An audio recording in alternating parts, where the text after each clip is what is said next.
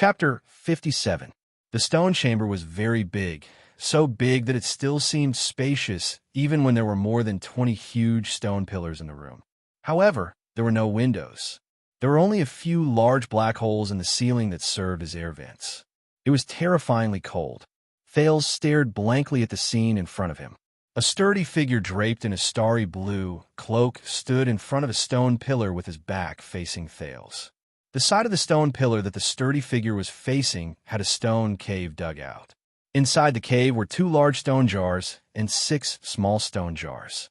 "Your grandfather, 80 Jade Star, is buried here," the figure said in a solemn and dignified voice. To be honest, I did not like being in the same room with him. The way he looked at me was always full of disappointment and accusation. After my mother passed away, I tried to avoid him even more. Thales was not too unfamiliar with this voice, but he was not too familiar with it either. "Come here." Thales took a deep breath and adjusted his emotions. He walked towards his father in name, the Supreme King of Constellation, Kessel Jadestar. The Iron Hand King, Kessel V, wore a crown with 9 stars. He held an everlasting lamp in his right hand and a scepter inlaid with crystals in his left hand. He turned his head and glanced at Thales. This sharp gaze made Thales feel a little breathless.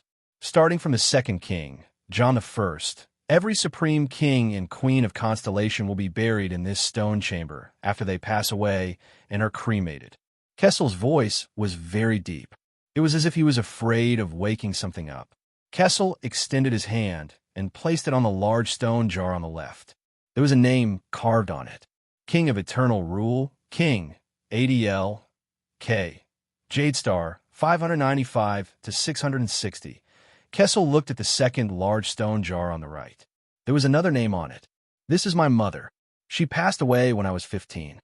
Queen Natalie J. F. Jadestar, 604 to 642. The Supreme King, touched the small stone jars again.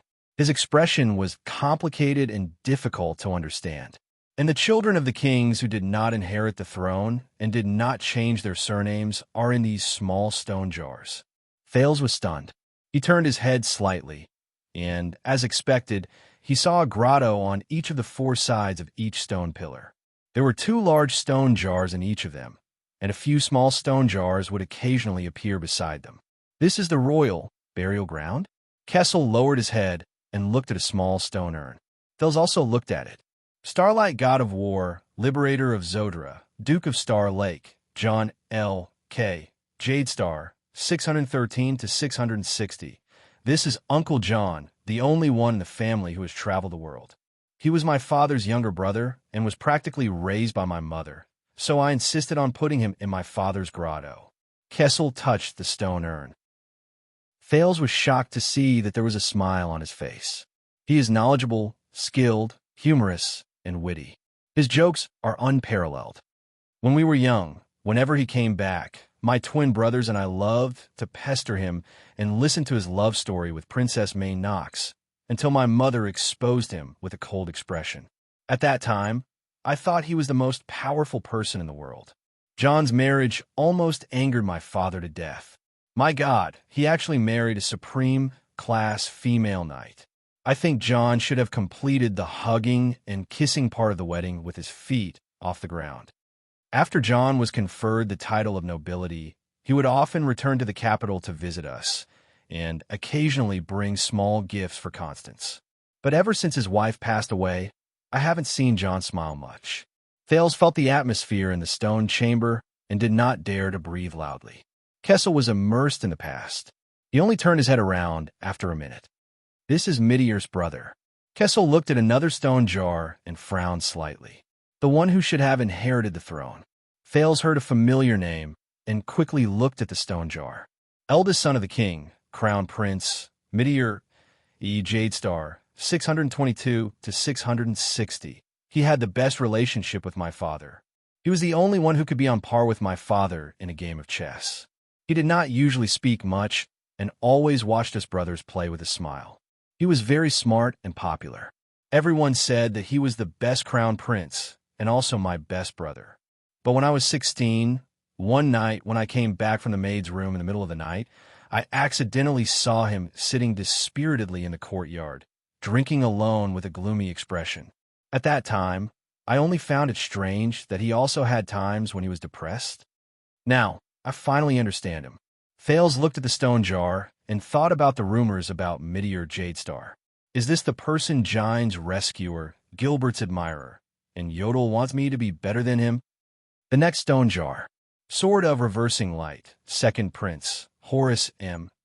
E. Jadestar, 623 to 660. This is Horus. The Tower of Eradication still has the record of his fastest sword speed when he was a student. For what I heard last time, no one has been able to break it. Kessel flicked the stone jar and snorted. He was the only supreme class elite in the family. He even had an awe-inspiring nickname. My father often lamented that after the Oathkeeper Midir IV and the enemy of the wolves Prince Kira, the Jadestar royal family finally had a third supreme class elite. His relationship with Brother Midir was very poor. When he played chess with Midir, he always liked to use his power of eradication to send his opponent's chess pieces flying in the dark. But even so, he could not win against the smiling Brother Midir. He often told us that if he had not been born a year later than Midir, he would have been the one to become the crown prince. A month before his death, he received an invitation from the Scions of the Tower of Eradication. If he had passed, he would have become one of the 8 Scions of the Tower of Eradication. This is Bancroft and Herman, my twin elder brothers. Kessel looked at the 2 stone jars that were placed side by side. His gaze was complicated. It was said that a careless maid mixed up the order of birth. My father could not stand the 2 doctors arguing about which baby had a bigger head, so my mother simply tossed a gold coin and used Tormund the first portrait to decide that Bancroft was the 3rd prince and Herman was the 4th. That gold coin is now placed in my mother's stone jar together with Midir's first full marks political homework, Horus's first swordsman trophy, and the baby wrapping cloth that Constance and I wore when we were born. Thales took a step closer and saw the 2 small stone jars clearly. The 3rd prince, Bancroft and E. Jadestar, 624 to 660. The 4th prince, Herman N. E. Jadestar, 624 to 660. When we were young, they argued endlessly and endlessly at the dining table. It was practically a nightmare for our entire family. Midir joked that Herman was probably frightened by the 2 of them and went to the Tower of Eradication to learn martial arts. Bancroft loved painting and sculpture. He donated half of the funds for the Arts and Culture Department of the National Academy of Sciences. But he was also quite vain, probably second only to his love of money. When we were young, we often said that he should marry into the Sukater family. The dowry alone would be enough for him to eat for the rest of his life. In the end, when he went to the Southern Isles, he proposed with a sketch and really married a lady Sukater. And Herman was the most handsome among the 5 brothers. He was also good at music and good at writing poems. Both commoners and nobles liked him more. Every time he went out on the streets, he would attract screams and flowers. Because of this, my father appointed him as the first choice to lead Constellation's diplomatic mission to the Sacred Tree Kingdom. It was a pity that he did not marry an elf. Otherwise, my father might have passed the throne to him to strengthen the elven bloodline that has existed since Midir IV. Kessel held his scepter and looked at the light in the everlasting lamp. The 5 of us used to be so close. I still remember when we were young, we fought with the 3 princes from the main E.T. Nox dynasty in the palace. Horus was in charge of offense. Midir was in charge of defense, mainly to protect me, and the twins were in charge of flanking. But after we grew up, everything changed. Midir was still smiling. I had the best relationship with him, but I always felt that he was becoming more and more unhappy. Ever since Horus returned from the Tower of Eradication, he was filled with a murderous aura. He always wanted to show off in front of my father. I still remember him scolding me for 5 minutes at the Imperial Conference about my visit to Red Street Market. Banker did not care much about the matters between the brothers, but every time he saw the 4 of us, he would walk away from us.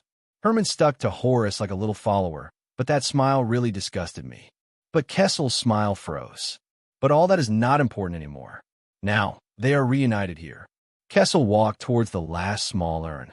Thales lowered his head and gently clenched his fists. Eldest daughter of the king, Constance E. Jade Star, 642 to 660. This is Constance, our little sister. Kessel lowered his head. His voice was heavy, as if he did not want to say more. She is the only consensus among the five of us. We are willing to sacrifice everything to protect her happiness and smile. Thales sighed. He closed his eyes gently and imagined his aunt, the Princess Royal, who had died at the age of 18. The Jade Star family was born to shoulder the fate of Constellation, Kessel said faintly. Thales opened his eyes and listened to Kessel's heavy breathing. He thought about the purpose of the king's actions today. The two of them did not speak for a long time in the empty stone chamber. Asterisk thud. Asterisk the king suddenly slammed his scepter on the ground. It startled Thales. I do not know how much you know about us, nor do I know what kind of imagination you have regarding the title of Jade Star. Kessel V's voice was low and stern, but there was not a hint of fatherly emotion in it. But that is definitely not an easy title. It represents glory, history, power, and most importantly, sacrifice. Thales was speechless. He did not know what to say. It seemed like whatever he said would not be right. Are you ready? Kessel finally turned his head. His sky-blue pupils were sharp and oppressive as he stared straight at Thales. From the moment I am crowned with the title of Jade Star, I will fight for Constellation, die for Constellation, and... Kessel stared at the 6 small stone jars. His gaze dimmed. Born for Constellation. Thales' breathing froze for a moment before it quickened. Fight for Constellation. Die for Constellation. Born for Constellation? This sequence, Thales thought anxiously, so becoming a Jade Star and living is far more difficult than fighting and dying? The king's gaze was fixed on him. I'm waiting for your answer, the king said slowly, enunciating each word clearly. It was not to be doubted or disobeyed. Thales gulped. He could not stand the current atmosphere. The prince forced a smile and said, shouting about dying for a certain country or something, it really sounds like you're in a war. But Kessel continued to stare at him with a burning gaze. All right. Thales took 3 deep breaths, opened his eyes, and said dejectedly, no. Kessel furrowed his brows slightly. Before leaving Red Street Market, everything I did was to struggle, to survive in this damned world, the prince said disappointedly. I did not think about everything before my eyes at all. The royal family, conspiracies, everything. He said sincerely, I was not prepared to play these games at all.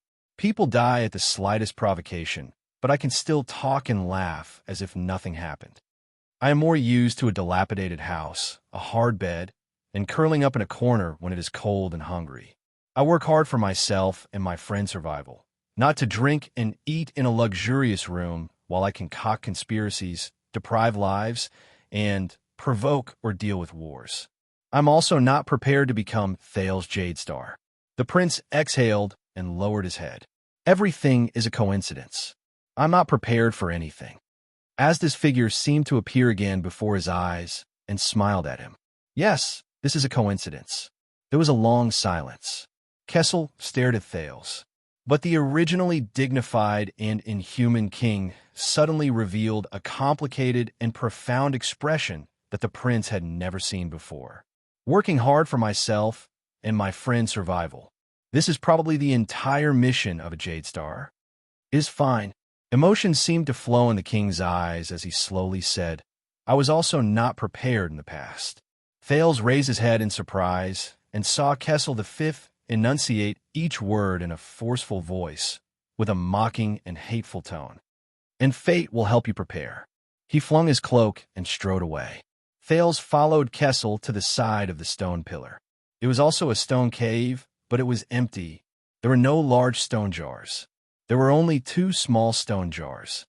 This will be my burial ground. Kessel stooped down expressionlessly and caressed the 2 stone jars. He said calmly, this will be my burial ground, but there are already 2 stone jars. Thales' brain stopped working for a fraction of a second. He remembered Gilbert's words about the bloody year and looked at the 2 small stone jars. King's eldest daughter, Lydia GK, Jade Star, 656 to 660. I still remember when Lydia was just born, I carried her in my arms and was even more bewildered than she was. After she grew up a little, she ran around everywhere and refused to be quiet. King's eldest son, Luther K. Jade Star, 659 to 660. Kessel put down the everlasting lamp and hid the expression in his eyes in the shadows. Only his lips moved and the corners of his lips curled up slightly. Luther is very obedient and quiet. He never cries or throws a tantrum. This is bad because we do not know when he is hungry. These two children have always caused Kia and Gines to worry about them. I have always been happy to be free. The Supreme King of Constellation placed his hand on Thales's shoulder. Thales was shocked. Fortunately, Kessel's words were chilling. They no longer have to worry about the children. Thales listened to Kessel's words in horror. Because they will always be here. They will not cry or run around. Always. The king suddenly tightened his grip and gripped Thales' shoulder tightly. His injured left shoulder was still in pain, but Thales endured it and did not speak. Look, this is what fate has prepared for me. Looking at the two small stone jars, Thales gritted his teeth and clenched his fists lightly. These are my sister and brother? At this moment, outside the stone room where the kings of Constellation were buried, a long and heavy bell suddenly rang. Go! King Kessel Jade Star let go of Thales. Gilbert and Gines are waiting for you outside the door. The king stood up and regained his dignified and oppressive aura. With a cold expression, he said, They will prepare everything for you, just like how fate has already prepared everything for you. Thank you for the 588 Chidian coins reward from my beloved minister, Don't Go. Thank you for the 100 Chidian coins reward from Book Wasteland 1. Chapter 58. When Thales walked out of the stone room with complicated and indescribable feelings, he already had some guesses about the long chime and what was going to happen next. Today, he calmly looked at Gilbert and Gines, who had been waiting for a long time in front of him. How sudden! Gilbert's gaze was filled with sighs and sadness, while Gines' cold expression seemed to be a little hesitant. Shouldn't they be cheering? Why do they look like this? Thales thought helplessly. His mind was already filled by the stone room and what was going to happen next. For some reason, he could still maintain his composure even though his heart was heavy. Is this what it means to not show one's emotions on one's face? Gilbert said bitterly, Please forgive me. This was not my intention. Exted's emergency envoy will arrive in Eternal Star tonight. Whether it is a declaration of war or a compromise at this time, His Majesty. Gilbert furrowed his brows tightly. He wanted to say something, but stopped himself. However, he still sighed deeply and kept his mouth shut. Don't waste any more time. The National Conference will start at 3 in the afternoon. His Majesty wants us to send him to the waiting room before 1. Gines interrupted Gilbert with an indecipherable expression. The former Foreign Affairs Minister and the first-grade female official had already changed into dark and solemn formal attire. Behind them were 8 plain-looking female servants holding 8 full trays. They were lined up orderly and quietly on both sides of the corridor. Asterisk, dong. Asterisk, the bell rang for the second time. Gines walked forward with a complicated expression and led the troubled Thales into another room. The 8 female servants entered one after another. At the first sluice gate on the outer wall of Renaissance Palace. The place Thales had just passed through last night was maintaining order despite the guards' rude and merciless reprimanding. The nobles, the people of all walks of life, and those with reputable positions all had different expressions on their faces. The crowd formed a long line and fought for a place to enter Renaissance Palace. In front of Renaissance Palace, at the first heavy and mottled sluice gate, under the strict inspection of nervous guards, the qualified participants were allowed to enter one by one. I am the Vice President of the Iron Smelting Guild. I am qualified to listen in. What? The Iron Smelting Guild has 25 vice presidents? Sigh, you don't understand. They're just there to make up the numbers. I'm the only one who is special. Let me tell you, look at my black hair and black eyes. Do you understand? My family's craftsmanship was inherited from the Far East, the Dawn Dynasty, before the Battle of Eradication. All right, all right, all right. A gentleman uses his mouth, not his fists. I won't go in, okay? I am Eros Kata, a fabric merchant specially licensed by the royal family. I can go in. Look. This is the late King 80's signature, and His Highness Midir's signature is also at the bottom.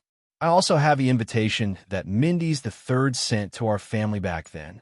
Although it had a long history, it was only 150 years ago. Hey, don't do anything. I'll walk by myself. Go by yourself. Sigh. Punk. Do you still remember me? I am the coroner of the Central Police Department, Raisin.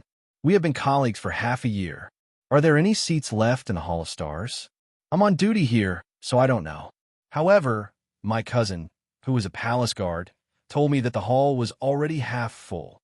If you're not a viscount or a noble, you won't be able to enter. So, we can only go to the Star Plaza and listen to the guards passing down the decisions of the big shots. That's right. Forget it. For people of our identity, even if we enter the Hall of Stars, we will only sit at the bottom and the outermost level and listen to the big shots on the top and the innermost level in silence. It is impossible for us to interrupt at all. Oh my God, that's the single-winged crow and the twin-tower longsword flag. Chroma and the Caribbean family's carriages. Get out of the way. You won't have a good time if you offend them. So what if they're nobles? Nobles also have to abide by the basic law. Oh no, it's the Constellation Treaty. What a joke. They're not ordinary nobles. They're high-ranking vassals who were appointed by the royal family, have over 1,000 private soldiers, vast territories, and countless vassals. As a coroner, you need to improve your posture. Do you know about the 13 distinguished families? They talk and laugh with the royal family and the 6 distinguished families. How do you know so much? I'm ashamed. I used to teach the family's third son martial arts in the manner of the Ki-Sen family in Eastern City District, ignoring the pushing and shoving from the crowd around them.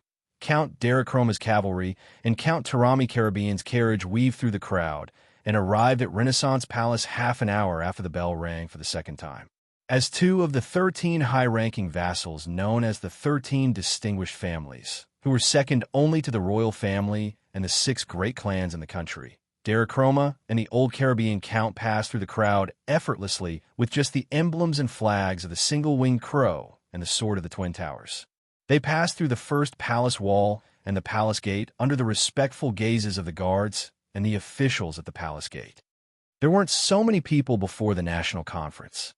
Director Lorbeck sighed softly in the carriage. During the national conference during the Desert War, only the heads of the various industries, rich merchants, and those stinky, prestigious scholars attended. Only 2 of the 6 great families were present, and only 5 of the 13 distinguished families were present. But it was enough for His Majesty to win the war support he wanted. The 19 nobles had no choice but to obey the National Conference's decision. Caribbeans stared solemnly at the growing crowd outside the carriage window. The few nobles who refused to carry out the decision were besieged by the angry citizens. They even suffered in various industries. Even though they were just vassals of the great families, this was not a good sign. The young Count of Wingfort, Darachroma, rode close to the carriage window. His expression was unpleasant. Sirs, we should hurry up. Even though the 19 nobles have their own designated seats for the conference and won't be driven to the Star Plaza below the palace to listen to the conference, we might have to fight with those nouveau riche nobles and commoners for a while. Northwest of Renaissance Palace, Star Plaza, diagonally below the Hall of Stars, was currently bustling with noise. The Virtuous King's initiative, known as the National Conference for All Citizens, was the only national conference where commoners and minor nobles could listen to the supreme power struggle of Constellation. It was about to begin in the afternoon.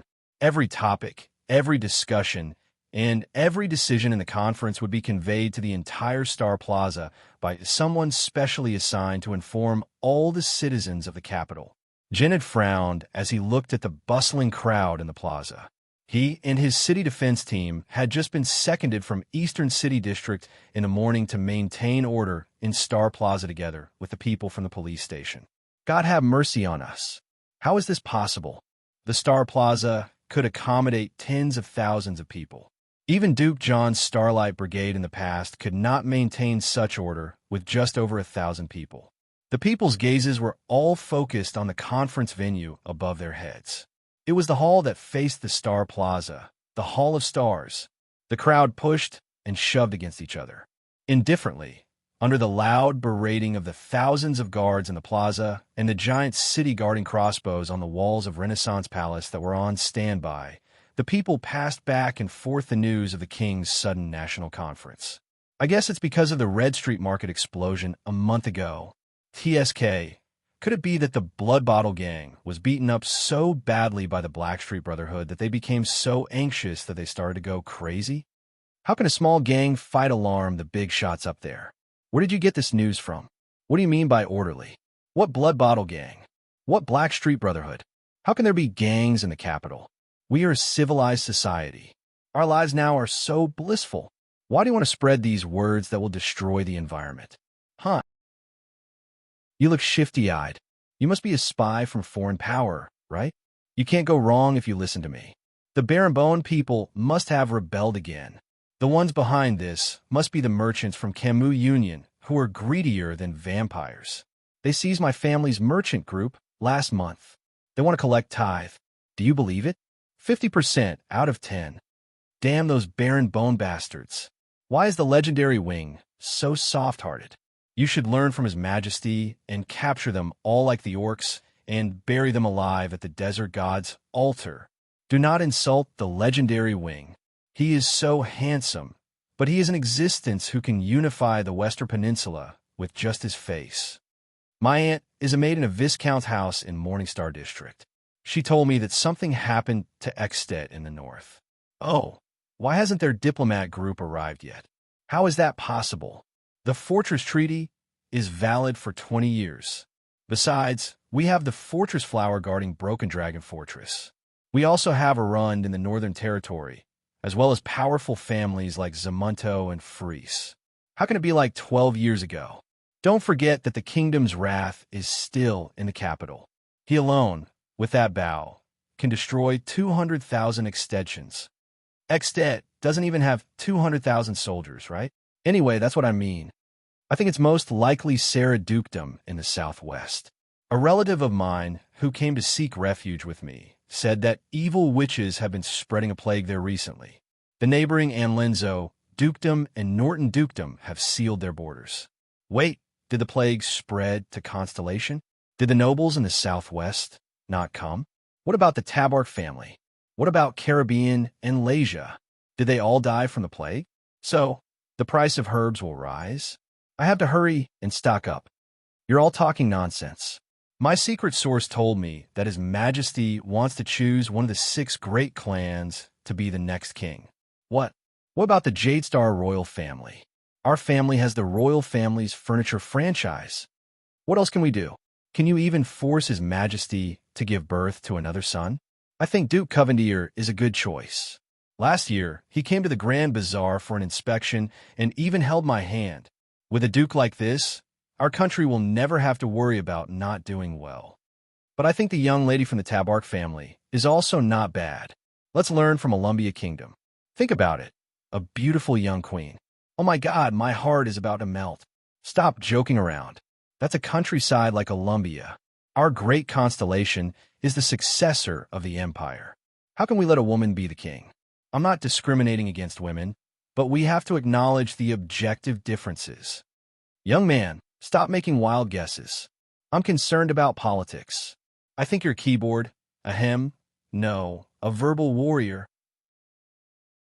You have to believe in the country, believe in His Majesty, believe in the Imperial Conference. How can they not know something that even you know? Thale stood up slowly and looked at the young noble in the mirror, who was dressed luxuriously and had a cold expression. His hair was no longer messy. Instead, it was neatly trimmed and combed into a simple but pleasing style, making him look spirited and handsome. Gines did not even care about his expression and pinned a slightly reflective crystal earring on his left ear. The thickened, dark blue, sparkling crystal long-sleeve jacket with a white lining pleated sleeves buttoned with crystal drop buttons and specially processed tassel shoulder pads made his originally thin and weak figure look tall and straight. He raised his hands. His pure white leather gloves were tight and shiny. His every move seemed to be more convincing. The black, tight-fitting aristocratic trousers with a belt buckle in the shape of a star, and the expensive leather boots that made him 2 inches taller made him look like a noble when he walked. The 9-pointed star emblem that represented the Jade Star family was embroidered on Thales's back. There was also a gold and silver 9-pointed star pin on his chest, which shone under the light. The maid sprayed some men's perfume on him. It was almost undetectable, but it made his aura more similar to that of the upper class. Hey! Thales laughed bitterly inside. Fashionable adornments, elegant mannerisms, established etiquette, and limited knowledge. These are the best tools to separate and categorize people of different social classes. This is the circle of nobles. This damned, evil cultural capital. Even Gines and Gilbert, who were watching from the side, could not help but nod slightly. It's about time. Gines sighed and said in a bitter tone, Kessel, His Majesty hopes that you will go in as soon as possible. Thales knew that their emotions were a little off, but since they had already come to this, he cleared all thoughts in his mind and slowly left with Gilbert and Gines. I need to confirm some things with you. Thales raised his head and looked at Gilbert. Your name? His Majesty originally planned to give you a name that is more in line with the Jade Star tradition, such as John and Midiur or Kessel and Torment. After all, the name Thales is used by the commoners. It is the first time it has appeared in the royal family's genealogy. It will also allow people with intentions to investigate your past. Thales turned his head back and walked forward step by step. Without changing his expression, he said, Thales. What? Just call me Thales. I will not change my name. Those are the past. I will not forget them at all. I cannot give up on them at all. Thales looked at the endless corridor and clenched his fists. He did not care about Gilbert's hesitant gaze. Hey, I will obey your will. Under Gines' murderous gaze, Gilbert sighed. It was a very long corridor. Thales did not bat an eyelid. He took a few dozen steps forward and stopped. Before his eyes was a large black door. The Hall of Stars is right in front. You will go to a hidden room at the innermost level. Do not be nervous. When the time is right, I will open the door. You just have to follow my instructions, Gilbert said with his head lowered. However, he immediately looked to the side of the door. The middle-aged noble looked puzzled. Ida, you should be protecting His Majesty at this time. Thales looked forward and saw a petite figure leaning against the side of the door. It's her. Thales recognized her. It was the cloaked woman who led the royal guards and saved him from Zane's hands last night. Her face was still covered by the cloak. Under the gloomy light, her face could not be seen. The cloaked woman crossed her arms and left the wall that she was leaning against. Hey kid, that masked man asked me to give you a gift. A young, pleasant, and lively voice traveled into his ears. The cloaked woman handed something over. Thales was stunned. He took the item, not even bothering about the overly fair, smooth, and tight skin on her hand. It was a black dagger sheath with a buckled belt. A row of words was carved on one side. A king is not respected by his bloodline. Thales resisted the urge to subconsciously touch his chest. With complicated feelings, he drew JC from his belt and inserted it into the sheath. The size was just right. Thank you. Yodel, is he all right? Thales calmed his breathing and buckled the sheathed dagger at his waist. Don't worry, that kind of man will not die for the time being. The cloaked woman chuckled. I know him very well. Thales nodded, walked past her, and stood in front of the door. The prince looked at the black stone door in front of him and gritted his teeth. Just one more step. Behind him, Gilbert's frown deepened. Gines bit her lower lip, and the cloaked woman twisted her neck without a care.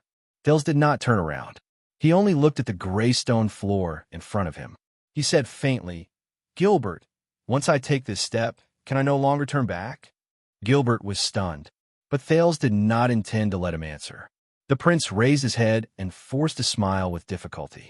No, perhaps when I opened my eyes for the first time in this world, there was no such thing as turning back. I can only keep moving forward. When she heard this, Jine's gaze was obscure and hesitant. She extended her hand, but was held back by Gilbert, who shook his head. Don't worry, cheer up. This is a good thing. Mr. Gilbert, Madame Gines, and this cloaked woman, a good person, told me before. Under the illumination of the everlasting lamps on both sides and the sunlight from the windows on both sides of the corridor, Fales turned his head around. He gave them a thumbs up and grinned brightly. Just treat it as another game. Before the three of them could react, Fales pushed the door open and stepped in. A gust of cold wind gushed into the stone door. There was not enough light in front of him, and it seemed to be endless darkness. Fales' figure disappeared into the darkness. Gilbert sighed and lowered his head. Gines turned her head around and did not say a word. Only the woman in the cloak snapped her fingers happily. Aha, I like this kid. Gines raised her head and chuckled bitterly and helplessly. Her face was full of sorrow and pity. Yes, this boy is just a child. How can he bear such a heavy burden and future? There was a moment of silence. Then a hoarse voice suddenly rose. He can. The cloaked woman tilted her chin. He recovers really quickly. Gilbert and Gines looked behind them in surprise. There, the masked protector's figure appeared in the air. However, the strange thing was that Yodel's figure was erratic and extremely blurry, as if he was covered by a veil made of air.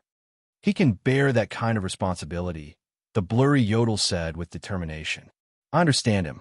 He has a quality that all the people in this world, all the gods, all the demons, and even all the mystics do not have.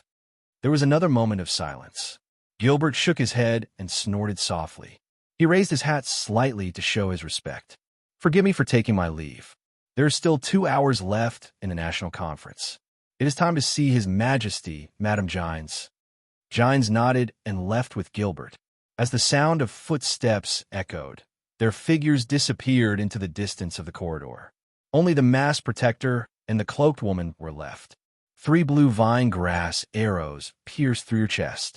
It has only been one night. It is impossible for you to stand up. The cloaked woman looked at the blurry Yodel and sighed deeply. You made a deal with that mask again? I have warned you many times. The collapse of the ancient elven kingdom is not unrelated to that mask. As for you, what did you pay this time? Yodel did not respond. He only remained silent and touched the purple mask on his face. Yodel's figure gradually disappeared, and only his hoarse voice remained. No matter what I pay, it cannot be compared to 1/10,000th of what that child will pay. To all the good names are taken by others too. If I have time, I will update during the day. If not, I will update at night. However, there have been many things recently, but I will try my best to fix my update time. Thank you for your support.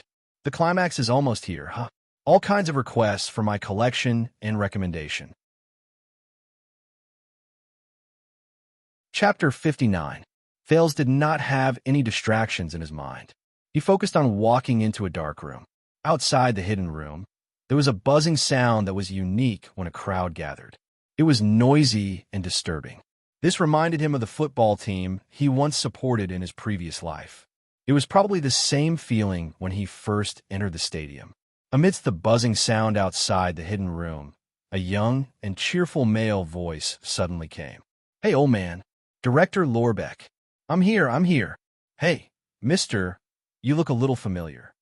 Wait, you're Chroma family's cousin Derek. God, I haven't seen you for so many years. How did you end up like this? Kesha and Gina will definitely cry. Fales suddenly reacted. He took a few steps forward and looked outside through the one-way glass in the hidden room. Indeed, diagonally below him was the entire Hall of Stars.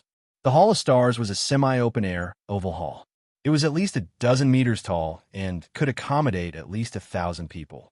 There were no walls in the direction of Star Plaza. There was only a protruding balcony, which made the hall look like an irregular wide cylinder with one side cut diagonally from the top to the bottom. Or rather, it looked like a half-covered, oval trash shovel. When he thought of this, Fales could not help but smile. At that moment, the hall was already half filled with people. They were either sitting or standing. There were at least a few hundred of them. The closer it was to the center, the sparser the crowd. They were dressed in expensive clothes, quiet and composed, and basically all its seats. These are the nobles. In the center of the hall was a spacious round platform. Around it were 7 stone seats of different sizes. The unique stone seat was the throne, and the 6 seats around it belonged to the 6 guardian dukes. Surrounding the 6 stone seats were another 13 stone seats, which belonged to the 13 distinguished families. They formed a semicircle. The 6 stone seats were still empty, but the 13 stone seats were already occupied. They were all men between the ages of 20 to 60. They wore different emblems and had different expressions. Behind each seat stood a few attendants with tense expressions. The voice he heard just now came from the 13 stone seats. Behind one of the stone seats stood a handsome blond man dressed in an astral blue police uniform. He was handsome and had a defined face. Compared to the feminine mystic Asda and the pretty boy Istron, he appeared more energetic and masculine. However, this handsome man was viciously hit on the head with his cane by an exasperated middle-aged noble with grizzled hair who was walking towards him. The middle-aged noble's clothes were embroidered with the symbol of 2 towers and a longsword. Cohen Caribbean, where is your noble upbringing? Do you know how to speak human language?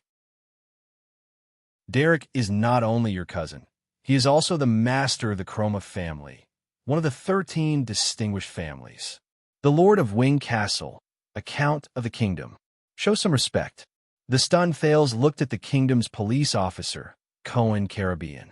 Gritting his teeth, he covered his head and roared at his father. Old man, the stage of eradication is right in front of us anyway. Knock one more time, and we'll fight on the stage. Many people turned their heads in that direction, but when they saw that it was the seats of the 13 distinguished families, they shook their heads and ignored them.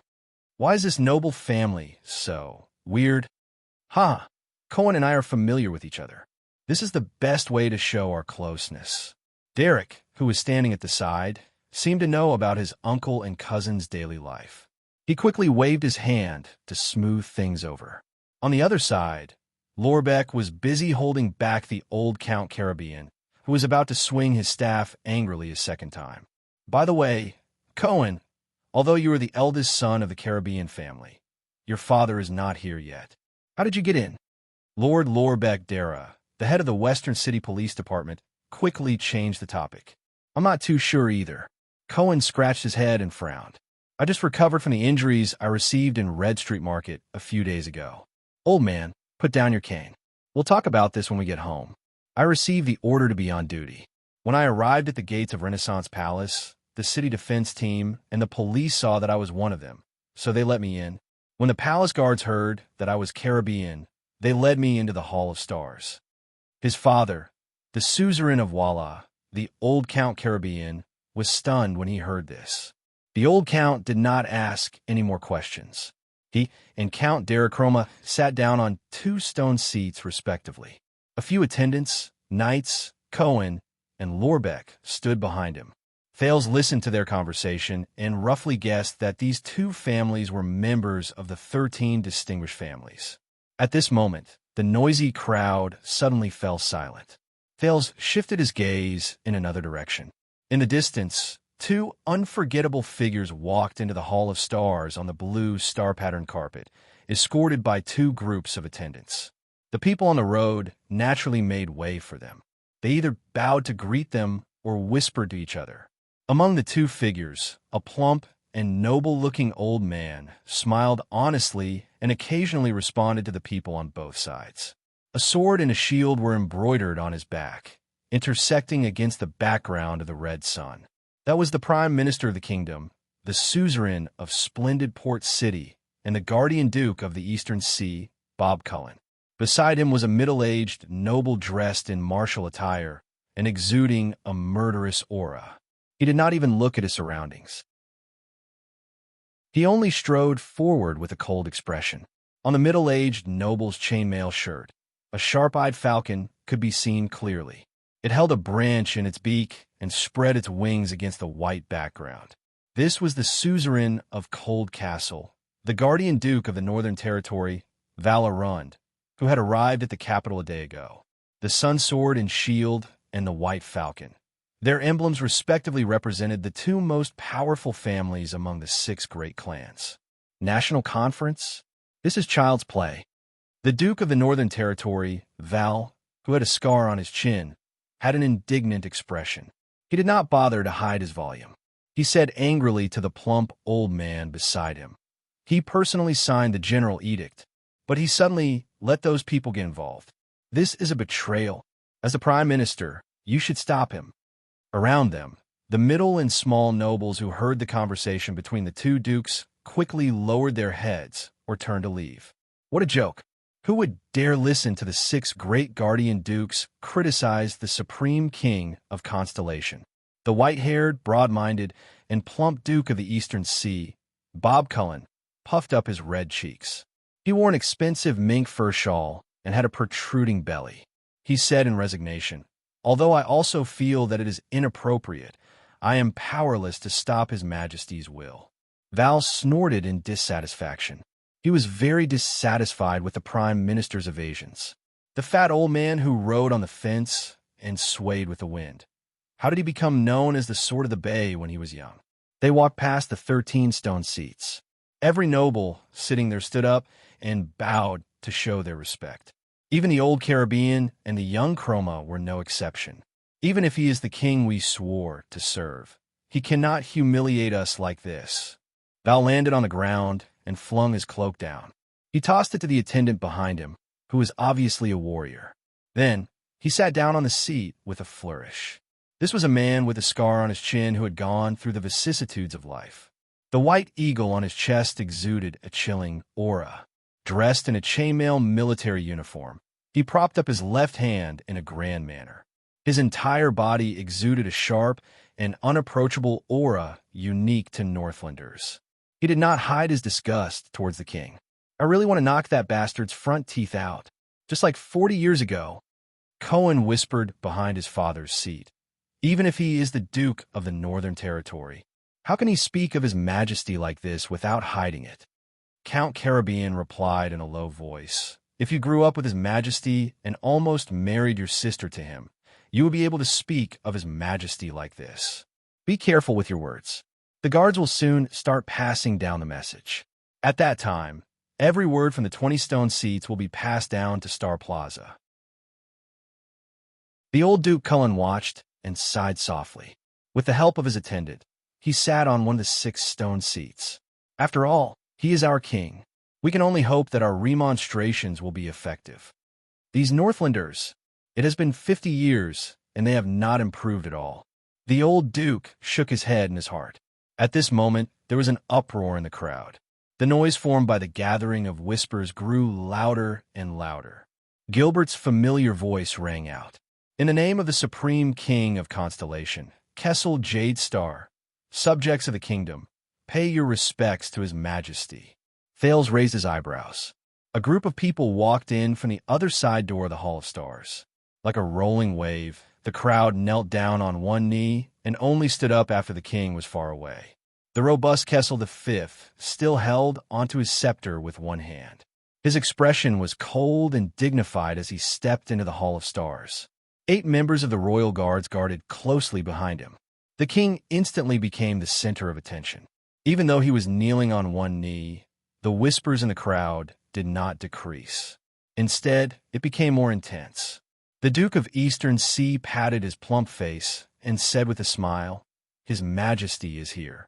Why don't you raise your suggestion to him in person?" "Humph." The Duke of the Northern Territory snorted in disdain, "as if he will listen to me as long as I speak." King Kessel strode towards the stone seat. At this moment, he suddenly raised his head and glanced at the secret room, intentionally or unintentionally.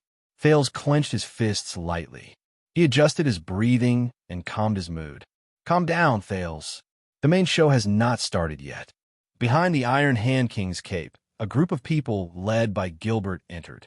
The mature and tall Gines was among them. Thales only saw Gilbert's family emblem now. It was a book with 2 sides open.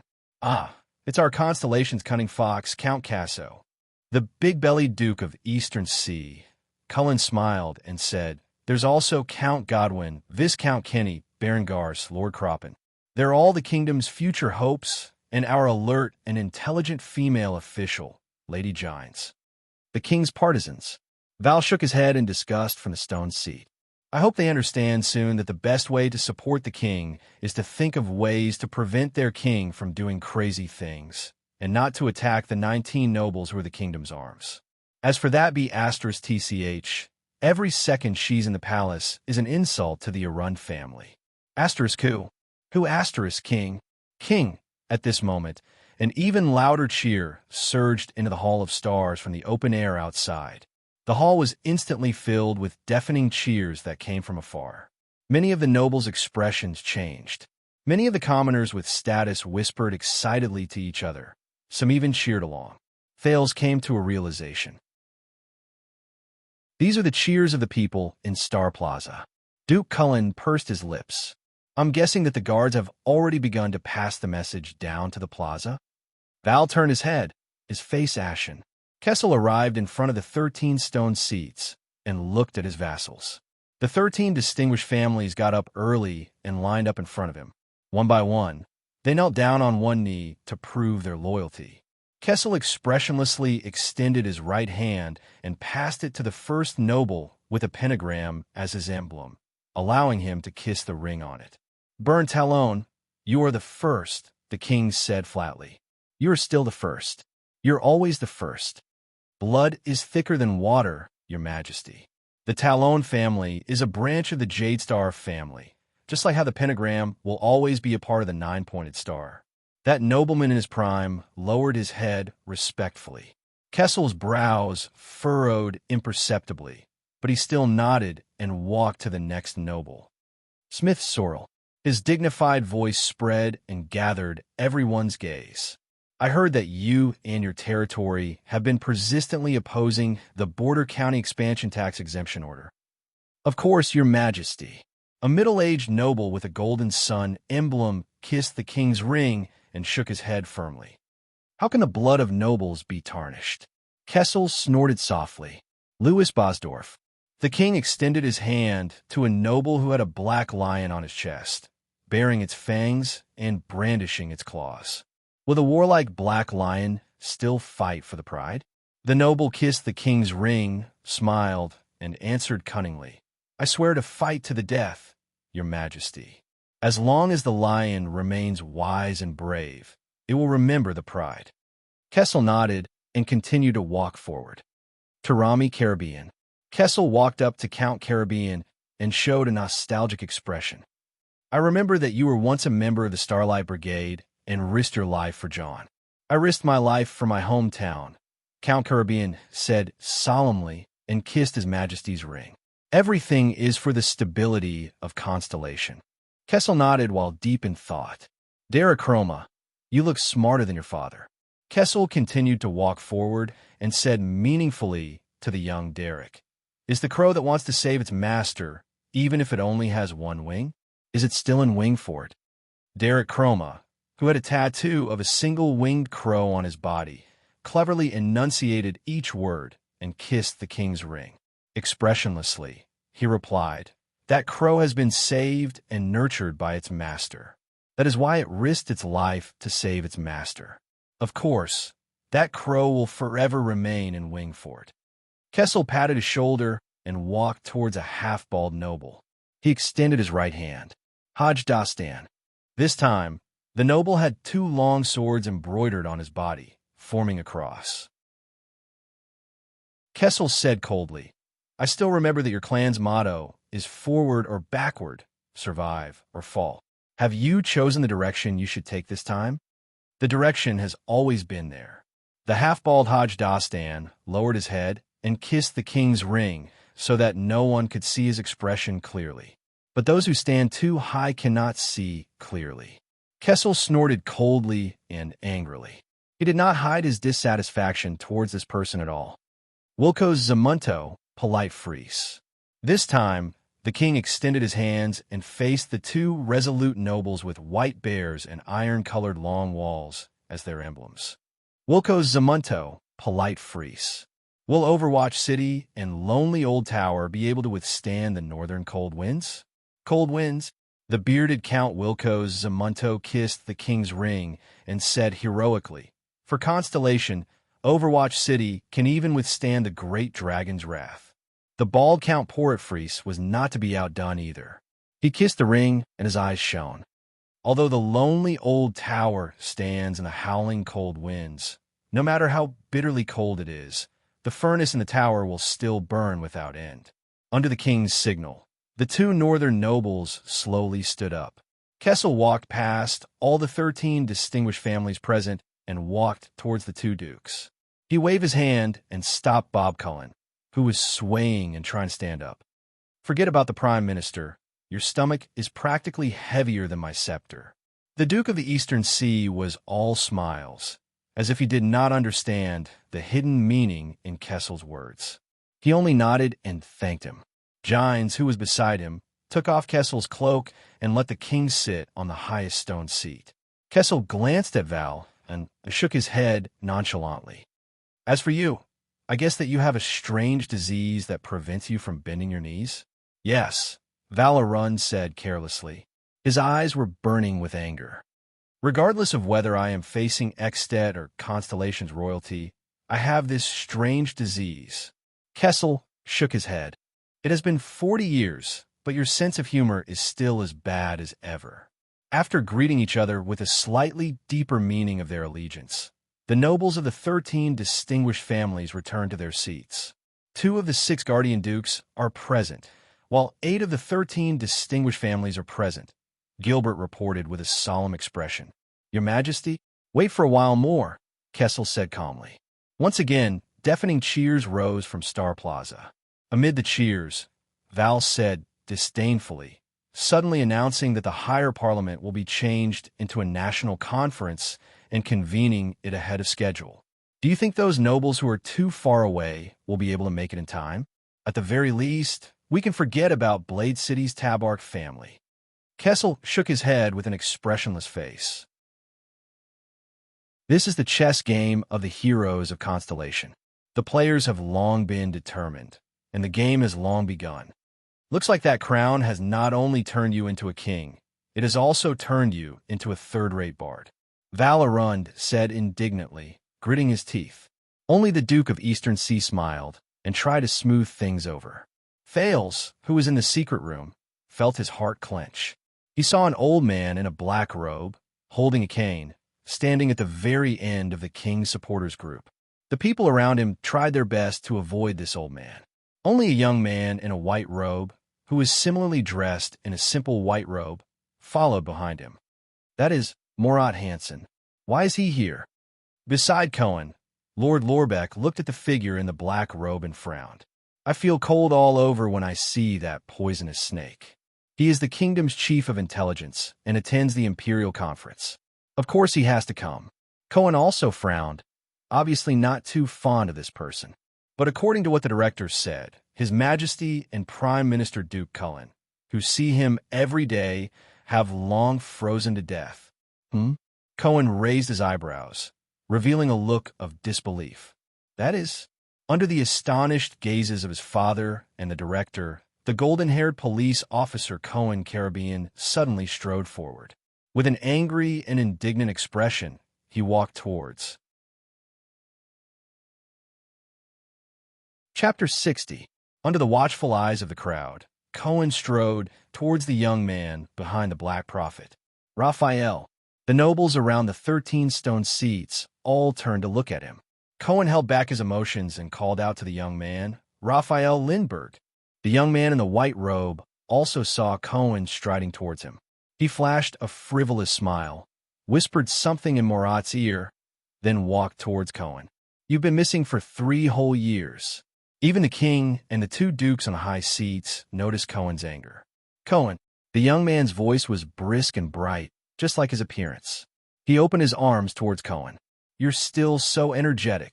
Cohen unceremoniously slapped the young man's arm away. "Why did you leave without saying goodbye?"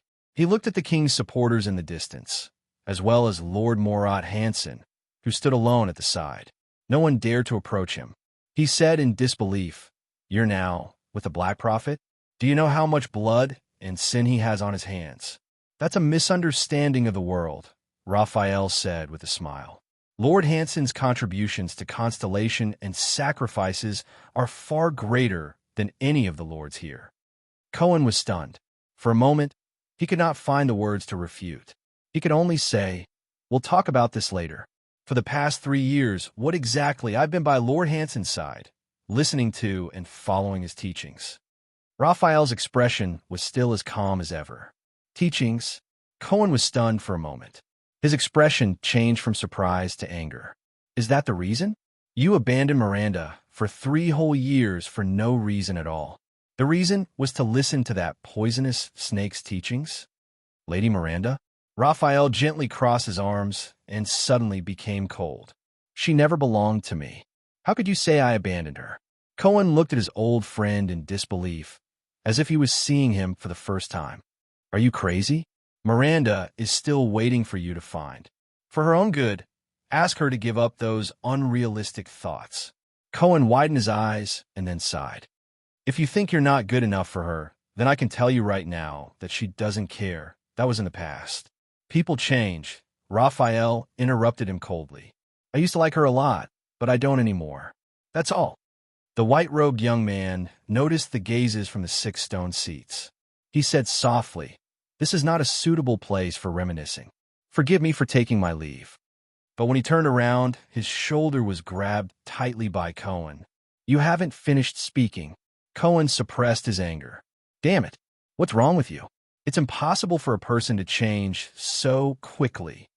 With a cold expression, Raphael grabbed Cohen's hand. "That's because you've never seen my true colors. I'm the heir to the Sword of the Twin Towers, Officer Caribbean." Cohen pressed down hard on Raphael's shoulder, his eyes filled with anger and bewilderment.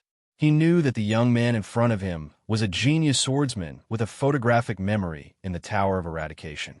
In fact, he was the first awakened to the power of eradication among his peers in the Tower of Eradication. And in the final assessment, before leaving the tower, he came in 2nd place, second only to Miranda, and 1 place higher than Cohen himself. A swordsman of eradication with a bright future. But why? Cohen gritted his teeth with a determined expression. "The Raphael I know would never make such a choice. You left the tower that day, and then there was no news of you. What happened? What happened?" Raphael sneered. "I've seen the true side of this world." In the next second, a cold and violent power of eradication swept through Cohen's hand. In an instant, the starry blue power of eradication in his body resisted fiercely. The surging power of eradication forced him to let go. But Cohen did not care about this. He cared about something else. Cohen looked at his old friend in shock and asked in disbelief, "Raphael, your power of eradication. I remember it was the sword's death, but why did it become like this?" Raphael raised his eyebrows and revealed an incomprehensible smile. He said briskly, "Compared to the original me, I have sublimated." Cohen could only watch in a daze as his old friend from the Tower of Eradication turned around without hesitation or reluctance. With his back facing him, Raphael tilted his head and revealed a cold gaze. "Let me give you a word of advice, Cohen Caribbean. Be careful today." Raphael walked back to Murat Hanson's side coldly. The police officer frowned and clenched his fists. His eyes were filled with confusion and surprise. That feeling, could it be? The flash of swords and blades that night in Red Street Market appeared before Cohen's eyes. The swordsman dressed in red and black, and his murderous, frenzied sword momentum. More importantly, it was his raging and out-of-control power of eradication. Cohen took a deep breath. No way. A few seconds later, he exhaled and slowly walked back to his father's side. "Don't ask." In the face of his father and the director's questions, Cohen, who was filled with doubt and anger, ended it with 2 words. When the 13 distinguished families, the Javia family with the sunshot bow as their emblem, the almond family with the dark blue wave as their emblem, and the Lasha family with the 4-winged lizard arrived, there was another commotion in the crowd.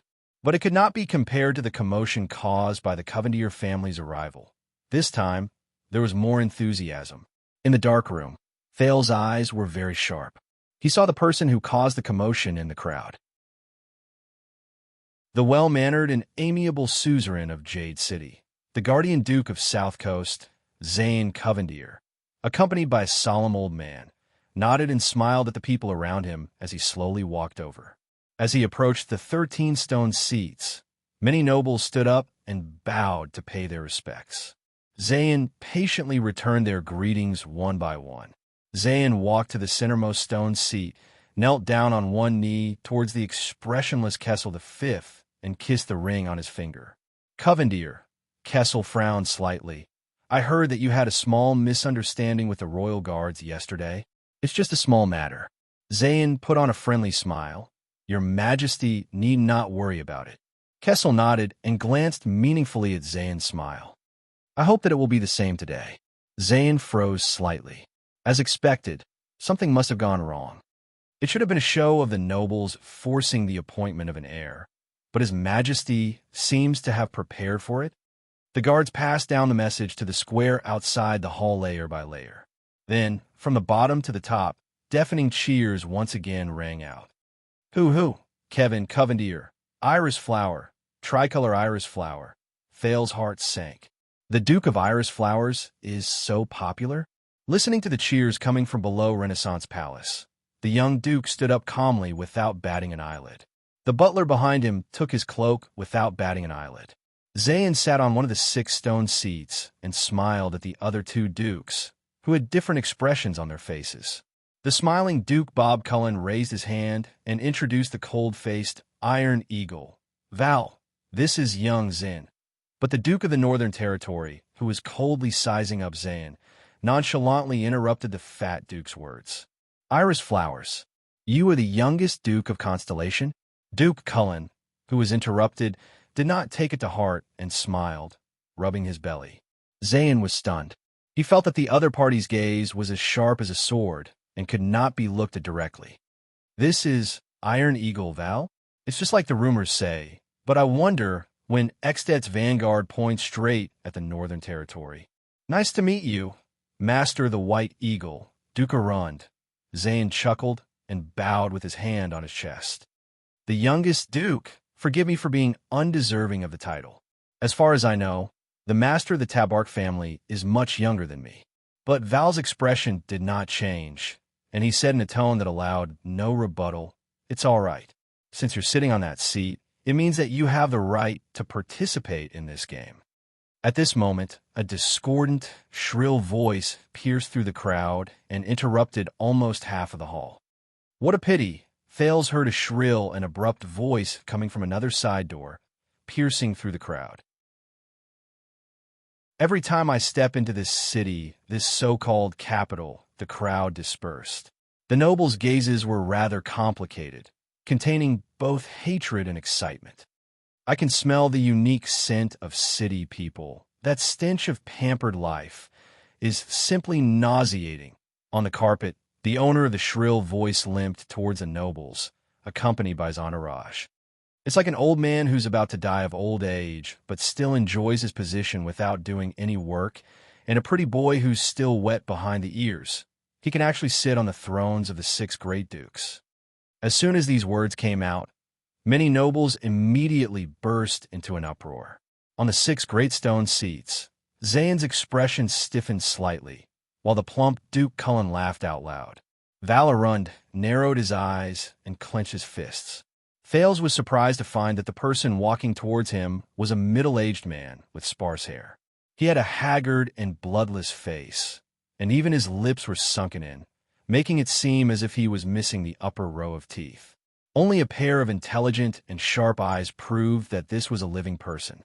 One of his feet was obviously crippled, and he relied on a crutch for support as he stepped on the starry blue carpet step by step towards the 6 great stone seats. Val Arund clenched his fists and said with an unfriendly expression, I haven't seen you for many years, damn old bones. Cyril.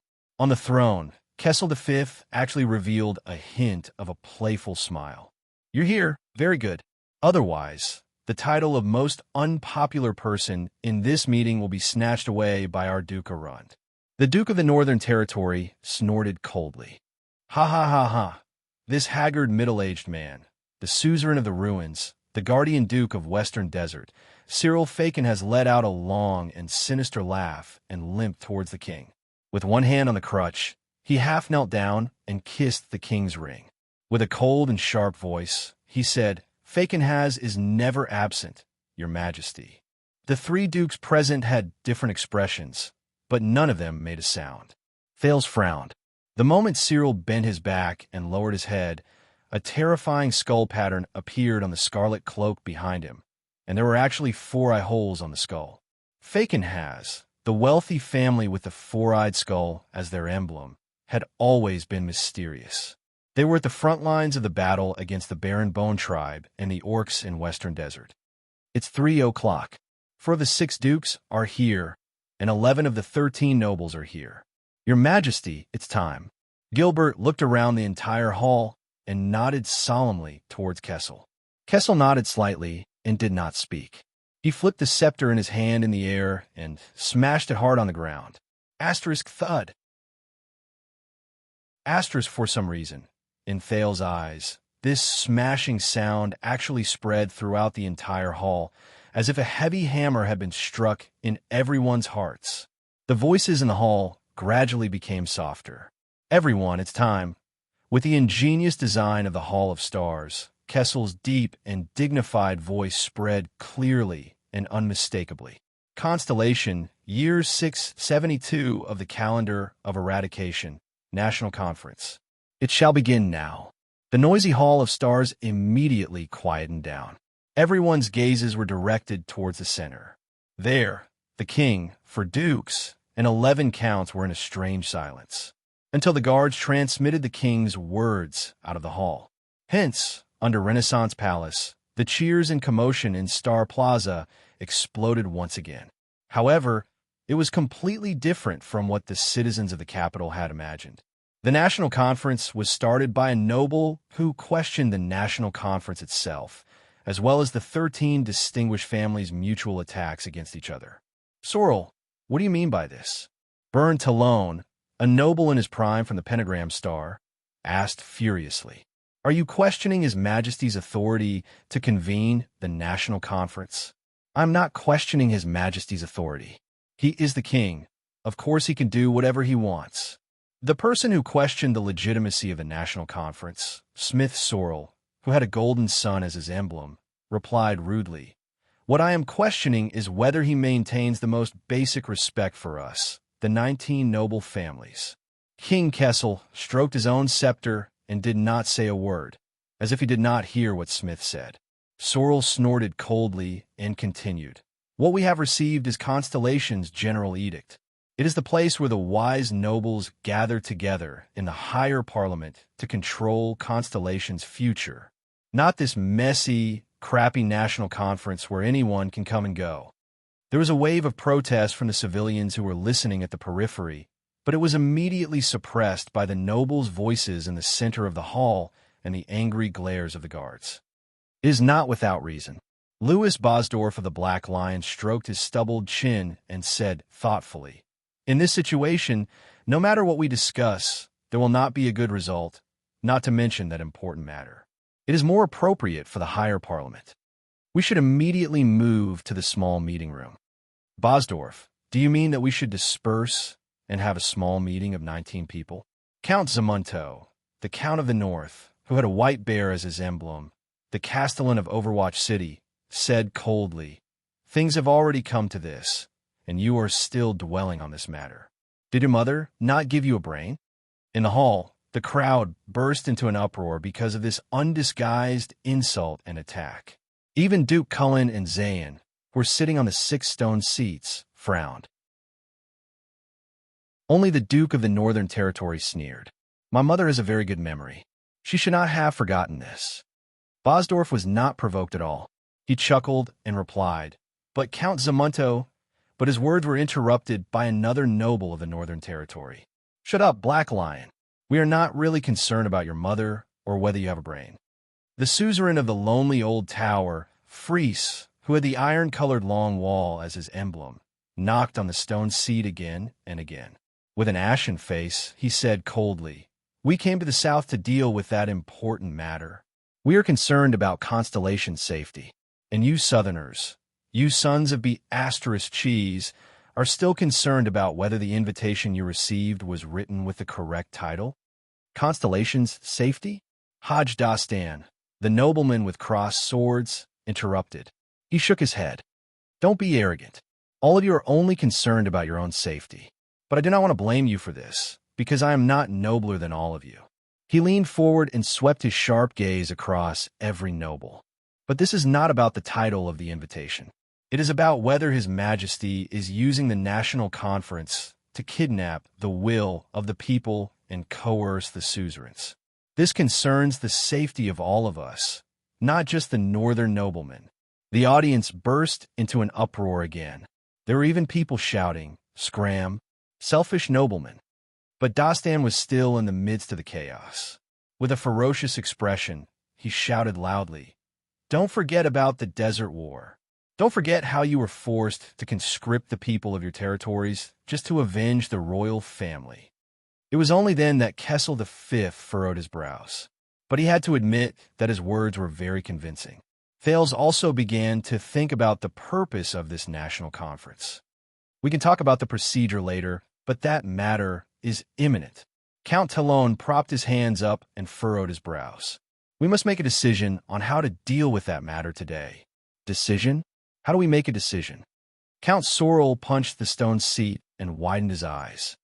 Under the watchful eyes of the public, under broad daylight, in front of so many civilians, and even the eyes and ears of the enemy, we cannot even mention what that matter is. How we discuss it? Simple. Black Lion Bosdorf smiled and said, "Everyone knows what is going on. Tell us, what price are you willing to pay in order to solve that matter?" At this moment, a sharp and shrill laughter came from the 6 archdukes. "Ha, that matter? I say, after talking for so long, why are all of you still hiding it? What are you all afraid of? Of Ekstedt? Of the king? Of us dukes? Or are you afraid of this hall? Afraid of the civilians in the plaza below?" Everyone's expressions changed. They looked at the haggard Cyril Falkenhass, the guardian duke of Western Desert, whose family crest was the four-eyed skull, smiled terrifyingly. "Let's be frank. Ekstedt's diplomat group and their prince were killed in Constellation." Everyone was shocked at the same time. Although the 19 nobles knew about this through the general edict, this was still an undisclosed secret. How dare he? How dare he? Duke Cullen frowned. Duke Arun slapped his thigh and shook his head. Zayn pursed his lips tightly and did not say a word. Sir Falkenhass, Count Darachroma, tried to stop him with an unpleasant expression. "We do not have to discuss this matter in the national conference." "Shut up, boy. Sir is speaking." Falkenhass rudely cut him off, making the Count of Wingfort, who knew him a little, stop. The old Count Caribbean, who had always been close to the Chroma family, could not help but frown. Cyril Falkenhass gritted his teeth with a gloomy expression and continued to reveal the secret that should have been taboo. "All of you are well aware of it, but only the civilians do not. Those barbarians will not let go of this opportunity. That broken treaty, they have been rubbing their palms and waiting for it for 12 years. Everyone in Constellation, be it the king, the nobles, or the civilians, listen up. Constellation and Ekstedt, Western Peninsula's shield and blade." Chapter 61. The commoners and minor nobles in the Hall of Stars immediately became restless in fear. The guards could not help but berate them loudly. "You really have the guts to say that, Cyril." Val, the Duke of the Northern Territory, gave Cyril a profound look. "Thanks to you, no one should be talking about returning to the closed, small meeting room now, right?" The appointed counts on the stone seats responded in silence. "It will happen sooner or later." Duke Falkenhass's gaze was dark. Even as he laughed, his shrill voice was still audible. "Hee, I merely removed your hopes and fears." Duke Cullen sighed. The unwelcome guest at the banquet really lives up to his name. Zayn, like most of the counts from the 13 distinguished families, wore a gloomy expression and did not say a word. More than 10 seconds later, from Star Plaza to the Hall of Stars, the crowd's panicked, buzzing noises became louder and louder. The news of the impending conflict between Extet and Constellation was made public. Count Sorrel's gaze was hostile as he stared straight at the king. "Your Majesty, you have achieved the effect you wanted by announcing this impending disaster to the people. The question is, how do you want to end this now?" Kessel V, whose face was as cold as ice, did not speak. He only glanced at Sorrel, who was still stubborn. "That's easy." Count Talon stared at Sorrel bluntly. "Do you want to fight or negotiate? If you want to fight, everyone will return to their respective territories and sound the conscription horn. We still have a chance to negotiate. We have allies. Just like 12 years ago, we can ask them to mediate." Zayn slowly raised his head and looked at the suzerains. "War may not necessarily break out, as long as we pay a certain price. The one who died in the diplomat group was the prince, King Nuvin's only son, the only heir of the Walton family." Faken has interrupted the young duke and said in a strange tone, "Pay a price? That's right. Give that northern territory to Extet, and it will probably be done." "We will not give up an inch of the northern territory," Count Zamunto said coldly. "That is the land our family has guarded for generations. But that prince did die in your territory, didn't he?" Dagestan sneered. "This is your responsibility. Of course you have to pay the price. If you're not joking, Dagestan." Count Fries raised his head, his gaze fierce. "Then we can duel on the stage of eradication right now. All right. How about we give him 20% of the eternal oil supply in the EC?" Duke Fakenhaz pretended to be deep in thought. He first looked at Duke Cullen, then at Zayn, and smiled nonchalantly. "Or how about the crystal drop mines in the south? There's a limit to joking, Cyril." Duke Cullen was unusually serious. Zayn gave him a friendly smile and shook his head slightly. At this moment, Kessel V tapped his scepter lightly. All the nobles quieted down and looked at him. Under the king's gaze, Gilbert nodded and took a step forward. According to the channels of the Secret Intelligence Department, Dragon Cloud City already knew about the prince's death in Constellation yesterday. He frowned and said, "And the Archduke of Black Sand region was even faster than their king. 2 days ago, he began to recruit soldiers and mobilize the army. The other 2 archdukes in the south of Extet were half a day slower than him, but they were almost the same." The hall immediately burst into an uproar. "Silence," Gilbert said loudly and sternly. Amidst the complex emotions in the hall, the Supreme King said in a deep and sonorous voice, "If the 2 countries go to war, the royal family and the Talon family will do everything they can to support the Northern Territory." Count Talon nodded with determination. The king looked at the Duke of the Northern Territory with a calm expression. "Val, how many soldiers and supplies can you provide?" "How many soldiers? Are you joking?" Val, Arund replied solemnly. "I've already gathered all the vassals, 15,000 infantrymen, 1,000 archers, 500 heavy cavalry, and even a small number of mystic guns. They will reinforce Broken Dragon Fortress in the shortest time possible and listen to Lady Sonia Sasir's orders. That is our territory. Once war breaks out, even the women and children will take up arms. As for supplies, it will depend on how much land we can defend." The 2 counts, Zamunto and Fries, nodded firmly in agreement. "The 3,500 people from Overwatch City will fight to the death. The lonely old tower only has 2,000 infantrymen, but we will fight to the last man. We can withstand the pressure from the 3 archdukes of Extet, but if it is the entire Extet..." The Duke of the Northern Territory straightened his back and swept his piercing gaze across every noble. "We need the power of all of Constellation." Cohen, who was standing behind the old Count Caribbean, scratched his head and whispered in puzzlement. "Isn't this a national conference that is open to all the people? Why is the deployment of the military forces revealed just like that?" The old Count Caribbean closed his eyes gently and let out a barely noticeable sigh. "Can't you see?" He lowered his voice and told his son with an exhausted expression.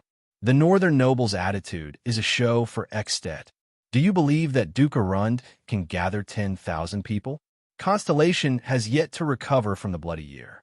I suspect that it would be good if the suzerains could even gather a third of their military forces. Cohen was instantly stunned. He looked at the top of the hall in disbelief, at the pattern of 2 stars the size of a silver cross. As the descendant of the empire and the shield of the Western Peninsula, has Constellation become so weak? Kessel V nodded slightly, then turned to the frightening Cyril. What about the suzerains of the Western Desert? Cyril Fakenhas tilted his head back and closed his eyes. The ruins can only send 1,000 infantrymen. The Baron Bone tribe has been in a commotion recently. As for the Mystic Guns, we don't even have enough for ourselves. The young Count Derek Chroma muttered, Wingford is not known for its vanguard, but we can send our best 100 Raven Whistle light cavaliers. Bosdorf also frowned. Brave Souls Ford has been in a state of unrest recently. An orc is being worshipped as a leader. He is gathering the forces of various clans. The Black Lion family can only send 200 people. The stingy decision of the Western Desert nobles caused the nobles present to start whispering among themselves. Cohen frowned. He had served at the front lines of the Western Desert during the Purge after the Desert War. But as far as he knew, the military strength of the Western Desert was definitely not that weak. Val stared coldly at Fakenhas. You were quite proactive when you revealed the secret just now.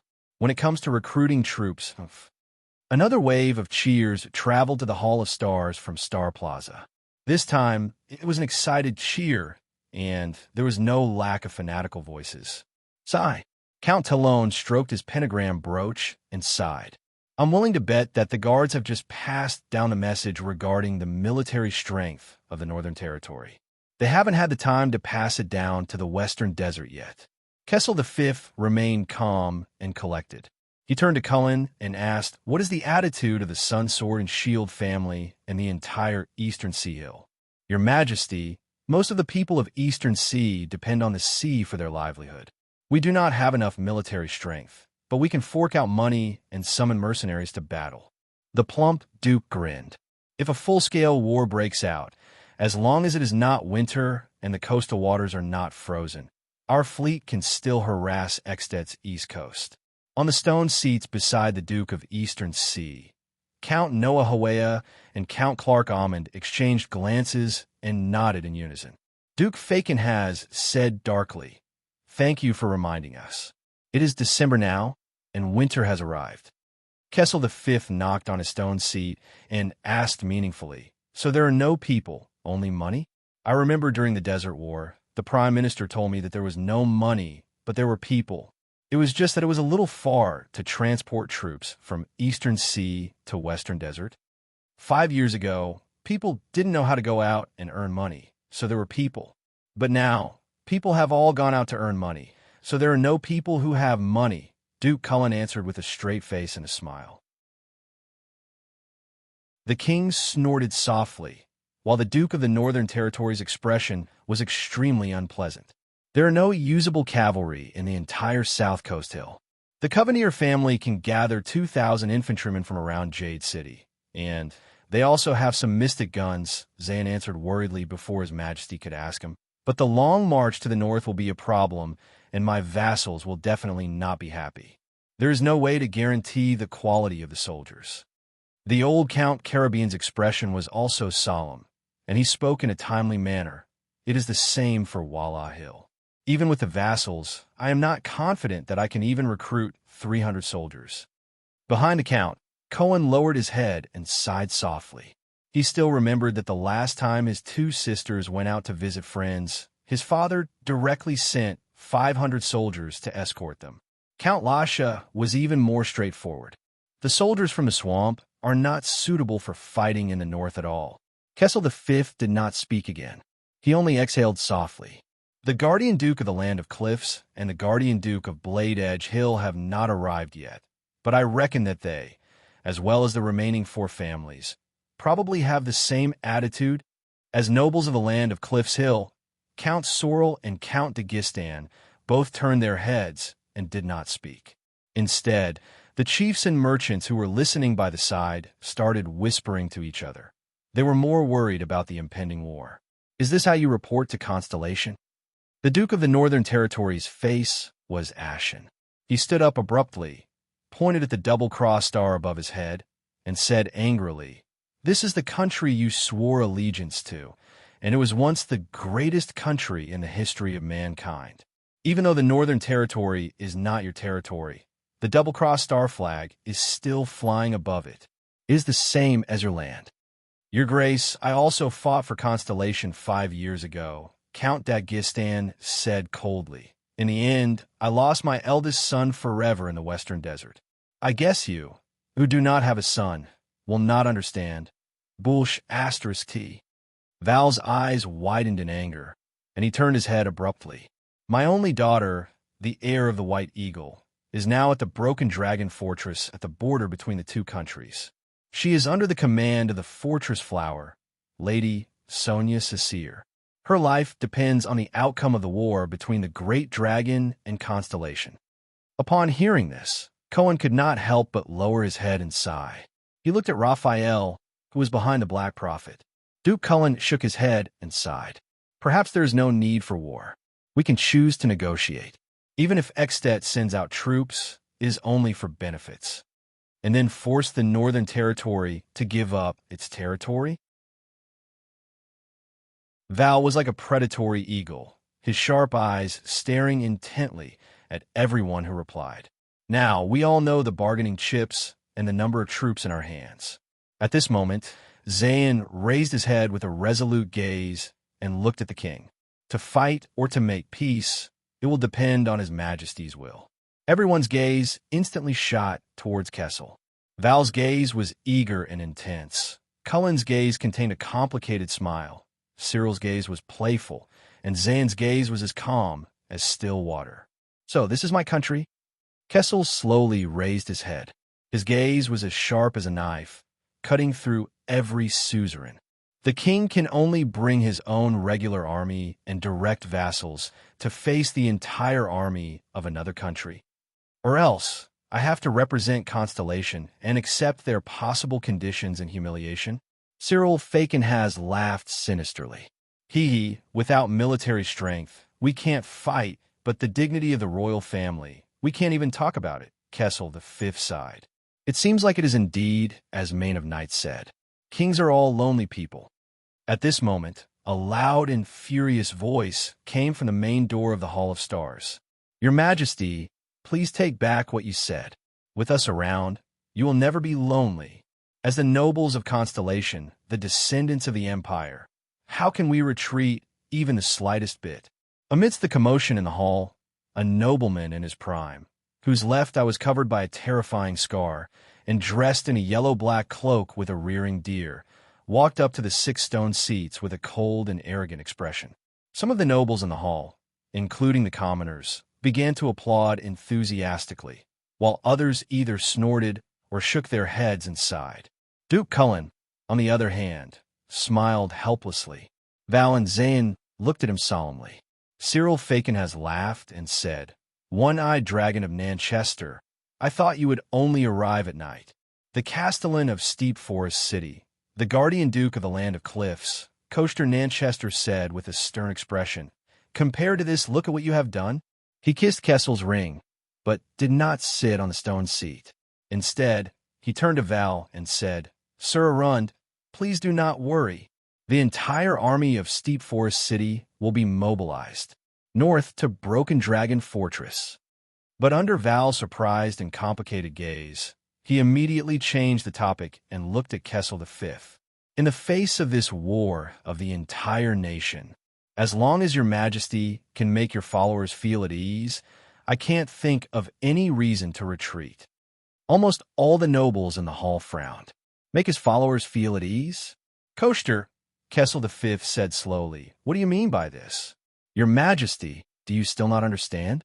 Coaster said sternly, "An all-out war is imminent, but the nobles are panicking and making excuses. In this situation, only you, as our king, are enduring the torment of whether to fight or to make peace. This is not fair to you. But why do you think this is?" Coaster shut his single eye tightly, took a deep breath, and then said firmly, "The Iron Hand King, Your Majesty Kessel, the suzerains and nobles do not dare to follow you." The whole of Constellation is panicking and uneasy. 12 years have passed since that tragedy, and the late king's remains have been buried. But we still do not know what you are thinking. We do not know what kind of king we are following. In an instant, the nobles were silent. Gilbert and Gines furrowed their brows at the same time. Kessel, on the other hand, gently tightened his grip on his scepter and looked at Koester with a complicated expression. But Koester still did not back down and said, "We are all afraid of you. No one knows what a king who lives alone in the world without any scruples, the last person of the Jadestar family, will do. Moreover, this is war." Koester turned around. His single sharp eye swept across every suzerain, and he enunciated each word clearly. "Your Majesty. The color of blood has faded, but Constellation still exists. But why do you have to bear the suspicions of the nobles, even for an obvious choice of war?" Kessel V's gaze became colder and colder. The four dukes avoided his gaze at the same time. Koester pointed at the double-crossed stars at the top of the hall and said loudly, "Your Majesty, for the interests of Constellation, for the dignity of the Jadestar royal family, we cannot hesitate in this crisis. Therefore, Your Majesty, please put the heavy burden of Constellation on our shoulders. Whether it is war or peace, let all of us bear the price of this decision. If Constellation is stable, the future is bright, and the royal family is not cut off. I think no one will back down in the face of such a national war." At this moment, many people had already sensed something. Murat Hansen lowered his head and silently curled up the corners of his mouth. "It's coming. So fast." Zayn pinched the bridge of his nose and closed his eyes. "It's coming. I hope it goes well." Cullen, on the other hand, watched Koester's performance with a smile. "It's coming. Interesting." Val stared blankly at the guardian duke of the Land of Cliffs, gritting his teeth.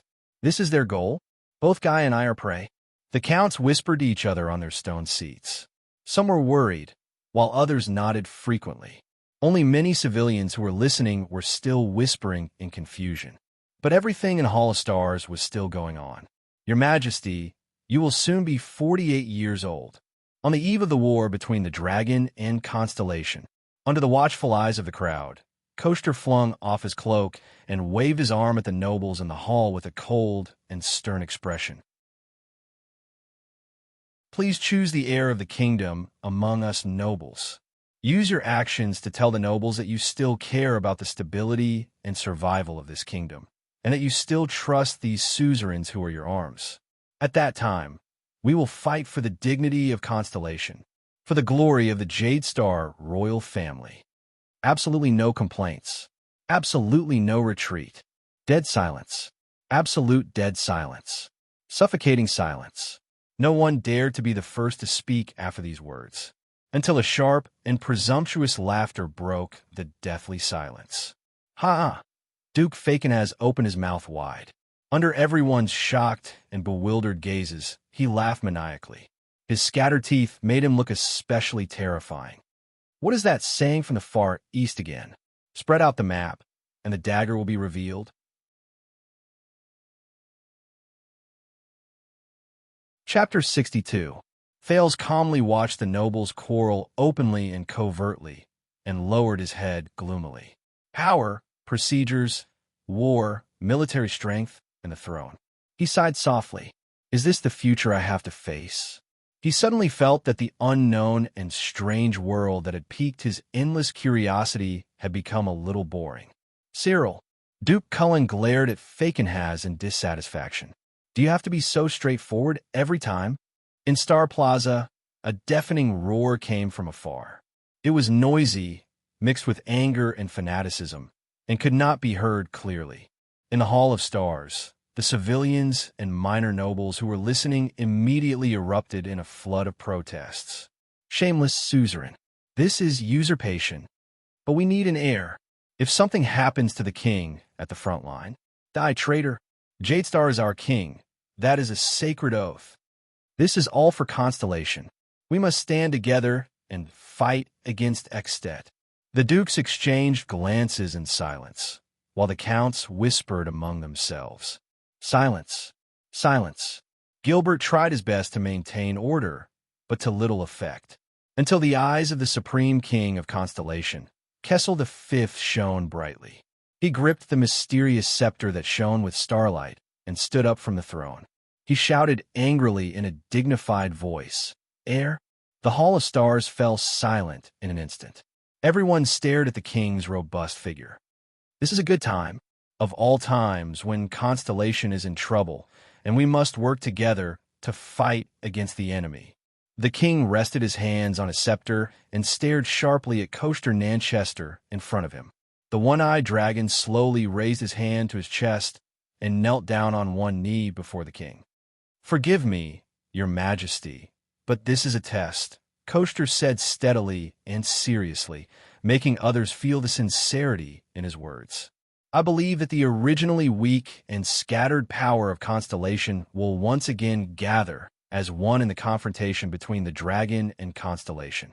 Everyone knows that the first speaker who forces the appointment of an heir will be blamed by the public. But am I doing this for myself, so that Nanchester can ascend the throne?" Coaster raised his head, the gaze in his single eye clear. "Your Majesty, you can exclude Nanchester from the list of candidates. Everything is for Constellation. Please appoint an heir, or at least decide on the method of choosing an heir. That way, Constellation will definitely return to the peak of the Western Peninsula, and even the glory of the Empire will be reborn." Kessel slowly walked up to him and sneered. "Coaster, sometimes, even I can't tell if your sense of righteousness is sincere or not. But it is beneficial to Constellation," the one-eyed dragon duke replied calmly. "What is sincerity or hypocrisy? I have also imagined this situation before, but it was during the higher conference, and it did not have to be so ugly." Count Dagistan's voice rang out. He stood up steadily, walked behind Coaster, and knelt down on one knee as well. "But your Majesty, your national conference has turned this legitimate admonition into a conflict in public. It's as if you are forcing the king to abdicate. But we all have enough legitimate reasons." Count Sorrel walked up from behind, knelt on one knee, and said solemnly, "For the revival of this once great country, which is now riddled with holes." Just by changing the king? Gilbert was so angry that his face contorted. "Constellation can become an empire if all of you wear the crown? It's not that simple."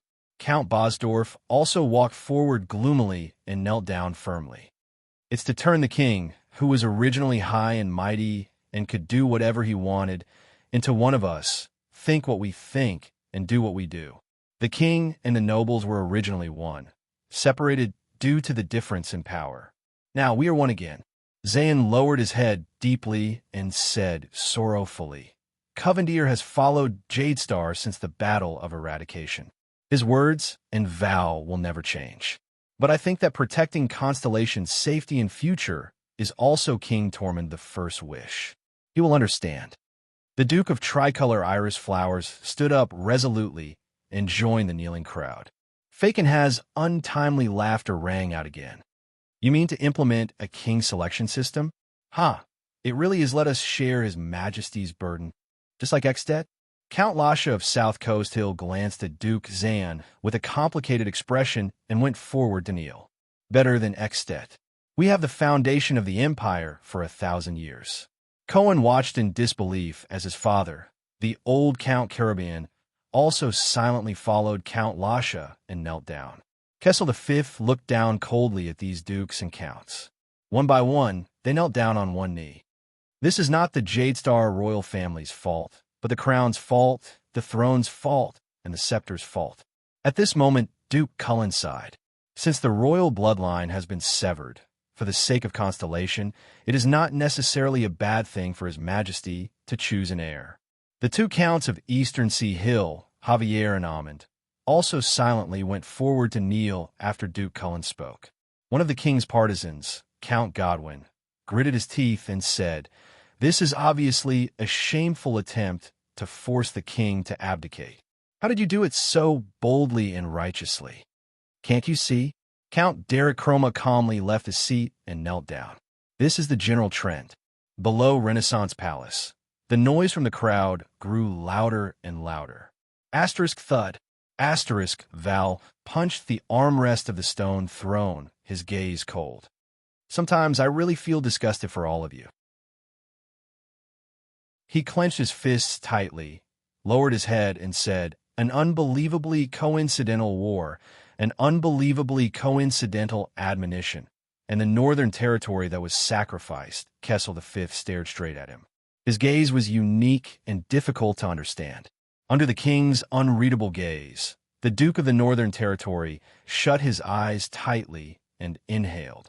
His brows furrowed, as though he was in a fierce struggle.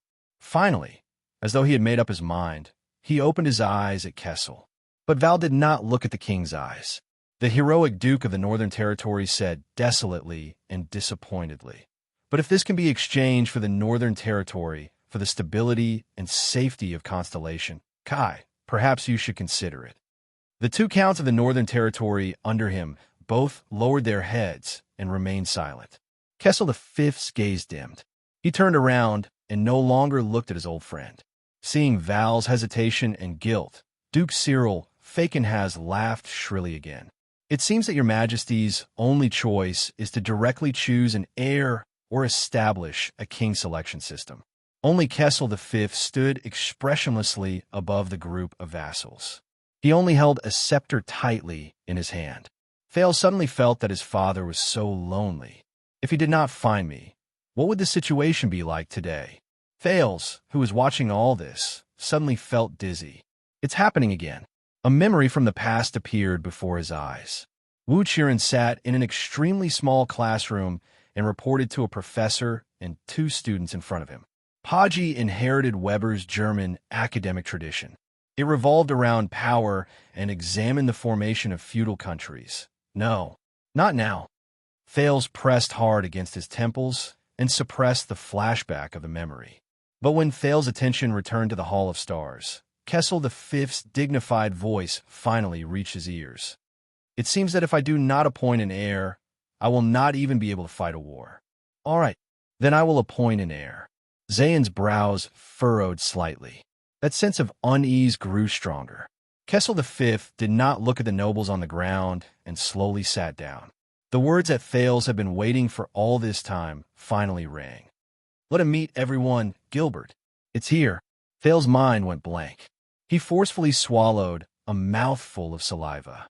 He looked at Gilbert and waved his hand. In the dark room, a secret door opened abruptly. Inside was a long flight of stairs that led to an unknown place. A flurry of discussion began in the Hall of Stars. The dukes and counts remained calm, but when they looked at each other, they could see the doubt in each other's eyes. Thales adjusted his bow tie. "Thales." The prince called out the name of this world. "It's time." Thales decisively stepped down the stairs. "Just treat it as another game. One step, another step." "Forgive me for not understanding what you mean, Your Majesty." On the ground, Count Dagistan raised his head and looked straight at Kessel. "The heir you chose is not among the nobles in this hall." The Supreme King only looked at him coldly and said nothing. In a narrow passageway, Thales clutched his forehead tightly. His memories flashed again, but he still gritted his teeth and walked forward with determination. When he opened his eyes, he was in the Hall of Stars. When he closed his eyes, he saw another version of himself, living in the fragments of his memories. The bond between the Lord and his vassals was filled with strong personal feelings and emotions. The struggle for power gradually deteriorated. Order collapsed, and the coordination became unstable. Chaos and violence broke out periodically. The unified feudal system was eventually scattered and shattered. But the rise of the feudal system is still a valuable effort for us to try and stabilize public rule. Paji also believes that in this process, the legitimacy of power, the limits of the king's rule, the country's responsibilities and traditions, and even the importance of law have entered the field of vision of history and have been acknowledged. This is the most valuable legacy that the feudal system left to the subsequent countries. But we still have to ask, What exactly did Paji's observations and analysis miss? What exactly did he miss? Your Majesty, have you chosen your heir? The one-eyed dragon. Coaster Nanchester raised his single profound eye and looked around. It seems that the Tabark family and the two prominent families in the southwest are not here. The Supreme King still ignored him. Thales came to his side door. He could already see the civilians outside the Hall of Stars. No, not the side door. He realized that the door in front of him led to the center of the hall, the 20 stone seats. It's the main door. The guards' expressions were solemn, but some of them could not help but look at him and the badge on his body. The moment they saw it clearly, many people's breathing quickened. Some even lost their composure and leaned forward. However, a guard who seemed to be the leader sternly rebuked them. He then bowed respectfully to Thales and made way for him to enter the hall. However, just as Thales was about to take a step forward, "Go. You will be better than him." Thales raised his head abruptly. He saw that the guard had already turned and left. He could only see the back of an armored figure in the air. "Yodel." Thales clenched his fists. "It's you?" Similarly, the civilians outside the hall had already seen the little boy outside the door. They began to whisper and gesture to each other. The flashbacks of memories faded away like the tide. The prince felt as if there was an additional force in his body, making him more energetic. Thales took 3 deep breaths. It's just another game. It's just another thesis defense. Thales got rid of all emotions, all expressions, and stepped on the starry blue pattern carpet. He began his journey. He moved forward and stepped past the ordinary civilians at the outermost area. A suburban squire dressed in a somewhat rustic manner poked a friend beside him who ran errands between the city and the countryside. "Who is that? A child can come in too? Maybe a noble. So young? Hey, did you see that? That child is dressed so beautifully. He's almost as good as the young lady of the baron's family." Thales did not look sideways. He moved forward and stepped past the seats formed by merchants, craftsmen, farmers, and the leaders of the line. A fat carriage merchant was a little surprised. He pulled the arms of 2 people in the same trade. "Look at that child. Is he a noble who is late? His attire is not as simple as that of a minor noble. Do you recognize the badge on his body? It's a little familiar. I had a group of customers before, and the scrolls they were holding had that mark. Why did he come at this time?" Thales did not stop walking. He moved forward and stepped past the seats formed by honorary military soldiers and government bureaucrats. An inquisitor from a small village in the suburbs saw him. He frowned and lowered his head to whisper in the ear of another signatory from the city hall. "Look at that clan emblem. Oh my God. How is that possible? I think it's impossible too. Are you sure you didn't make a mistake? I've dealt with hundreds of warrants from the king. How could I make a mistake?" Thales ignored him. He moved forward and stepped past the stone seats of lords, barons, and other low-ranking nobles without any support. A baron who was smoking a pipe had a glint in his eyes. He almost bit the pipe in his mouth. He leaned forward and patted his good friend's shoulder. "Could that be the 9-pointed star? What? This? Do you think the same as me? More or less?" Then now, yes, as expected of the Iron Hand King. Thales did not care. He moved forward and stepped past the stone seats of viscounts, counts, and other middle-ranking nobles. An honorary count opened his mouth in disbelief. He did not need to inform the others. Many nobles had already seen Thales. "That is by the king. How is this going to end?" "No, there hasn't been any news for so many years. Could it be an illegitimate child who was wandering outside?" Then the suzerains sigh, "The waters are too deep. Let's wait for a good show." The discussions, noises, and noises from the crowd became louder and louder. In the end, it turned into a commotion and an uproar. People stood up one after another and leaned forward to look at the mysterious boy with the gold and silver 9-pointed star. In the center of the stone seat, Cohen turned his head to look at the source of the commotion. A boy dressed in noble attire with a 9-pointed star pin walked forward with a solemn expression. Cohen looked at the 9-pointed star and froze on the spot. "That boy, why does he have the Jade Star clan emblem?" The prince stepped onto the 13 stone seats without changing his expression. Gilbert winked at him. The three dukes who were seated saw the boy walking towards them. They could no longer remain calm. Val stared at the boy in shock and clenched his fists. This? Are you joking? Cullen frowned and leaned forward with his plump body. That boy. The emblem on him, Cyril ground his terrifying teeth. His eyebrows twitched as he spat out a few words. Ah, this is really unexpected. The Supreme King raised his head slightly. His gaze was cold and amused. He chuckled. Everyone come and meet Thales. The suzerains who were kneeling on one knee turned around. The moment they saw the boy's face clearly, the guardian duke of South Coast, Xian Covendier's pupils immediately contracted. Him. Kessel started to stroke his scepter again. Once again, he spoke words that were filled with authority and dignity. He is my son, the only blood descendant of the Jade Star royal family. Thales placed his right hand forward and his left hand behind his back. He bowed deeply to the king. He turned to the suzerains on the ground. Good day, my lords. Thales heard himself say so.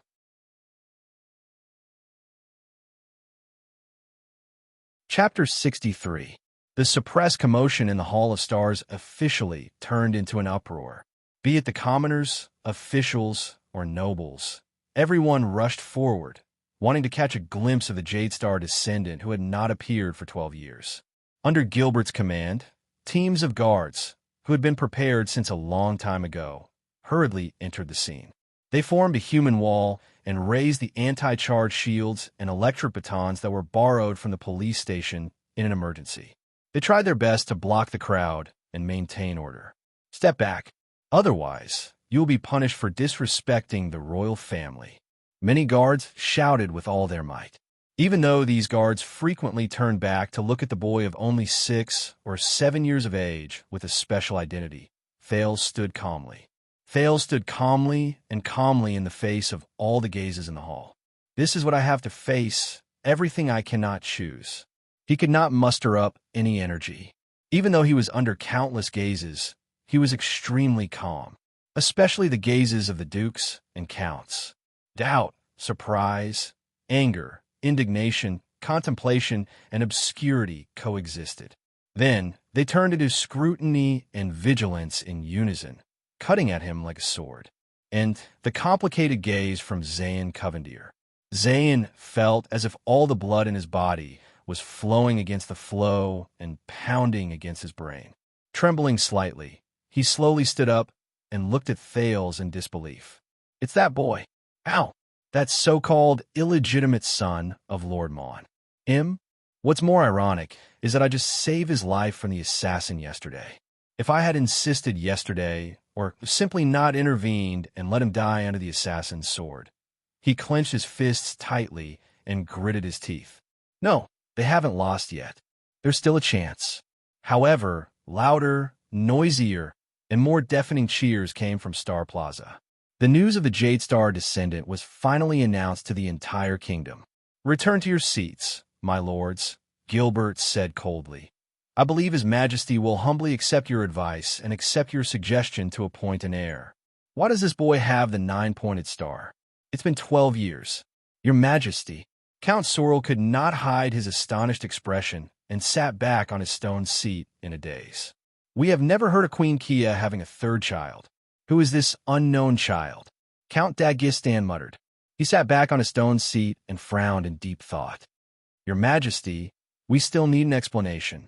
The one-eyed dragon duke of Nanchester. Coaster lowered his head so that no one could see his expression under the shadows. However, his tightly clenched fists never loosened. He suddenly raised his head and glared at Kessel V with his single eye that was filled with rage. At this moment, a boy wearing the 9-pointed star emblem appeared. Are you making a fool out of us? Kessel V did not even spare him a glance. He only stared in another direction. Kia, I understand. That's why you're here. Val furrowed his brows and exhaled softly. He said in a low voice, just like this group of disgusting people, you've also planned this a long time ago. Today's national conference was not held to deal with Extet, but for this child. The Duke of the Northern Territory leaned back and looked at the expressionless Thales, then at the silent king. He said dejectedly, "All of you take me for an idiot, don't you? Ha! After all this time, no one cares about Extet and the war except for the Northern Territory itself." He laughed sarcastically. "Look, this is the glory of Constellation, the afterglow of the Empire."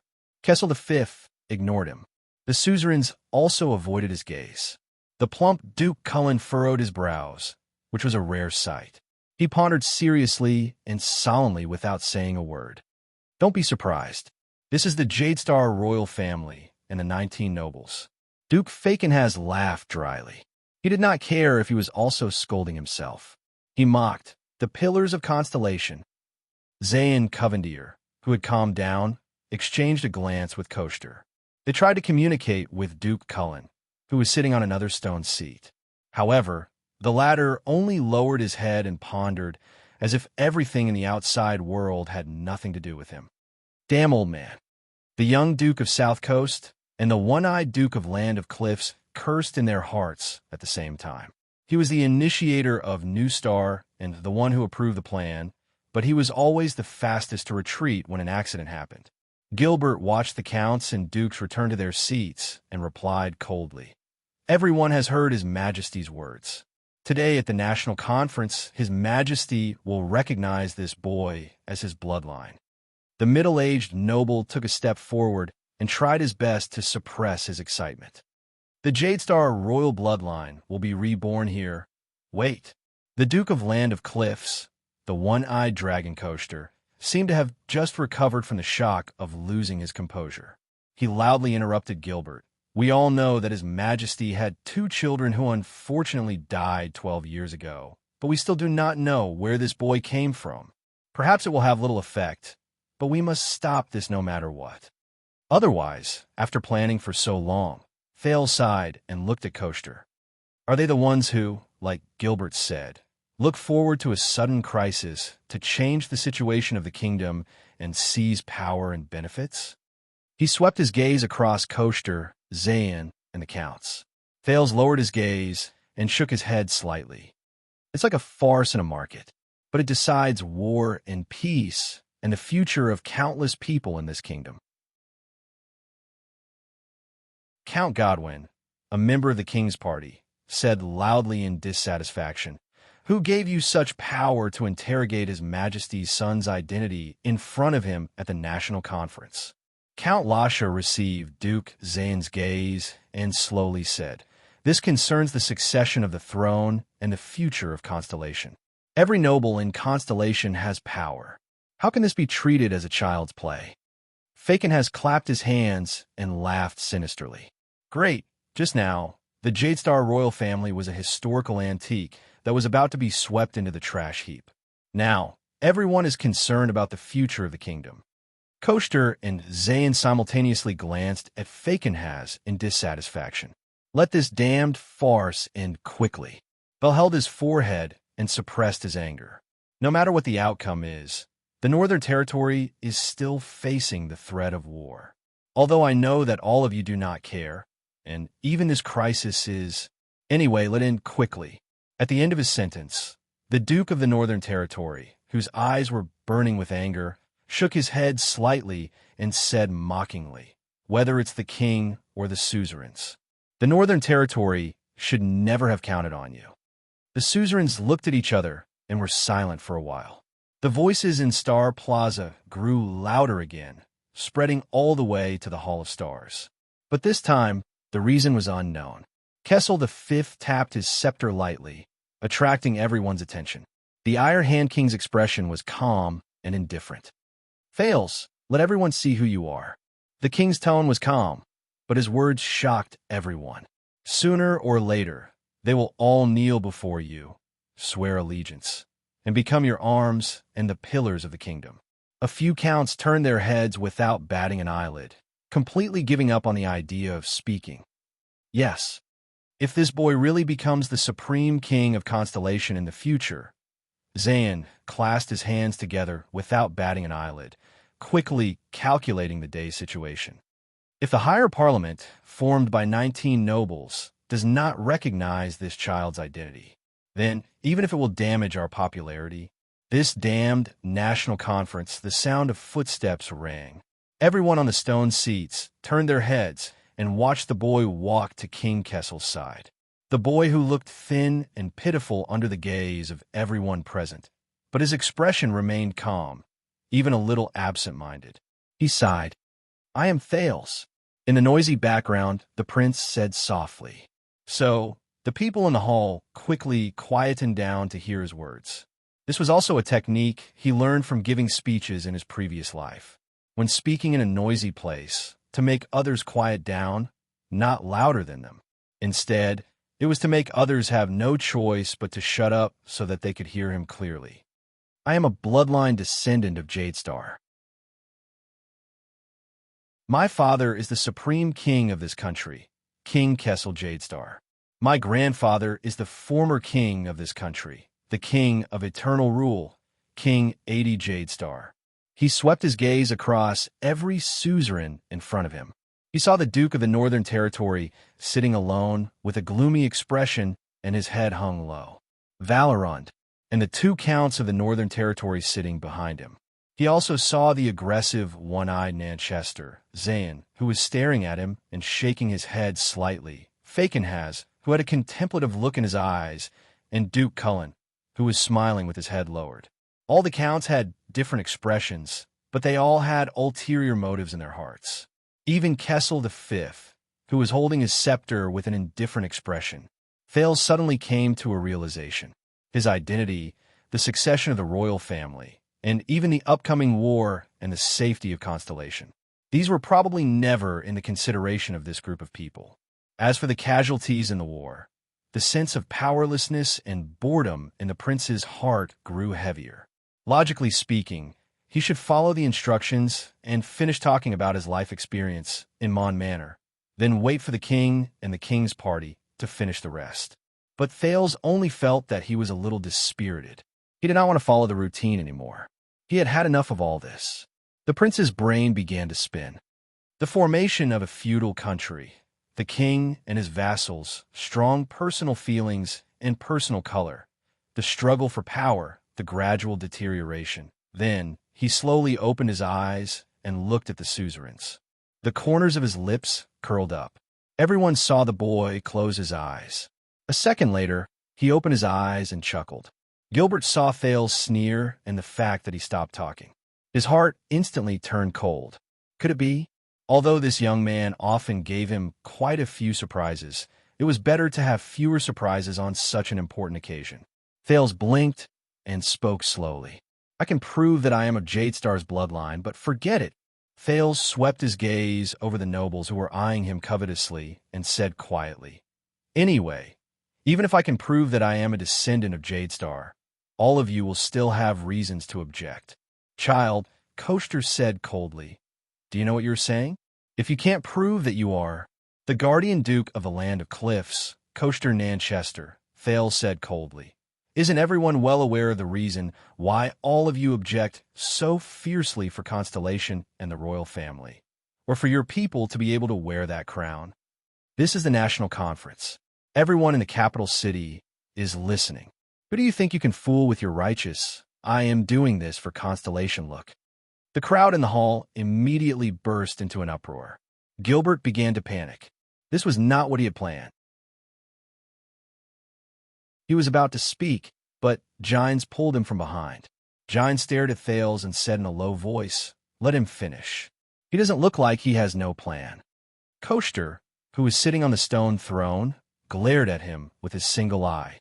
However, Thales could feel that the Duke of the Land of Cliff's breathing had begun to quicken. Thales strode towards Koster and stared fearlessly into his single eye. "You entered the Hall of Stars with the slogan of supporting the Northern Territory and uniting the kingdom. However, you asked for an heir of your own kingdom as a prerequisite. Otherwise, you refused to send troops and would rather watch the Northern Territory fall. Of course, perhaps the decline of the Northern Territory is a good thing for all of you." Val, who had his head lowered all this while, raised his gaze and looked at the boy. Koster's single eye was still fixed on Thales, like a mamba observing a snake before it launched an attack. However, Thales had not finished speaking. His eyes were ablaze. as though they contain the deepest anger within. But everyone knows that this is not about righteousness, but about a deal. What you care about is not constellation, the royal family, or the people, but yourself. You are not a lone hero who is willing to suffer criticism for the sake of the kingdom's interests. What you want is a satisfactory heir of the kingdom, but you insist on using righteousness to cover up your desires and interests.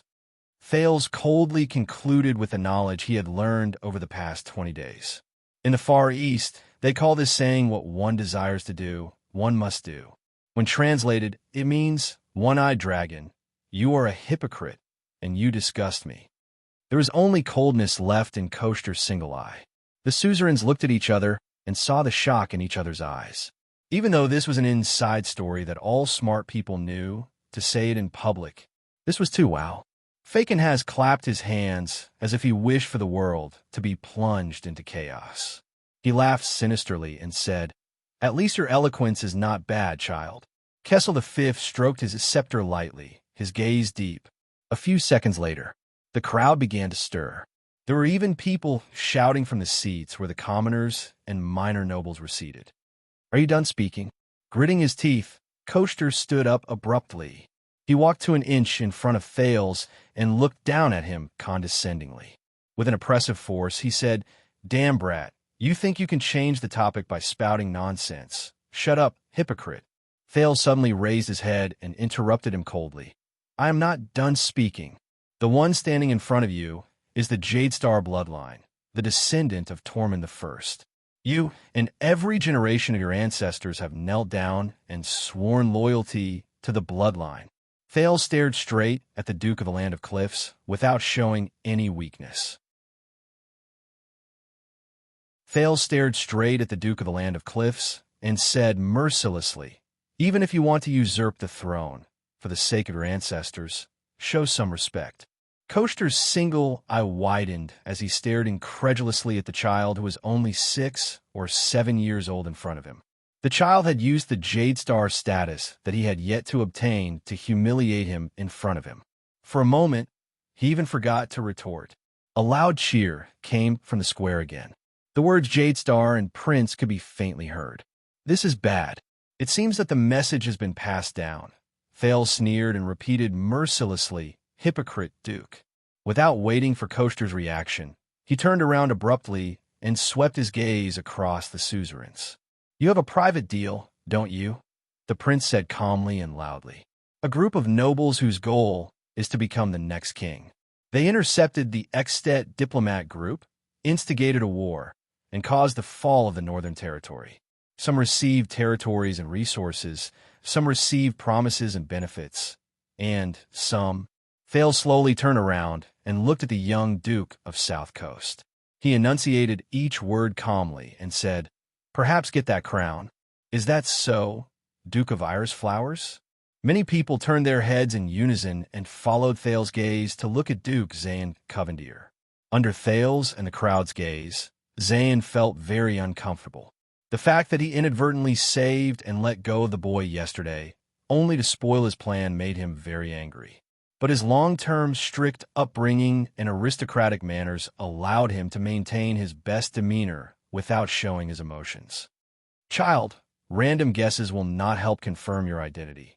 Zain flashed a friendly smile and said calmly, "If you do not intend to explain your background and provide proof, then we need to send an investigation team to spend some time to thoroughly investigate your past." And then, Thales abruptly changed the topic and interrupted him. "When I was on my way to Renaissance Palace yesterday, I encountered an assassin." Thales looked at the suzerains seated in the hall and saw the changes in their gazes. He said calmly, "Thanks to you, Guardian Duke of South Coast Hill, Zain Covendier, who intervened midway, I managed to escape." Gilbert and Gines looked at each other and saw the worry in each other's eyes. Hearing the news of the assassin, the crowd started whispering again. Thales nodded at him with a serene expression. A life was saved, but someone lacked a word of thanks. Zain suppressed the anger in his heart.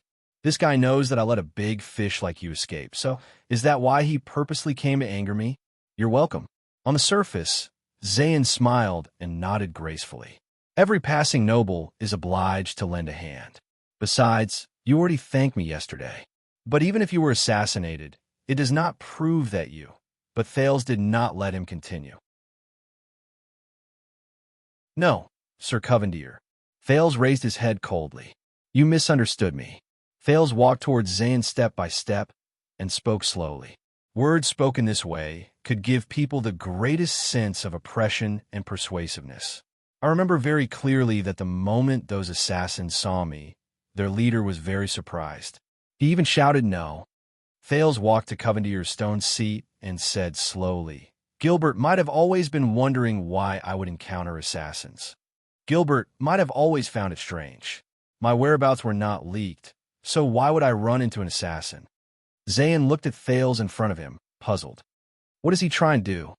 As their assassination target, I was also very puzzled. At that time, almost no one knew who I was. Even if you, who were promised that crown or related benefits, encountered me, you would not stab me without explanation. Until just now, when I saw Sir Covendier and your accomplices speaking in unison about choosing an heir, I finally understood. Thales lowered his head and sighed deeply. They were not here to kill me. They were here to kill someone else. Zayn's expression finally changed. Thales looked at Zayn's doubtful and then shocked gaze and enunciated the rest of his words. Their target was another important figure who was also heading to Renaissance Palace and was destined to pass through that street.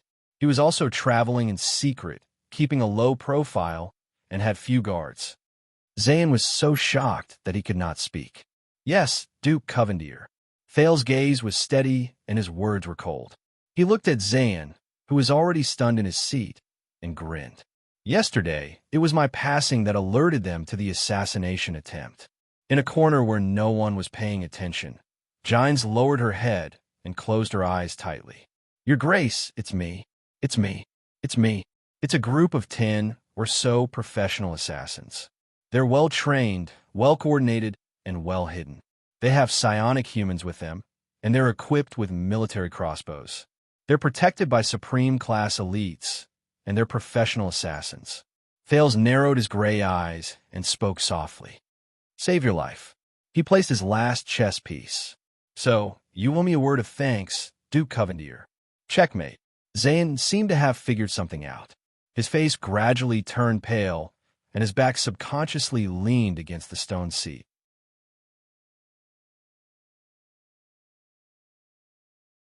Chapter 64. But Thales had yet to finish his sentence. Since the assassin's target was you, then who would want your life? Your Grace, why don't you think about it? Thales' voice was like a hammer covered with iron spikes, pounding on Zayn's heart. What were you going to do that day? Who were you meeting? Who knew of your whereabouts? Zayn exhaled deeply. He did not reveal his emotions, but the scene of that day uncontrollably appeared in his mind. He saw that Gilbert was among the people who were attacked. In order to buy people's hearts, he helped. Those assassins, that boy, and those people who knew he would go there. Thales coldly enunciated each word. Was it those people who you thought were your allies? Those who worked together for a better constellation? The ones who promised you a bright future? Thales turned his head and sighed. That's true. Among those who are qualified to sit on the throne, you are the youngest, the best image, the most popular, and the most likely candidate. Did they also tell you that? Thales turned his head around and sighed. The breathless crowd finally began to make a ruckus. Everyone in the field had different reactions to Thales' performance. Behind Count Caribbean, the young police officer Cohen stared at the boy in surprise. Is he really only 6 or 7 years old? When I was 7, forget it. Let's not talk about it. Let's not get sad. But the wind would not stop blowing. The old Count Caribbean turned his head and looked at Cohen with a scrutinizing gaze, then at Thales. Under Cohen's increasingly puzzled expression, the old Count's gaze darted back and forth several times. Finally, the old Count looked at Cohen and sighed in disappointment. He then turned his head and looked at Thales. Only an innocent Cohen was left. At first, he had a sudden realization, but then he lowered his head dejectedly. Old man, do you have to do this? You can't compare people like this. The Black Prophet, Murat, exhaled softly and looked at Thales with a complicated gaze. I seem to have underestimated him earlier. The notorious head of a secret intelligence department whispered to Raphael behind him, "This child is really unexpected. This child is really unexpected. If he is the king you will serve in the future. The good thing is that you don't have to worry a lot, but the bad thing is that you won't be able to." Raphael nodded solemnly in the face of this seemingly contradictory statement. He understood. Kessel V looked at his son with sparkling eyes. He turned his head slightly and whispered to Gines, who was beside him, "That child, did he learn eloquence and speech from Gilbert, or did he learn reasoning and observation from you?" "No." Gines stared at the center of the field, at the boy who was explaining in a calm and composed manner. She revealed a bitter but gratified smile. "That child is rather special." Kessel V thought deeply for a while and snorted softly. His expression was gloomy and complicated. "Yes, just like his mother." Gines' expression froze. Kessel's gaze returned to Thales. "Enough." Koster angrily hammered the armrest of the stone throne, interrupting Thales' words. He angrily looked at Kessel, who had a contemplative look in his eyes. "Your Majesty, it's time to end this farce. Our main topic is Nanchester's one-eyed dragon. Why are you so anxious?" Everyone turned their heads and were shocked to see that the person who spoke was the Duke of the Northern Territory. Val raised his head coldly. "Will it be disadvantageous to you if you continue listening to him?" Koster was speechless for a moment. "And you, Faken has old bones." Val's eyes were burning with anger. He turned his head and looked at the haggard man with a terrifying face. His words were profound and extremely sharp. "In this kind of situation, you actually didn't take pleasure in my misfortune and didn't say anything sarcastic. How rare. Thank you for reminding me.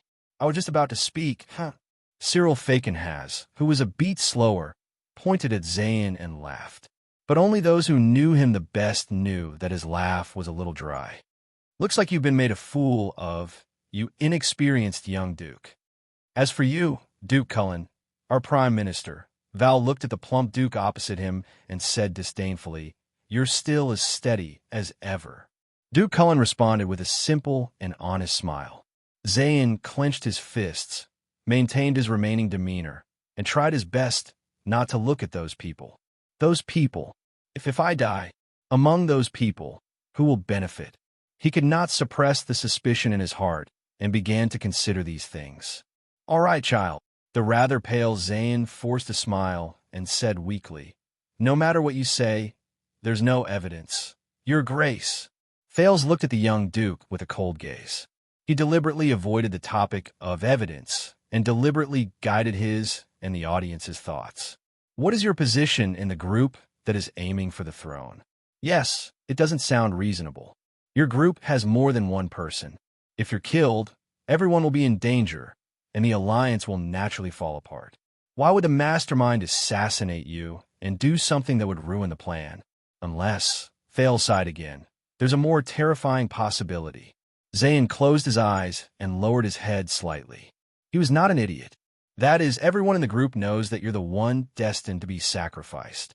Thales walked around Zayn and put on a sympathetic look as he patted the shoulder of the master of iris flowers. "Your death is part of the plan. You're the one who's being betrayed, and the only one who's being abandoned. That's true. You're young and promising, skillful, wealthy, and highly popular.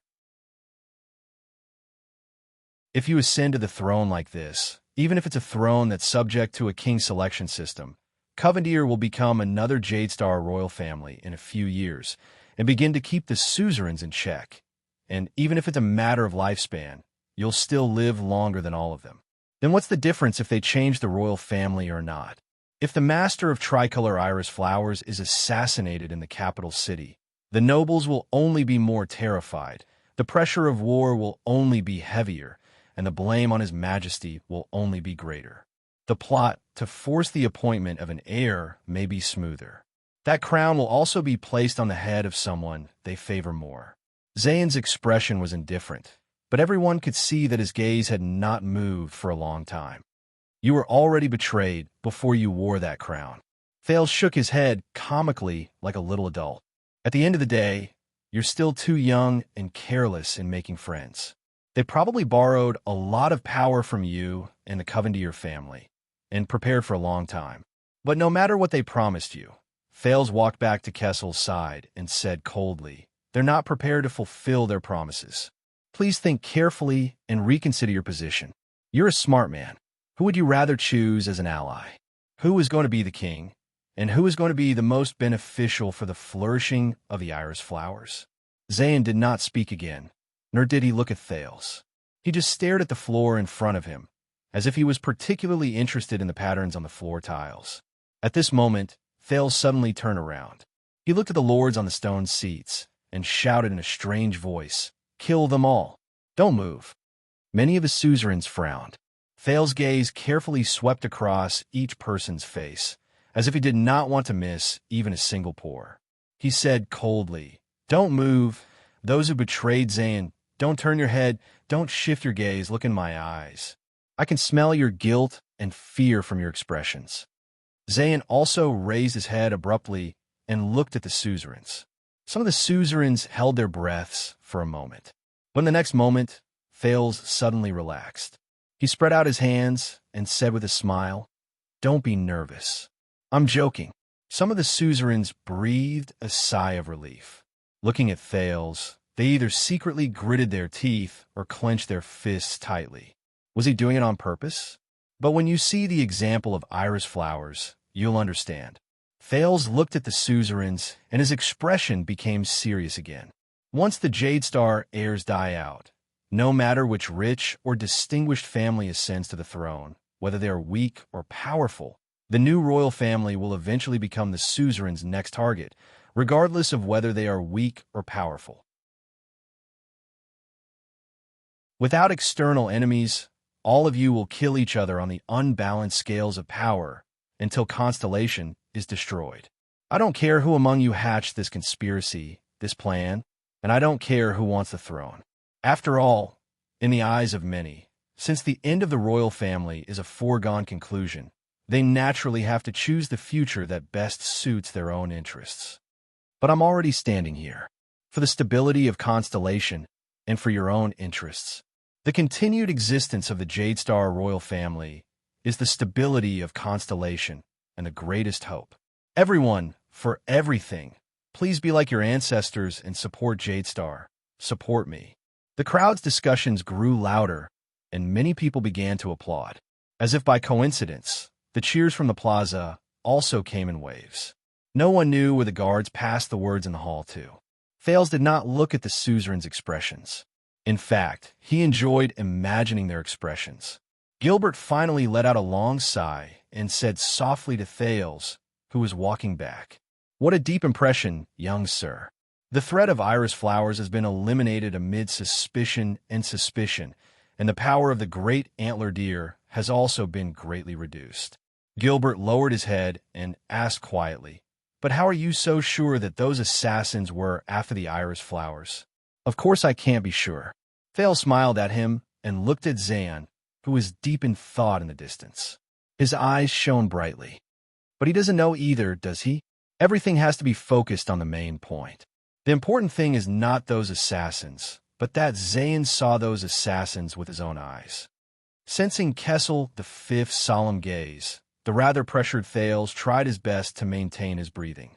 He said briskly, just like just now, "The important thing is not whether my identity can be recognized, but who is not willing to recognize my identity." Under Thales' puzzled gaze, Gilbert could only heave a long sigh and whisper, "I still have to say something." Even though it was satisfying, what you did just now was not a wise way of governing. You will understand in the future. Stop spouting nonsense here. This is meaningless. The furious one-eyed dragon, Duke Nanchester, slammed his stone seat hard and swept his gaze across the crowd in an oppressive manner. Have all of you forgotten? Up until now, he has yet to prove his identity. His Majesty has not had an heir for 12 years, and a 6- or 7-year-old child suddenly jumped out and said that he is a descendant of the royal family. He even spouted nonsense during the national conference. Duke Coaster Nanchester, why are you still bothered about my identity? Thales sighed and interrupted him loudly. Do you still not understand? My father has prepared everything a long time ago. Thales lifted his head slightly and flashed an innocent smile. I thought that a hypocrite like you, who worries about the country and the people, would be overjoyed by the return of the Jade Star bloodline. An ominous feeling assaulted the one-eyed dragon's heart. At this moment, the crowd began to clamor again. A new person stepped into the Hall of Stars. Thales turned his head, and his eyes immediately lit up. A graceful, gentle, and alluring lady draped in a dark-colored priest robe with half a red sun draped over her shoulders. Accompanied by a nervous little female priestess, she slowly walked out of the passage that the guards had forcefully blocked off. Many commoners knelt down devoutly and lowered their heads to pray to the lady. The moment the nobles saw the half-red sun, many of them understood something. Very good. Faken has narrowed his eyes. The king, the nobles, and the gods. The three pillars of constellation are all here. The moment the Duke of the Northern Territory saw the newcomer, his pupils shrank abruptly, and he could not help but lean forward. Count Caribbean solemnly stuck his head out and whispered to his wife and nephew, Count Darachroma, who was equally shocked at the moment. From now on, be careful with your words and actions. Things have already gotten out of the suzerain's control. I'm afraid that the gods are also involved. Under the watchful eyes of the crowd, the spokesperson of the sunset goddess on earth, the head ritual master of Sunset Temple, Xianxia Arund gracefully stepped onto the stone seat area. Xianxia, Val Arund was stunned. His originally desolate expression gradually became complicated after he saw his sister. It's been so many years, but the head ritual master did not look at her own brother. She only walked forward slowly. Coaster's expression was unpleasant. He wanted to exchange a glance with Zayn as usual, but he realized that Zayn's gaze was cold and did not even look at him. The one-eyed dragon felt bitter in his heart. Head ritual master Xianxia, Kessel V stood up solemnly, Sunset Temple, spokesperson of the goddess. The authority of the king, the vow of the nobles, and the witness of the gods. These are the three most important pieces of proof when Constellation was founded. Today, after more than 600 years, please allow the Sunset Goddess to witness the continuation of the royal bloodline of Constellation. The entire hall was in an uproar again. The expressionless Xianxia bowed and nodded slightly, but she did not reply immediately. Instead, she knelt on her back and closed her eyes. Thales looked curiously at the head ritual master, who did not seem to like him very much. Is she communicating with the gods? But suddenly, an indescribable feeling assaulted Thales' heart, making him feel very uncomfortable. A sound that sounded like ringing in his ears suddenly rang. Asterisk beep. Asterisk, he was horrified. Resisting the desire to cover his ears with his hands, he looked around. But the people in the hall, whether nobles or commoners, did not make a sound, nor did they show any signs of impatience. Could it be? Until the ringing in his ears disappeared. The people around him were all normal. It seemed like he was the only one who heard the ringing in his ears. The transmigrator had never known what kind of existence the gods of this world were.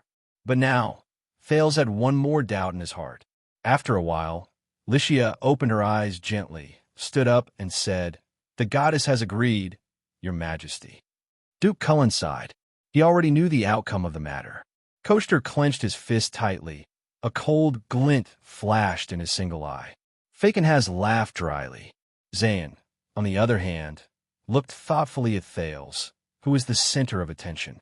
Kessel V nodded lightly. Suddenly, he grabbed Thales' hand. The transmigrator was shocked. "Come with me," Kessel said in an unquestionable tone.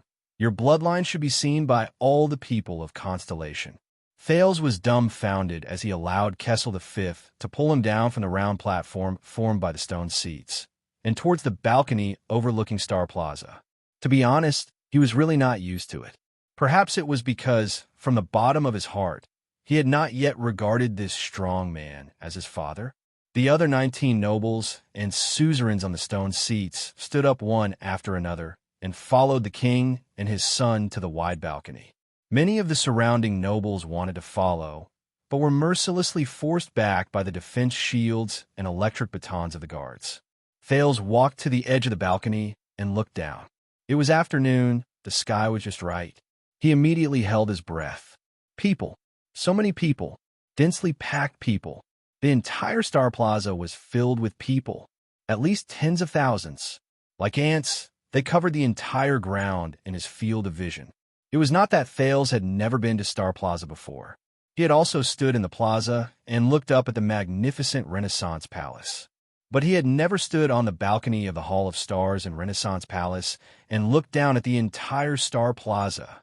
Even the transmigrator, who had lived 2 lives, could not help but open his mouth wide when he saw this scene. Soon, the people in the plaza noticed that there were 2 more people on the balcony. After confirming that they were the king and his bloodline, unprecedented cheers sounded from the crowd in the square, covering the sky and covering the earth. King, king, long live Jade Star. Constellation, constellation, do you see it? Kessel continued to hold Thales' hand and said slowly, "This is our subjects, our burden, and our responsibility." The Supreme King asked meaningfully, "Are you ready to live for Constellation?" Without waiting for Thales to answer, Xianxia walked up with a cold expression. The young priestess seemed very nervous. Under Xianxia's signal, she trembled as she brought over a plate with an expensive dagger on it. Bloodline ceremony? Supported by 2 attendants, Duke Cullen walked to the balcony and shook his head. "I have not used this ceremony for almost 200 years. When was the last time? Prince Kira's bloodline recognition ceremony?" No one answered him. The Duke of the Northern Territory stared blankly at his sister, whom he had not seen for many years. But Xianxia did not even look at him. The charming high priestess slowly walked between the king and Thales. Under the gaze of the entire plaza, Kessel gently picked up the dagger, cut his left index finger, and put the dagger back. The priestess placed the plate in front of Thales. She was only 11 or 12 years old, but it seemed to be her first time in such a situation. She was so nervous that she trembled. "Don't be nervous, it's okay." Thales smiled at her, picked up the dagger with the red sun symbol, and cut the palm of his left hand. Xianxia expressionlessly reached out with both hands and grabbed the king and Thales. Then she raised her head. It was completely different from the long prayer ceremony that Thales had expected, because in the next moment, Xianxia's eyes instantly erupted with a strong light that was exactly the same as the one in the stone house. The people on the balcony and behind the balcony who were fighting to watch immediately quietened down. More commoners began to kneel, closing their eyes and praying towards the light in the middle of the balcony. The light became stronger and stronger. Even the people in the plaza could see it clearly in broad daylight. Almost all the commoners in the plaza had no right to enter the Hall of Stars. Almost all the people in the plaza knelt devoutly and began to pray in the direction of Renaissance Palace above their heads. The pious kneeling of the believers caused the entire Star Plaza to change color and surge like waves from the balcony of the Hall of Stars. But Thales did not have the energy to look at this spectacle. The prince was shocked to see that the blood on his and Kessel's hands were floating under the light in the eyes of the high priestess. Then, they connected to form a red light. This is... Thales looked at the light in confusion.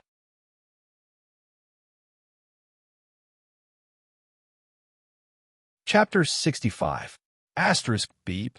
Asterisk Thales heard the strange ringing in his ears again. This time, Thales lowered his head in pain, his face contorted. Compared to before, the ringing in his ears this time was especially loud, almost as loud as the demonic voice of the psionic assassin yesterday. What exactly is this? Thales endured the pain, but he knew that he could not make any mistakes at this time. Everyone in the capital city was witnessing this moment. Xianxia's glowing eyes looked at him in puzzlement. The light grew brighter. It was so piercing that everyone on the balcony raised their hands or turned their heads. Even the 5 dukes who stood closest to them could not see or hear what was happening in the center. Under the strong light, Thales gradually could not see what was happening outside. Amidst the painful ringing in his ears, Thales could barely see Xianxia and Kessel's figures. He had already started to grit his teeth, enduring the torment of the ringing in his ears. The abnormality of the transmigrator was soon discovered. Xianxia's eyes, which shone with a powerful light, narrowed and widened. Then she spoke in puzzlement. She then asked in puzzlement, "You? Why are you? What's going on?" Thales felt inexplicably nervous. At this moment, Thales clearly saw King Kessel's robust figure suddenly turn his head in the light. "Xianxia," the king spoke softly. Only Xianxia and Thales, who were closest to him, could hear him. For some reason, Kessel V did not have his usual dignified and cold demeanor. This time, his tone was actually pleading and powerless. "I beg you." At this moment, the dignified Supreme King of Constellation begged in a submissive voice. This is Constellation's future and also Midiur's long-cherished wish. Xianxia's hands, which were holding onto both of their hands, trembled for some reason. But she then turned her head and looked at the king.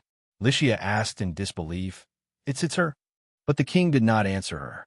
In the next second, the light disappeared. The ringing in his ears also disappeared. Thales breathed a sigh of relief when his ears were freed. He took deep breaths. What exactly is going on? The ringing in his ears, the head ritual master's suspicion, the king's pleading. He snapped out his daze. The people on the balcony returned to his line of sight. There was only a ray of red light left in the air, connecting Thales and Kessel's wounds.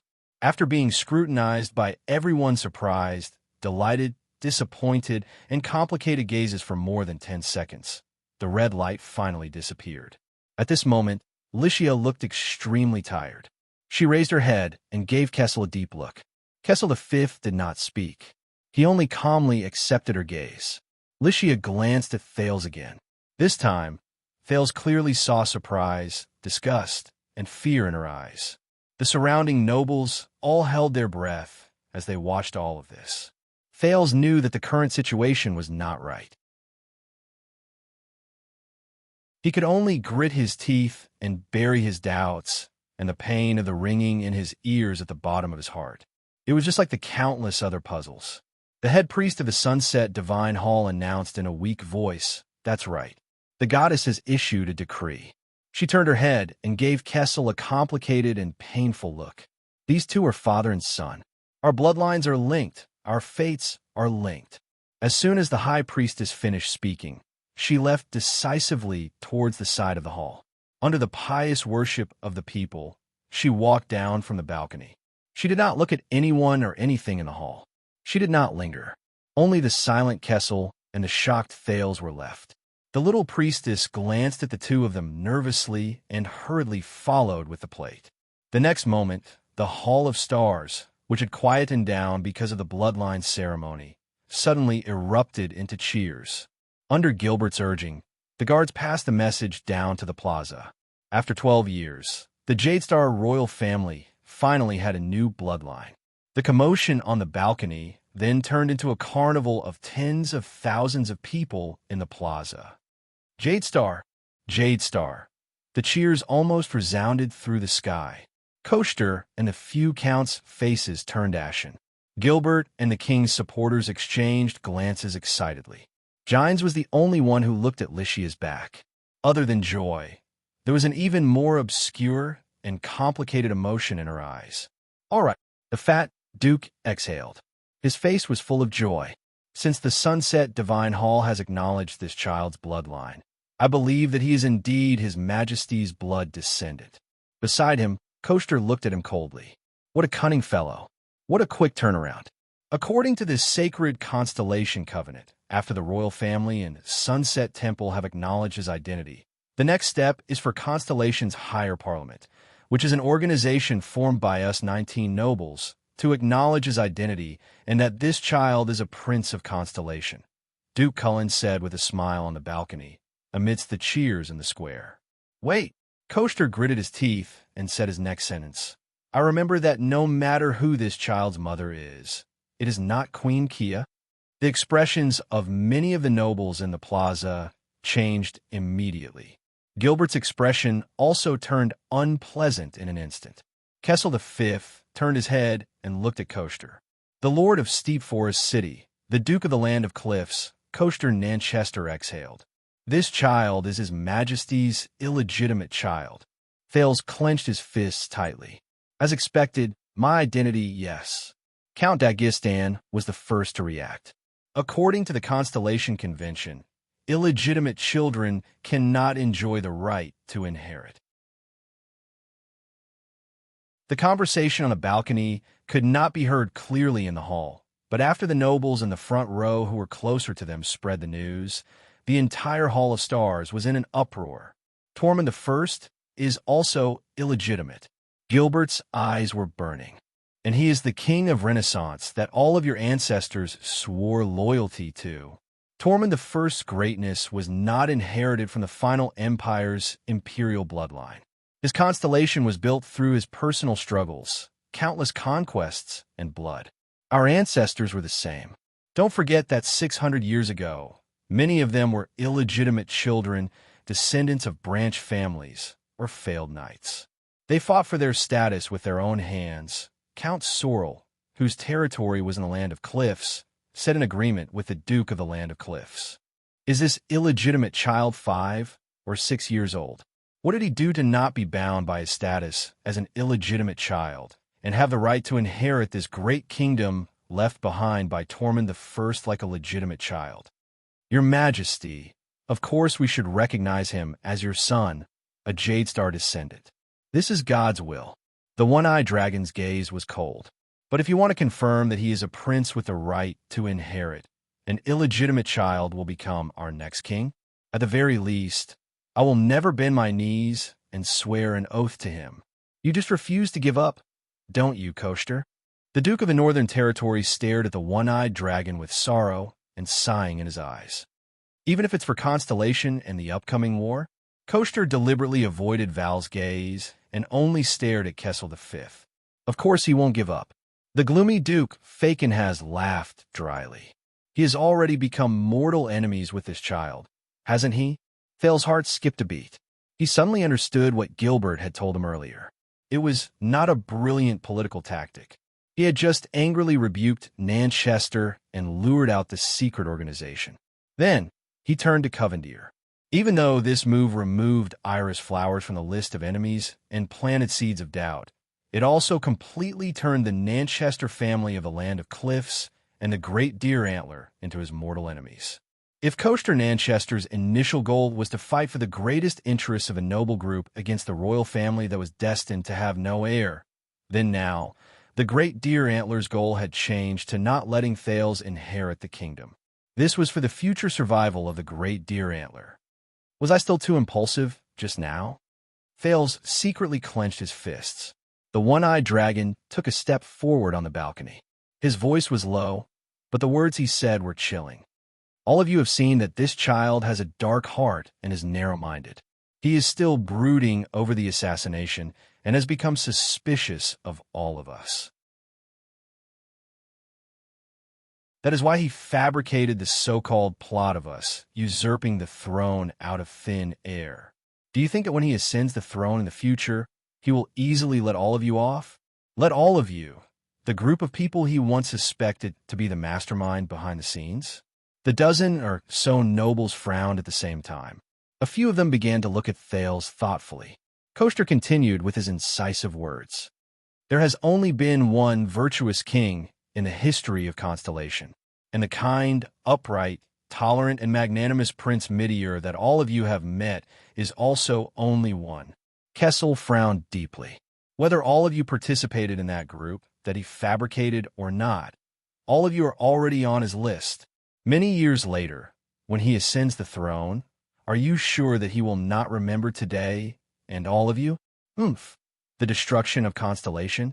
When that time comes, when all the nobles are in danger, that will be the true day of destruction. Gilbert clenched his teeth tightly. Koster had grasped the thing that the nobles feared the most. Kessel V lowered his head and glanced at the pale-faced Thales. Even if it is for the future and stability of Constellation, Your Majesty, are you sure that choosing such an heir will not push Constellation into the abyss of division and destruction? The other counts looked at each other without saying a word. They pondered over Koster's words until one of them broke the silence. Count de Gistan coughed and said with a frown, "Yes." Returning to the main topic, I also feel that it is not appropriate for an illegitimate son of a lowly status to become the supreme king of Constellation. Even if the royal family and the temple have already made their decision, the higher parliament still needs to be more cautious. He looked at Thales, who had yet to recover from the aftermath of the bloodline ritual. However, his gaze was no longer rude and judgmental, but cautious and cautious. Kessel V tapped his scepter and said indifferently, "It seems that it is indeed not easy for the suzerains to come to a consensus, is it not? Then, the last step is for the members of the higher parliament to vote and decide their attitude towards this child." Thales took a deep breath. In the end, my fate is still not in my own hands." The Supreme King looked at Duke Cullen, who was being supported by someone. Duke Cullen sighed and nodded slightly. "The vassals of Blade Edge Hill are not present, so there are 3 fewer votes. However, the remaining 5 guardian dukes, 11 appointed counts, and a total of 16 high-ranking vassals still have the right to make the decision." The plump duke opened his eyes slightly. "Everyone, should this child become the Prince of Constellation with the right to inherit the throne?" Gines, who was standing behind the king, finally could not take it anymore. She shouted angrily, "Hey! Why does the higher parliament still need to recognize the prince of the royal family?" The dukes and counts ignored her. Only Koster snorted softly. "This is a man's matter," the one-eyed dragon said scornfully. "Madam, please be quiet, because this child is related to the right to inherit the throne. This is a vow made on the day Constellation was founded." The old Count Caribbean spoke at this moment, dispelling Gines' awkwardness. He sighed slightly and said, "The king and the suzerains rule the country together. May the tyrants of the empire never appear again." Duke Cullen glanced at Thales with his murky gaze. "According to the regulations set by Mendes III 150 years ago, it will be valid if it exceeds half, or if it is exactly half. This child will be an illegitimate son who only has the right to inherit property."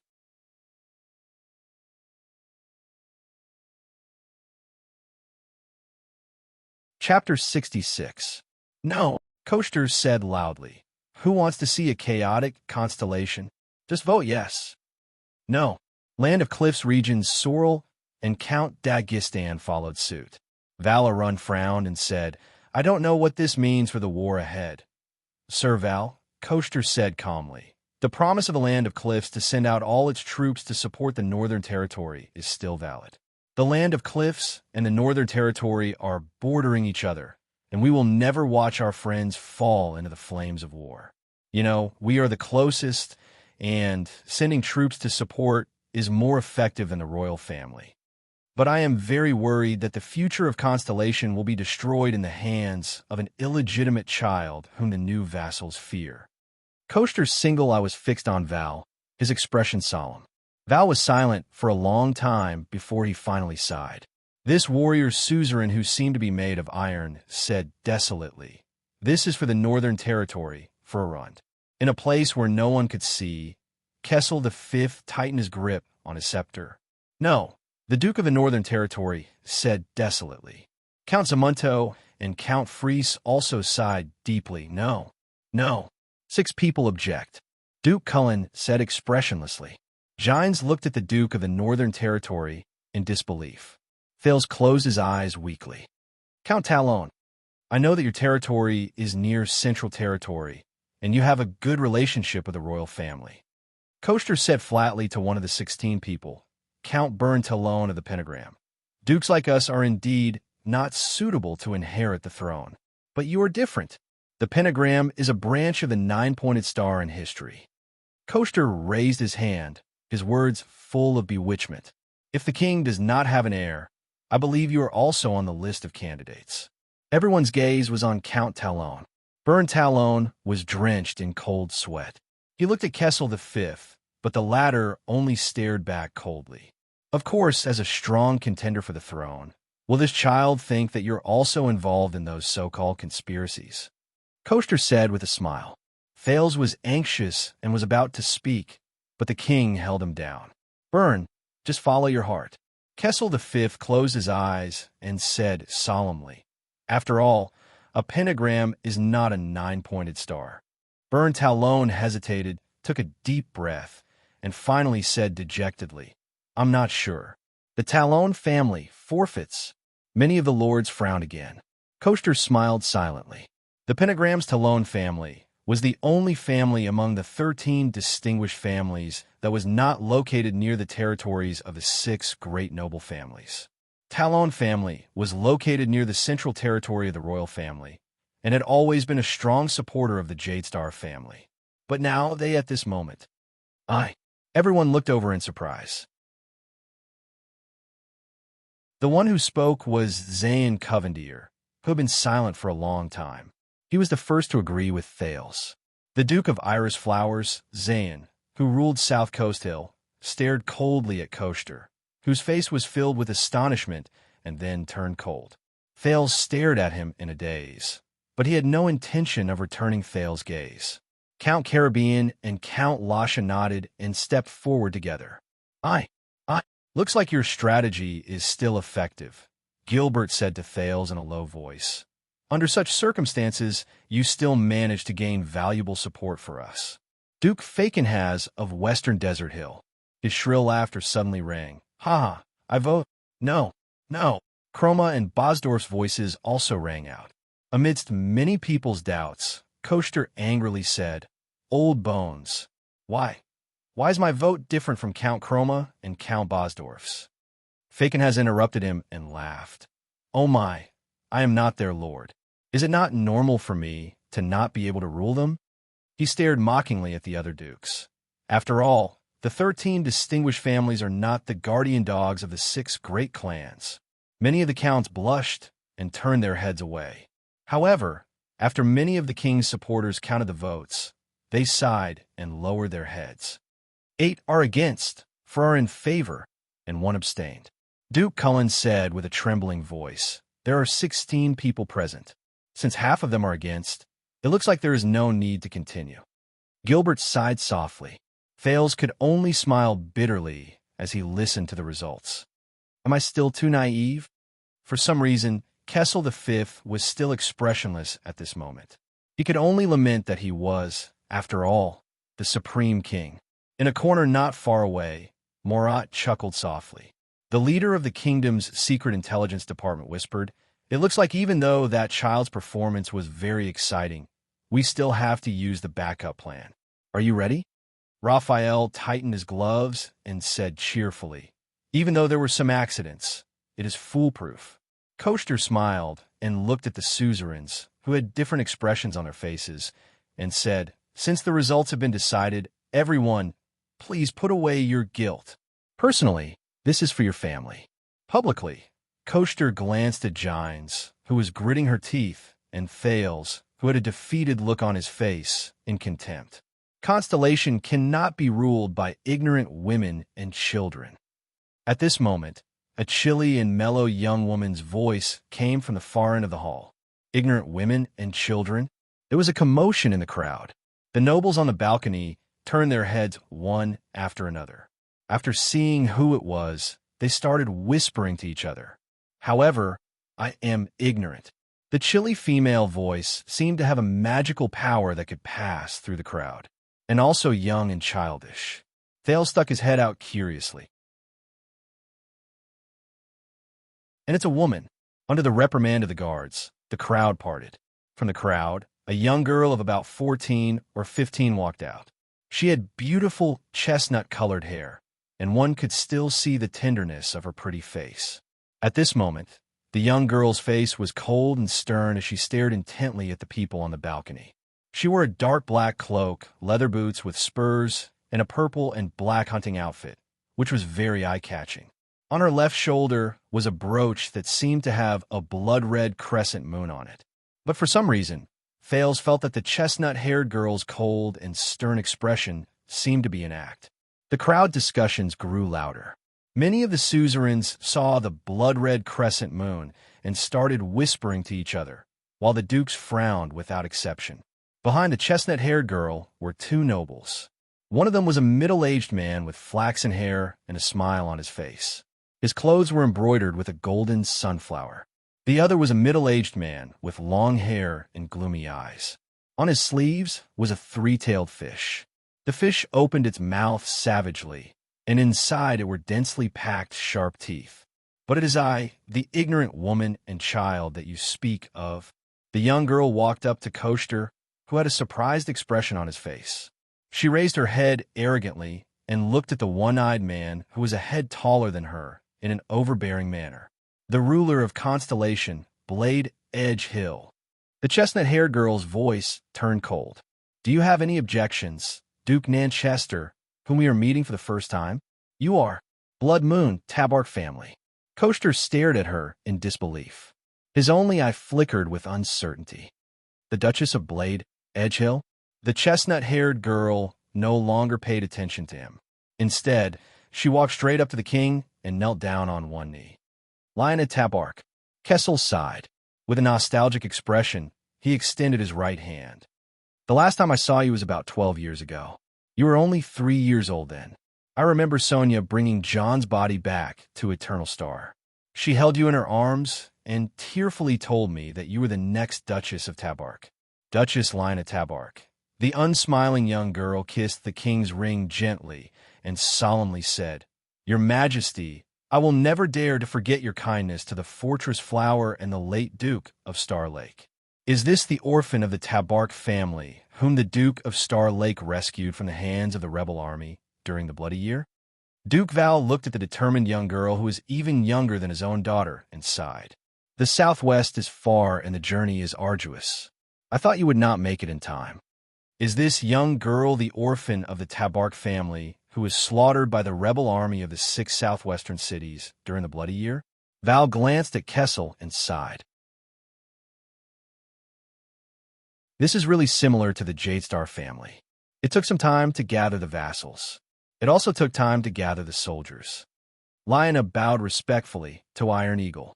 "Please be rest assured that when the kingdom is in trouble, Tabark will definitely do his best, regardless of the sacrifices, returns, and gains and losses." Upon hearing this, some of the counts stole glances at Koshter. The latter snorted softly and turned his head away. "Our vow is eternal. Even if we are attacked by swords and axes, even if blood is spilled on the ground, the Blood Moon will always stand on the side of the 9-pointed star family." Kessel V looked at the resolute young girl and nodded slowly. Then he watched as the two nobles behind her walked forward and knelt down to kiss their rings. "Sukater and Ki-Sin," Kessel said steadily, "I hope that the two of you will support each other and cooperate seamlessly in the southwest. I hope that the tragedy of the Bloody Year will not happen again." "Of course, Your Majesty." Bruce Sukater, who was in the prime of his life, smiled cautiously. "Although the morning sunflower is isolated beyond the sea, it will always be attached to Constellation. The piranhas will devour all enemies who harm the Blood Moon and the 9-pointed star, regardless of whether they come from within the kingdom or abroad." Gunther Ki-Sin's gaze was cold as he looked around. "Oh my," as expected of the Constellation's general edict. Fakenhaz's mocking and unpleasant laughter rang out again, along with his applause. "The 6 great clans and the 13 distinguished families have gathered in the capital.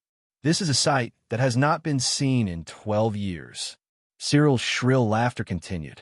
"It would be even better if there was no war with Extet. Of course, if there was no war, we would not be here." No one paid attention to him. Everyone was calculating the impact that the sudden appearance of the 3 great clans in Southwest Blade, Edge Hill, and their stance would have on the situation. Koshter's expression changed drastically. He looked at Duke Cullen, his eyes full of urgency. But the old guardian duke of the Eastern Sea did not even look at him. He only said with a trembling voice, "Coincidentally, this Duchess Lyanna, but he was quickly interrupted by a girl with a cold expression. Cut the nonsense. Grandpa, I'm afraid that if you continue talking, you'll have an asthma attack. Duke Cullen choked. He opened his mouth in a daze and did not know how to react. The Castellan of Blade City, the Duchess of Blade Edge Hill, Lyanna Tabark, nimbly turned to Thales. Huh? Thales quickly coughed and put on an amiable smile. Lyanna's sharp gaze swept up and down. Thales noticed that she had a pair of green eyes. He could not help but puff out his chest and stand a little straighter. Then, just as he was about to bow, "Fortunately, you're not too ugly." Lyanna nodded coldly and snorted. Just a little skinnier, a little despicable, and a little short. A little despicable? And this, Thales also stood there in a daze. His hand, which was about to bow, was raised in midair before he retracted it resentfully. He exchanged glances with Duke Cullen, who was in front of him, and saw in each other's eyes that they were in the same boat. Lyanna turned around and stared firmly at all the nobles. She said loudly, regarding whether he can become a prince or not, "I, Duchess Tabark, vote yes." Before everyone could react, Count Sukater and Count Kisin, who were behind her, each took a step forward. One chuckled, and the other scanned the crowd with a ferocious gaze. They spoke in unison. Yes. Gilbert's hand, which was on Thales' shoulder, unintentionally tightened in his agitation. But Thales had no time to care. His heart thumped and started beating again. She agrees? There was another uproar in the hall. Star Plaza began to rumble with noise again. Duke Cullen sighed. Then, 8 people are against, 7 are in favor, and 1 abstained. And because of the presence of Tabark, Sukater, and the Kisin family, the 19 members of the higher parliament have gathered together. So, up until now, less than half of the people in favor and against are in favor. Only Javier of the Eastern Sea, Count Almond, and an old fatty like me are left. Koster clenched his fists and his heart sank. Damn it. That little bitch who rules Tabark, the upstart Sukater, and the rabid Kisin. Are they the spies that the king has prepared? Impossible in such a short time. Fortunately, Cullen and the 2 Eastern Sea families under his influence are still on our new star side. If they vote against, that boy will not have the right to inherit, and we can take our time to think about it.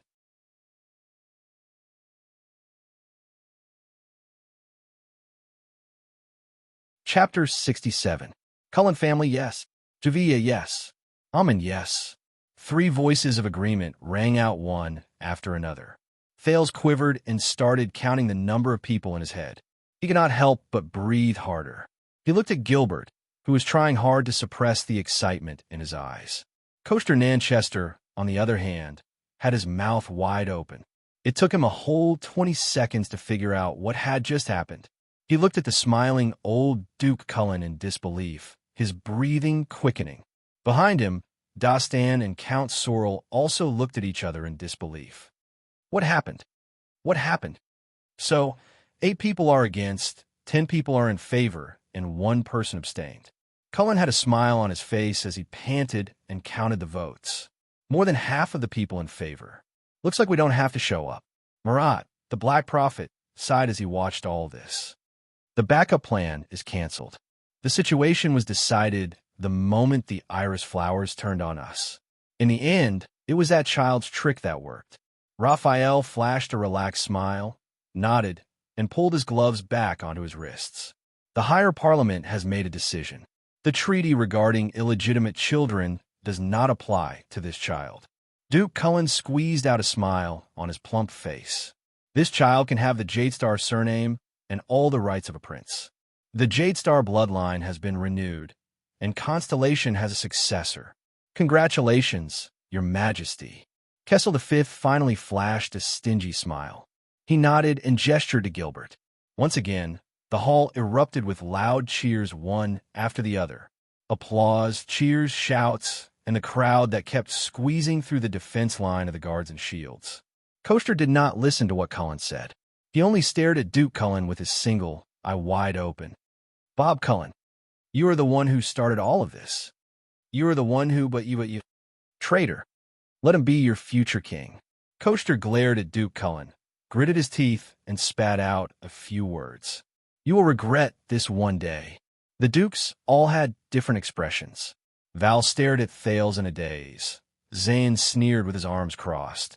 Fakenhas stared at the crowd with a ruminating look, and Lyona's expression was still cold, only occasionally glancing at Thales. As for Thales, his mind was blank. Did he pass today's test? Gilbert waved his hand with an agitated expression and took a plate from an attendant beside him. There was a rolled-up document on it. Your Majesty, young sir, even though it's a little crude and rushed, we still need to have the necessary rituals. Kessel V nodded expressionlessly. With trembling hands, Gilbert handed over the scroll with a 9-pointed starfire lacquer seal to the Supreme King. The nobles with different expressions slowly dispersed, leaving the center of the balcony to the father and son. Kneel. Kessel V still had a complicated expression on his face, but he looked at Thales with extreme seriousness. The prince adjusted his breathing and knelt down on one knee. Here it comes, he said to himself. On this day, although this was not the future he could choose, wanted to choose, but in this dangerous and unknown world, he was like a small boat that was being battered by huge waves, and he was completely powerless to control his own fate. In fact, the fact that he was still alive was already a great fortune. And now, Thales looked at the other side. Kessel V took off the seal on the scroll and slowly pulled it open. The tens of thousands of people in Star Plaza saw a small figure kneeling in front of His Majesty. They excitedly cheered, roared, clamored, and clapped. Some people even began to attack the line of order of the city defense team and the police station. Jade Star, in the name of the 39th Supreme King of Constellation, the Southern Islands, and the Western Desert, Kessel Mindes, Eddie Jade Star. Kessel V read the contents of the scroll and stared at Thales with his sky-blue eyes. This person before me is a descendant of Jade Star, of the kingdom's bloodline. Sunset Goddess bears witness to his bloodline. The Jade Star royal family guarantees his identity. The higher council recognizes his rights. Gods, kings, suzerains, the three pillars of Constellation. Thales squeezed his knees even harder. He could not help but think of the national conference with its ups and downs. Regardless of your past, when you stand up, you will stand up as, that is, at this point, Kessel V suddenly paused. His hand, holding the scroll, actually trembled slightly. Thales furrowed his brows. He knew why the king stopped here. He knew.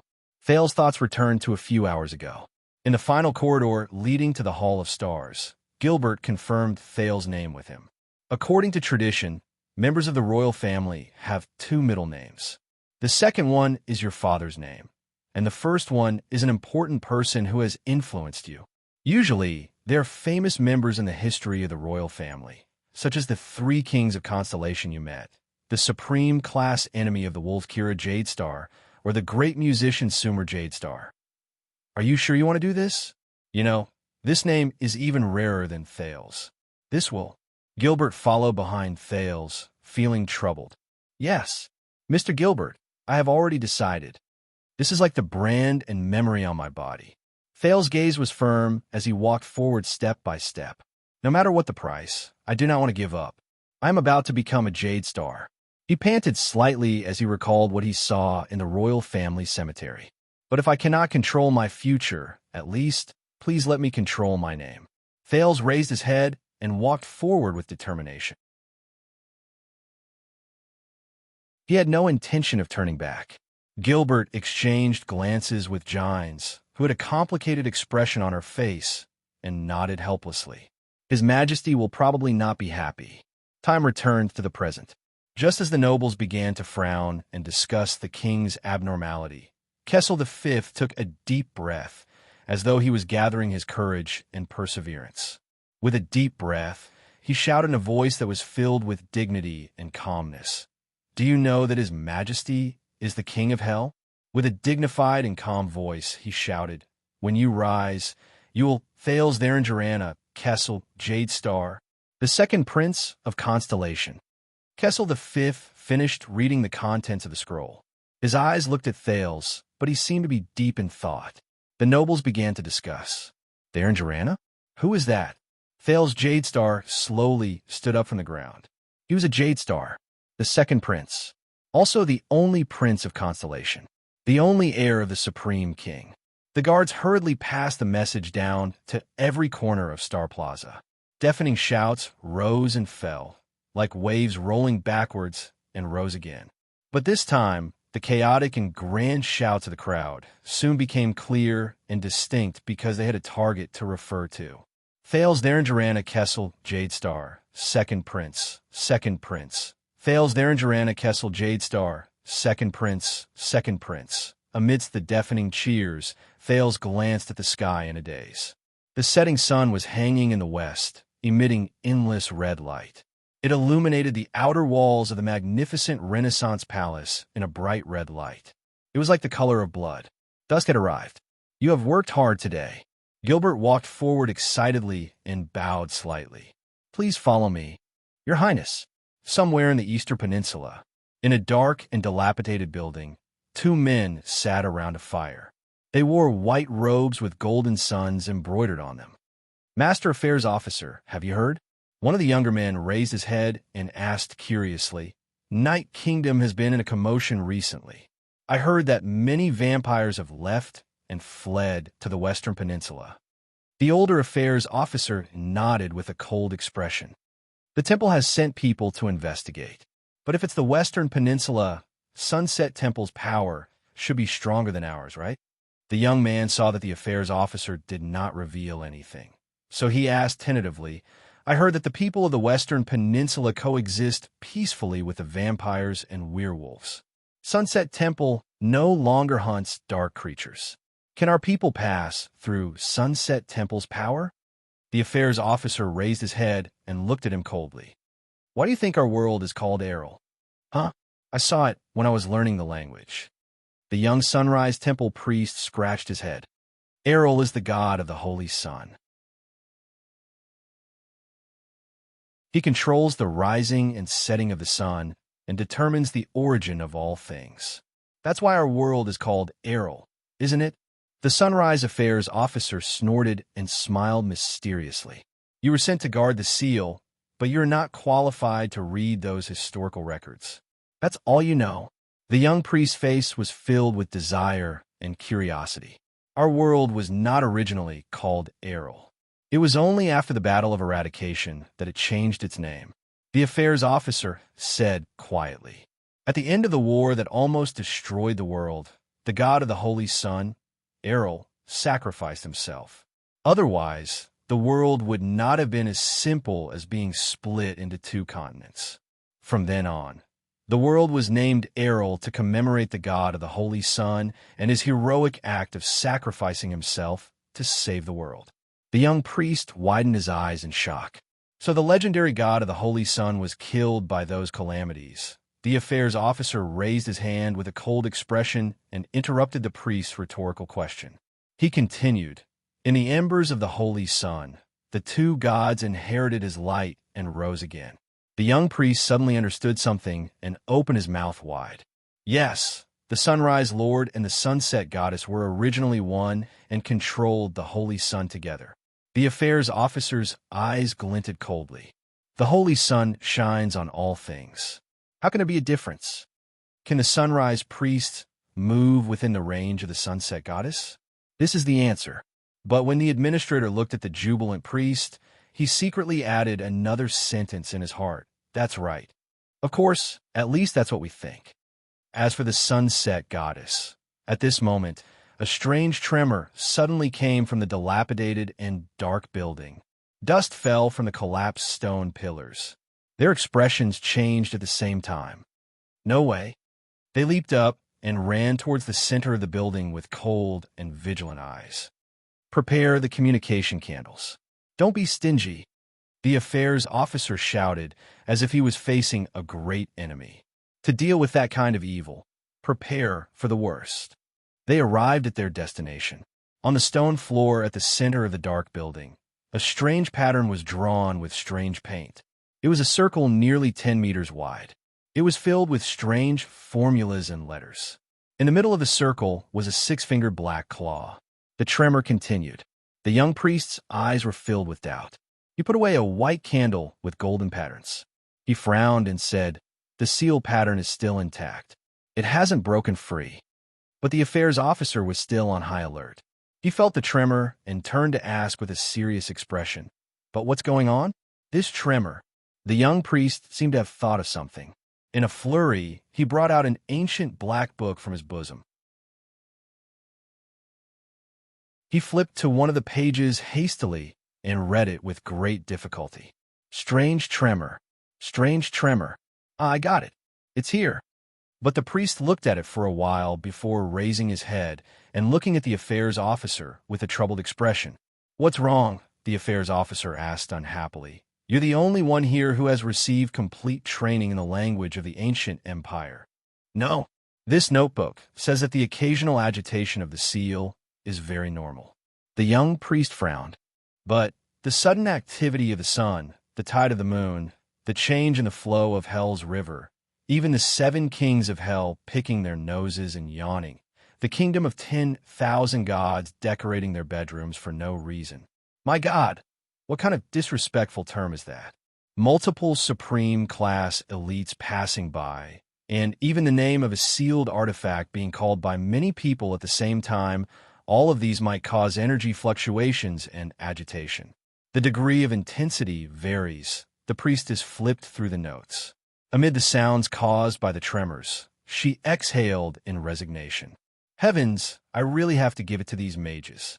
A single question has 6 to 7 different conditions and more than 20 possible answers, and they even have to mark it with "to be continued." What's the difference between that and not being able to find the answer? No wonder they became extinct. There has to be someone with the highest possibility, right? Are we just going to ignore it? The administrator suppressed his anger and asked. The young priest flipped through his notes anxiously and furrowed his eyebrows. "I don't know. I'm just a third-rank white-robed priest of the Sunrise Shrine. I'm not." At this moment, the tremors suddenly stopped. The two of them raised their heads and looked at each other, seeing the doubt and relief in each other's eyes. The tremors did not come again. The administrator finally breathed a sigh of relief. He glared fiercely at the priestess, turned around, and left. The priestess looked at the administrator's back and continued to speak, feeling wronged. "It's not like you're an extinct mage or a witch. You know everything and can use all kinds of methods to figure out everything," the administrator said without turning his head. "You should be glad that they're all extinct." His tone was filled with annoyance. The young priestess, who was the target of his anger, glanced at the 6-fingered black claw and rolled her eyes. If those mages did not go extinct, the administrator's back disappeared behind the stone pillar, but his displeased voice continued to travel. "How could a rookie like you have a right to sit here and guard the seal? If the mages did not go extinct, of course I wouldn't have the right to be here, but..." The young priestess raised her eyebrows and glanced at the circle on the ground. She shook her head and spread her hands in resignation.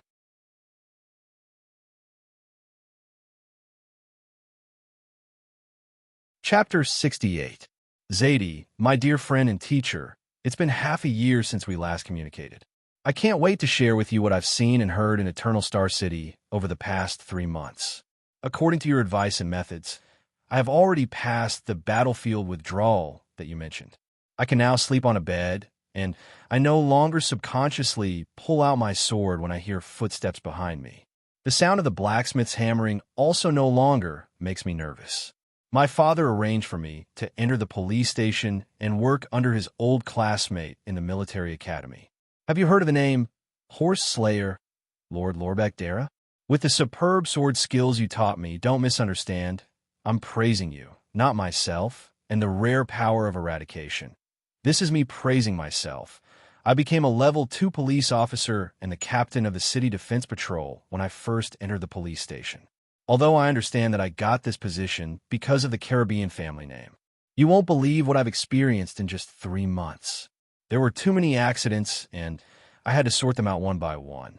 As I mentioned before, Constellation is an old and decaying country. As a descendant of the Empire, the past is no longer glory, but more like a burden.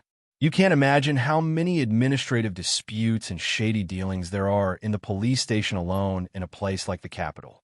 Its efficiency and effectiveness are so low that it's unbearable, let alone the common people. So much so that the street order and living functions of a few districts in the capital are actually maintained by the gangs.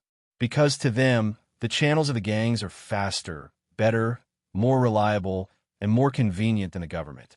Coincidentally, I obtained an informant in the Blackstreet Brotherhood. It was under such circumstances that I got involved in a life-and-death battle between the two major gangs in the capital. Once again, my understanding of the gangs and these non-government figures was refreshed. Regardless of the innumerable ordinary class and superclass elites, there were also quite a few psionic warriors, and each of them had the right to occupy a place in the legendary Winged Stardust unit. There was only one thing that I was very concerned about. Do you still remember what you told me about the swordsman who abandoned the original heart of the sword and the mission of the Tower of Eradication's existence? You mentioned before that their swords have turned into pure, killing weapons, and their power of eradication has also changed into the purest power of death.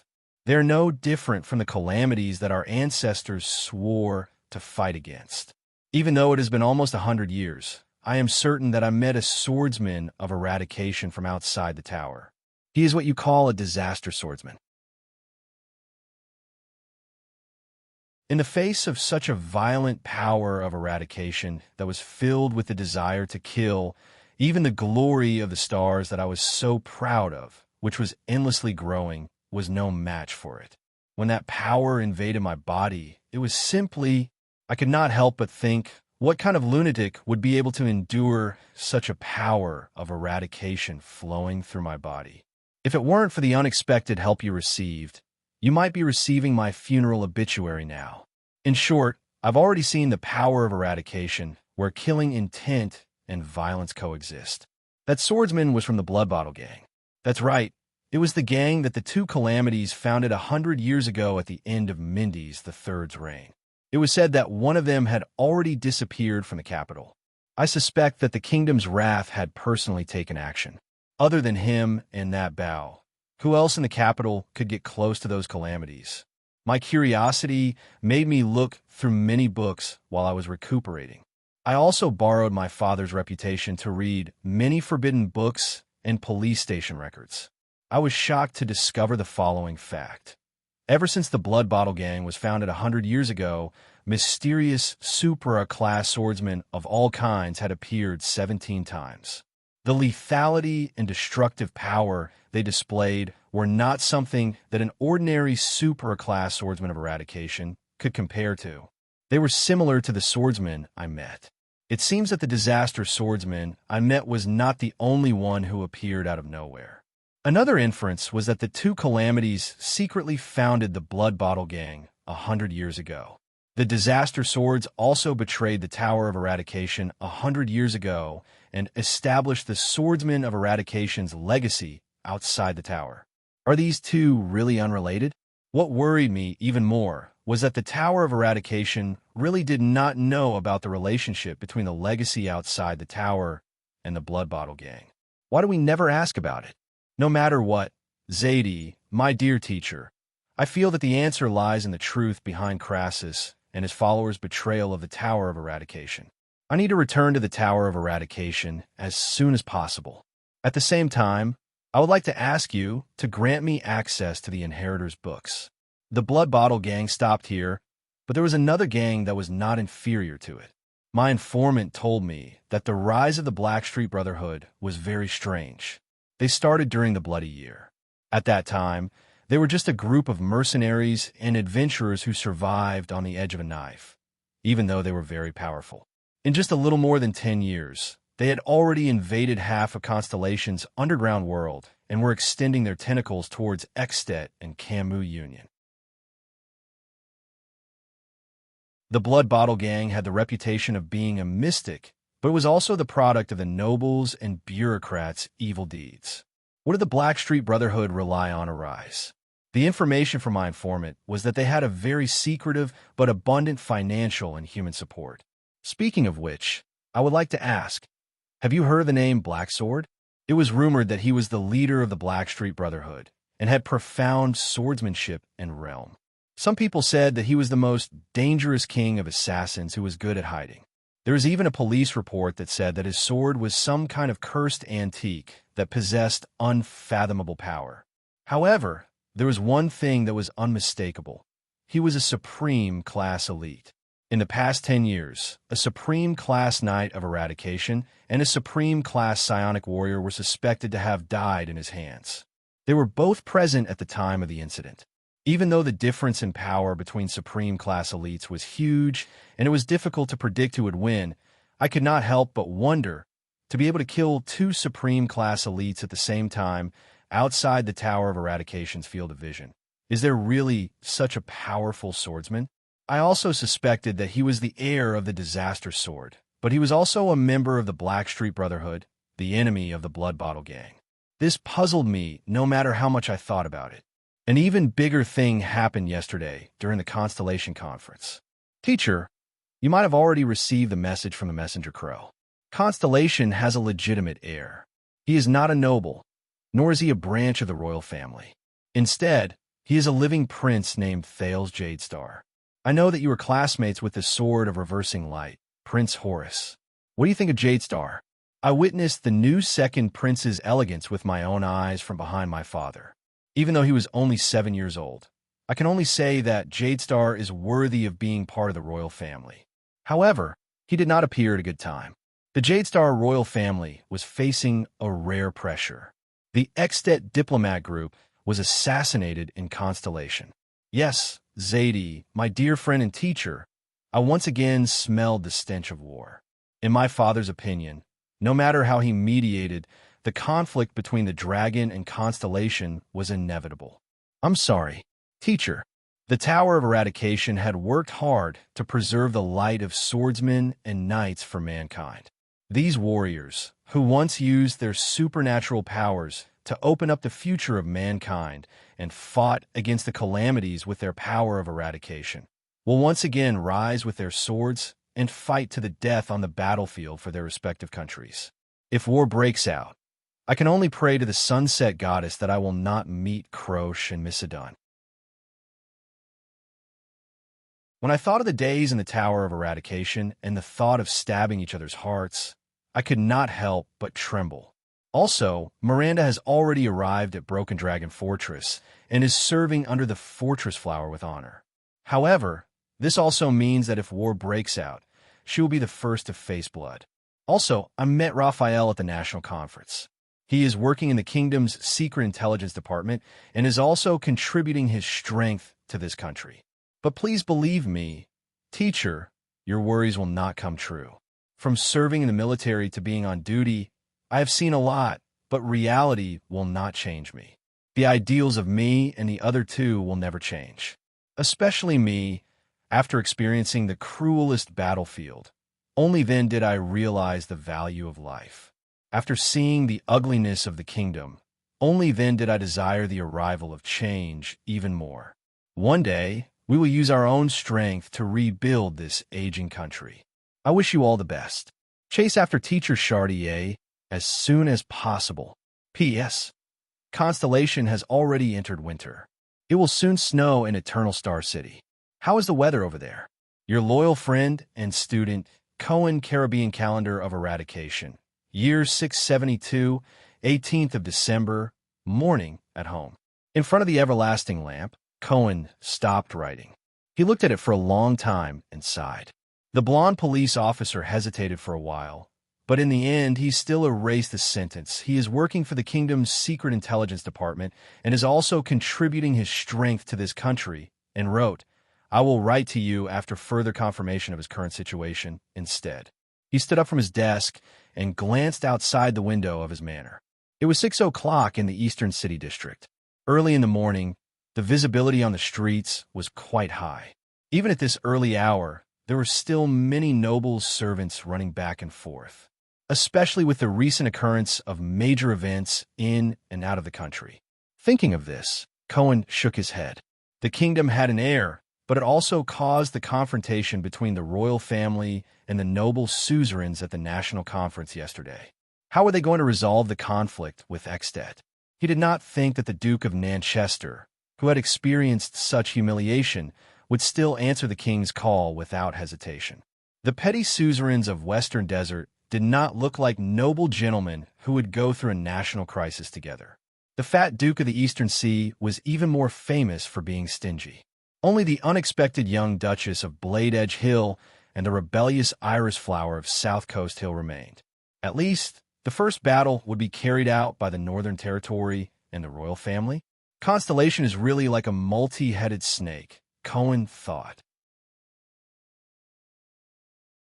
But then he remembered that the multi-headed snake, Kilika, was killed by the human hero, the founding monarch of Extet, Rikaru Extet. His heart became even more gloomy. The sound of hooves could be heard from the road outside the window. A group of knights rode out of the inn that was specially used to entertain foreign nobles. But the rhythm of their riding and the strength of their whips were different from the usual Constellation knights. The riding of Constellation's cavalry emphasized harmony, stability, and the whips of the horses were just right. But the rhythm of this group of knights was fierce, and the whips of the horses were extremely heavy. Their steps were uniform, and their discipline was awe-inspiring. They were a little like the knights of the Northern Territory. Wait a minute. Cohen's pupils suddenly shrank. He saw the flag that the group of knights were holding. Asterisk bang. Asterisk Cohen suddenly pushed open the window. He stuck his head out, trying to see the flag clearly. That flag with a color that was incompatible with Constellations. The flag had a red border and a black base. On the flag was a roaring crimson dragon. The dragon's claws were ferocious, the dragon's wings were wide open, and the dragon's eyes were pure black. What a rough and violent style. The blonde police officer was slightly taken aback. Did they arrive in the wee hours of last night? The city gate did not stop them and let them rest in the inn outside the city, but let them in? Is this His Majesty's will? Suddenly, the coldness on his face caused Cohen to shiver. Cohen reached out and touched his face. He felt a crystal on his face. The police officer was stunned. He reached out and caught the second and third crystal outside the window. White stars fell from the sky. It was snowing. Cohen took a deep breath and looked at the sky. Winter had arrived. Early morning, he woke up on the hard stone bed that was unique to Renaissance Palace. He slid down the bed and stepped on the same cold stone floor as yesterday. It seemed even colder than yesterday. Thales felt as if he was living in a dream yesterday. Step by step, he followed Gilbert to the starry blue carpet from the Hall of Stars yesterday afternoon. He no longer cared about the king and suzerain's argument behind him. The nobles, bureaucrats, and citizens on both sides bowed to him. They addressed him as Your Highness. Prince Thales, are you hallucinating from the excitement? Thales suddenly woke up and looked up to see Gines. The mature and charming female official was leaning against the stone door with her arms crossed, looking at him quietly. No, I'm not. The prince answered flatly. I just feel that it's a little unreal. I'm also a loss. Gines looked at him and snorted softly. Of course, you were just a nobody in the past. But now, you are a prince, Prince Thales, the second prince of Constellation. No, it's not that simple. Thales sighed and smiled bitterly. He buttoned his shirt and grabbed his coat. In the past, I only needed to think about how to survive. From today onwards, what I need to think about is how to survive, Thales answered quietly. He buttoned the last button on his belt. Gines frowned, then raised her eyebrows. Another jade star, she thought to herself. Pitiful jade star. Thales fastened his leather boots, but that sentence appeared in his mind again. Fight for Constellation, die for Constellation, and live for Constellation. Am I really ready? He paused for a moment and fastened the sheathed JC dagger to the belt at the back of his waist. Are you ready, Your Highness? A familiar voice came from outside the door. Gilbert's figure appeared at the door. There was an unusually solemn expression on his face. Gines sighed and made way for the former Foreign Affairs Minister. Gilbert took off his hat and bowed to Gines as he said to Thales, Please forgive me for disturbing your rest the next day, Your Highness, but please hasten your grooming." Thales revealed a puzzled expression. Gilbert took a deep breath. "They are here, Your Highness.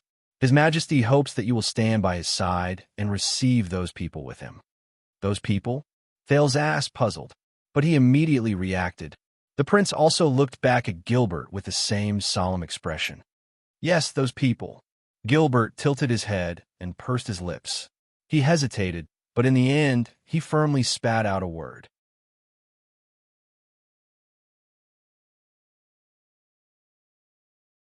Chapter 69. When most constellations thought of extensions, their first reaction would always be tough and hardy. Their second reaction would be different. Most of the civilians would touch their heads in confusion and say that they were barbaric or boorish, while the merchants would probably laugh and say, "Honesty makes business easier," while the mercenaries and adventurers would smile mysteriously and tell you that they were the first choice regardless of whether they were the vanguard or the rearguard. The veterans who had fought against them would frown and sigh deeply in their memories amidst the ale and tobacco, leaving behind a sentence: "They are not to be trifled with." However, from what Thales had read about the history of the continent, at least the nobles and suzerains of Constellation had a completely different and complicated impression of their powerful northern neighbor. As the strongest country in the Western Peninsula, Extet had an intimidating and powerful army and shocking battle records. It was a trustworthy and solid ally during the Peninsular War, but also a ferocious and terrifying dragon when the three strongest forces in the Western Peninsula fought. Compared to the orderly and refined Constellation, this was a valiant country full of romantic spirit and rebellious heart. It was a martial and heroic country. Its long tradition even predated the ancient empire. From the distant, uncivilized era, the king of the north, Takmu, and the orcs formed the alliance of 10,000 beasts, to the Iron Blood King's heroic sacrifice to fight against the orcs as the humans' last line of defense. In this northern territory of the humans, the bitterest cold wind had once blown the humans awake from the weak and uncivilized era. Then, during the Age of Kings, during the decisive Battle of Queekur, 2,000 human Iron Cavaliers charged forward with indomitable will and launched a holiness exorcism campaign against the 20,000 orc heavy infantry formation. Then, the valiant knights in the north gathered under the Emperor's banner and conquered the world with swords and fire to build the ancient empire. The land in the north witnessed how the humans' single saber and thin sword became the sharpest blade in the world. During the age of the Empire, Northland Province's king of rebellion, Quiso, rebelled against the tyrant. Although he was not famous in Constellation, which considered themselves to be the rightful descendants of the Empire, Thales had read that the king of rebellion attacked the three main armies of the Empire with his remaining 300 men at the side of Lonely Old Peak. In the end, he died heroically in the battlefield. This awakened the seemingly powerful empire's accumulated diseases and internal injuries, and started the first civil strife in the empire. The closest thing to the current Extet kingdom was the Battle of Eradication, where the hero Raikuru descended from the sky with his knights during the darkest and most desperate moment. They charged straight into the heart of the enemy's army, igniting the Northland province and even the entire world's hope of resisting the Battle of Reversal Cold Wind. He saved the northern and western fronts, which were in imminent danger, not to mention the post-war division of the Peninsular. He and his 10 loyal knights created the legend of Extet's founding. More recently, the legendary adventure of Extet's hero Chara, the prophet Kai Peng, and Constellation's Oathkeeper Midiur, as well as how they fought side by side against the Eastern Peninsula's allied forces during the Second Peninsular War and turned the tide were stories that people in Errol loved to talk about. At least, this was the case in the Western Peninsula. Compared to Constellation, which was like an old gentleman who shouldered the heavy orthodoxy of the empire, and whose founding story was full of sorrow and bitterness, Extet was full of heroism and resistance. It was more like a warrior in his prime who was full of hope and passion. Wherever the tip of the sword pointed, it would move forward with indomitable will, and it would have no regrets even if it meant death. Just like the extension in front of Thales. Extet's emergency envoy, Baron Lissau Wieder, stood upright in the meeting hall in Renaissance Palace, which was second only to the Hall of Stars. He did not care about the hostile gazes of the Constellatiate officials and nobles in the hall. He stood casually with his arms crossed. He lowered his head and looked at the ground. Occasionally, he would raise his eyes to sweep his surroundings, but he did not seem inelegant or rude at all. It was as if this was how he should be. However, the faint smile at the corners of his lips made the onlookers frown. LaSalle appeared to be in his early 40s. He held a scroll sealed with a red dragon seal in his hand. Not only was there no fear on his face, there was even a hint of arrogance on his face. When the people in the hall were swept by his eyes, which were filled with fighting spirit, they had the illusion that they were not the ones sizing up the envoy, but the extension who stood in the meeting hall was sizing them up arrogantly. Under such circumstances, Thales pursed his lips tightly and stood together with Gilbert. They stood inconspicuously next to the Constellation throne, which was located several steps above the stairs. In the hall, from the dukes of the 6 great clans, the heads of the counts of the 13 distinguished families, to the members of the Imperial Conference, Chief of Intelligence Morat Hansen, Minister of Finance Kirkman, Military Advisor Soderreiter, and so on, all of them stood quietly at the side of the throne. The center of power in the entire constellation was waiting for Kessel V to speak on the throne. Kessel V's sky-blue eyes were also carefully sizing up the person in front of him. He was the emergency envoy sent by Extet after Prince Mariah was assassinated. The envoy was able to cross the border from Dragon Cloud City without stopping and rush to Eternal Star City 6 days after the incident. It was enough to show the urgency of the matter and the envoy's attitude. "What have you brought, envoy of the great dragon of the north?" Kessel's voice spread. "Me? Humph. I personally didn't bring anything." The extension's emergency envoy, LaSalle, chuckled. His gaze instantly turned cold. "But very soon, all of Extet will bring their sorrow, their despair, and their anger." The entire hall fell silent. Baron LaSalle stared straight at King Kessel without flinching.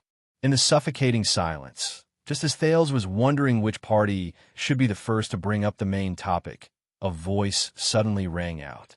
Kessel V broke the silence. "I recognize you." The king spoke slowly. His deep voice echoed throughout the entire hall.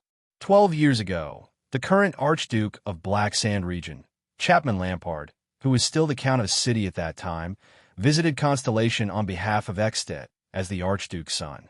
"You led his horse during that diplomatic mission." LaSalle frowned at first, a little surprised at Kessel's memory. But then he chuckled. "What a shocking memory, Your Majesty." LaSalle flashed a smile that made people uncomfortable. "I also remember very clearly that you were still the 5th prince at that time, and you were standing alone in a corner." He placed his hands behind his back, took a step forward, and continued. "I watched Chapman Lampard strongly suggested to the white-haired, old King 80, who had suffered greatly from the rebellion, that as long as the territories of the 5 counties that originally belonged to us Northlanders and Extet are returned to their owners, Extet would then generously send troops south to help our longtime ally quell the growing rebellion." Many people furrowed their brows.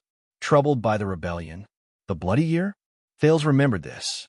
But Thales also noticed that the envoy placed the words, "us Northlanders," before Extet.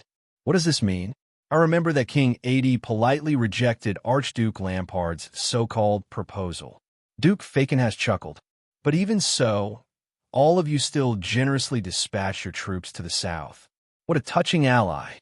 LaSalle smiled mysteriously and did not reply. "Archduke Lampard is probably illiterate." Count Zamunto's eyes were burning. "The 5 counties you mentioned are ruled by the Arun family, Zamunto family, and the Fries family respectively. Our ancestors have owned them since the establishment of Constellation.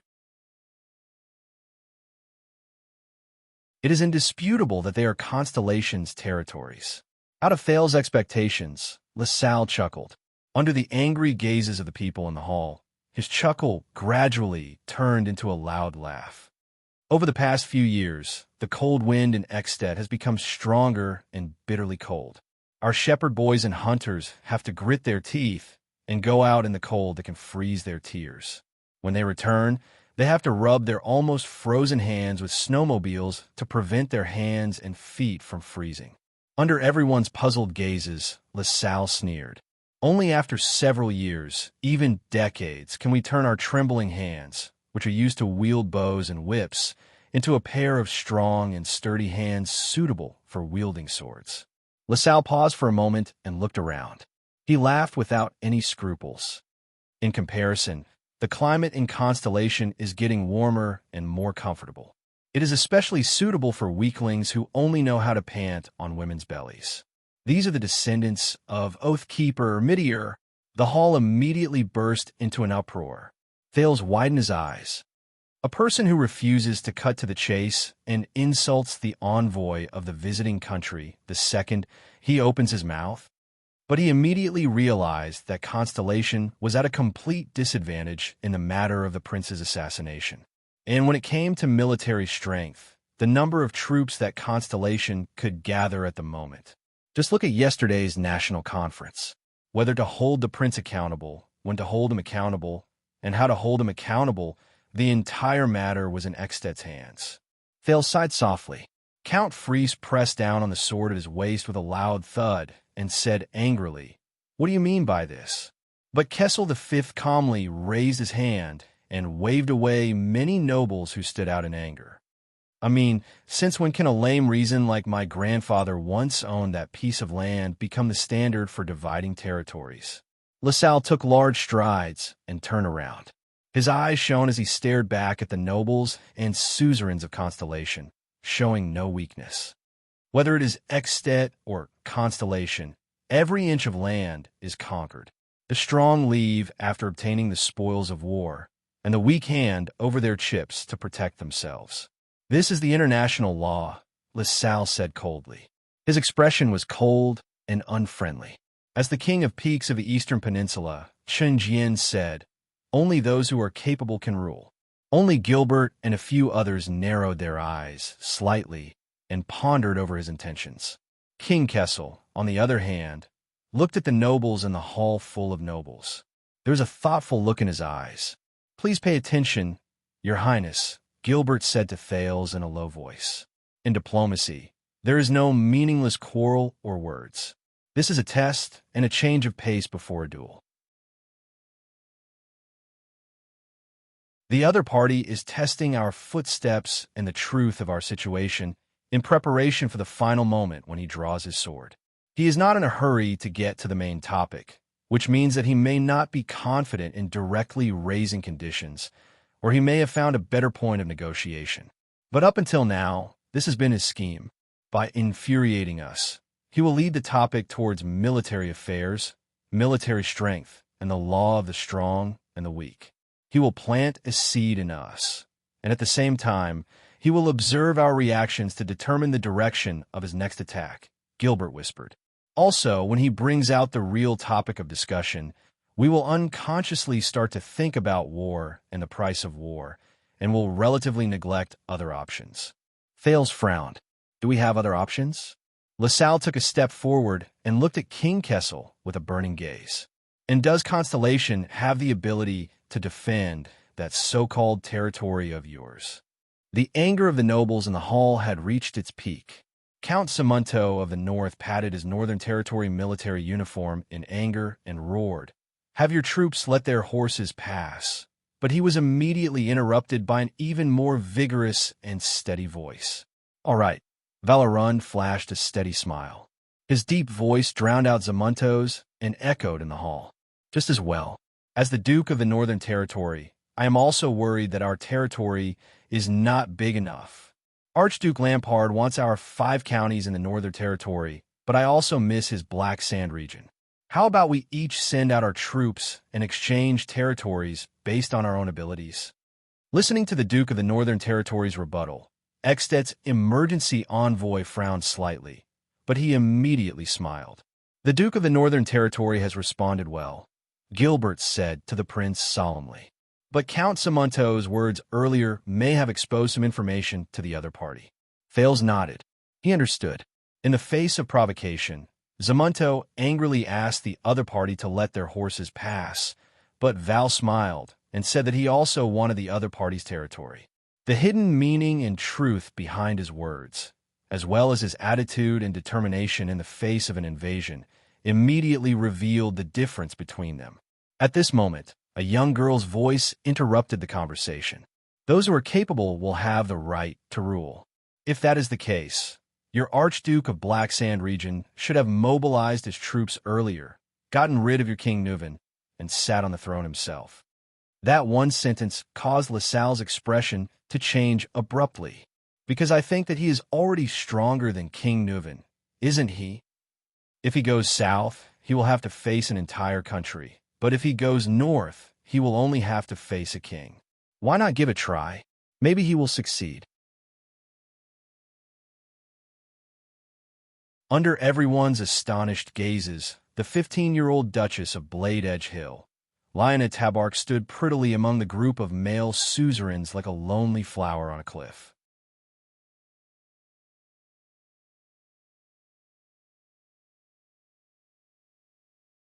Chapter 70.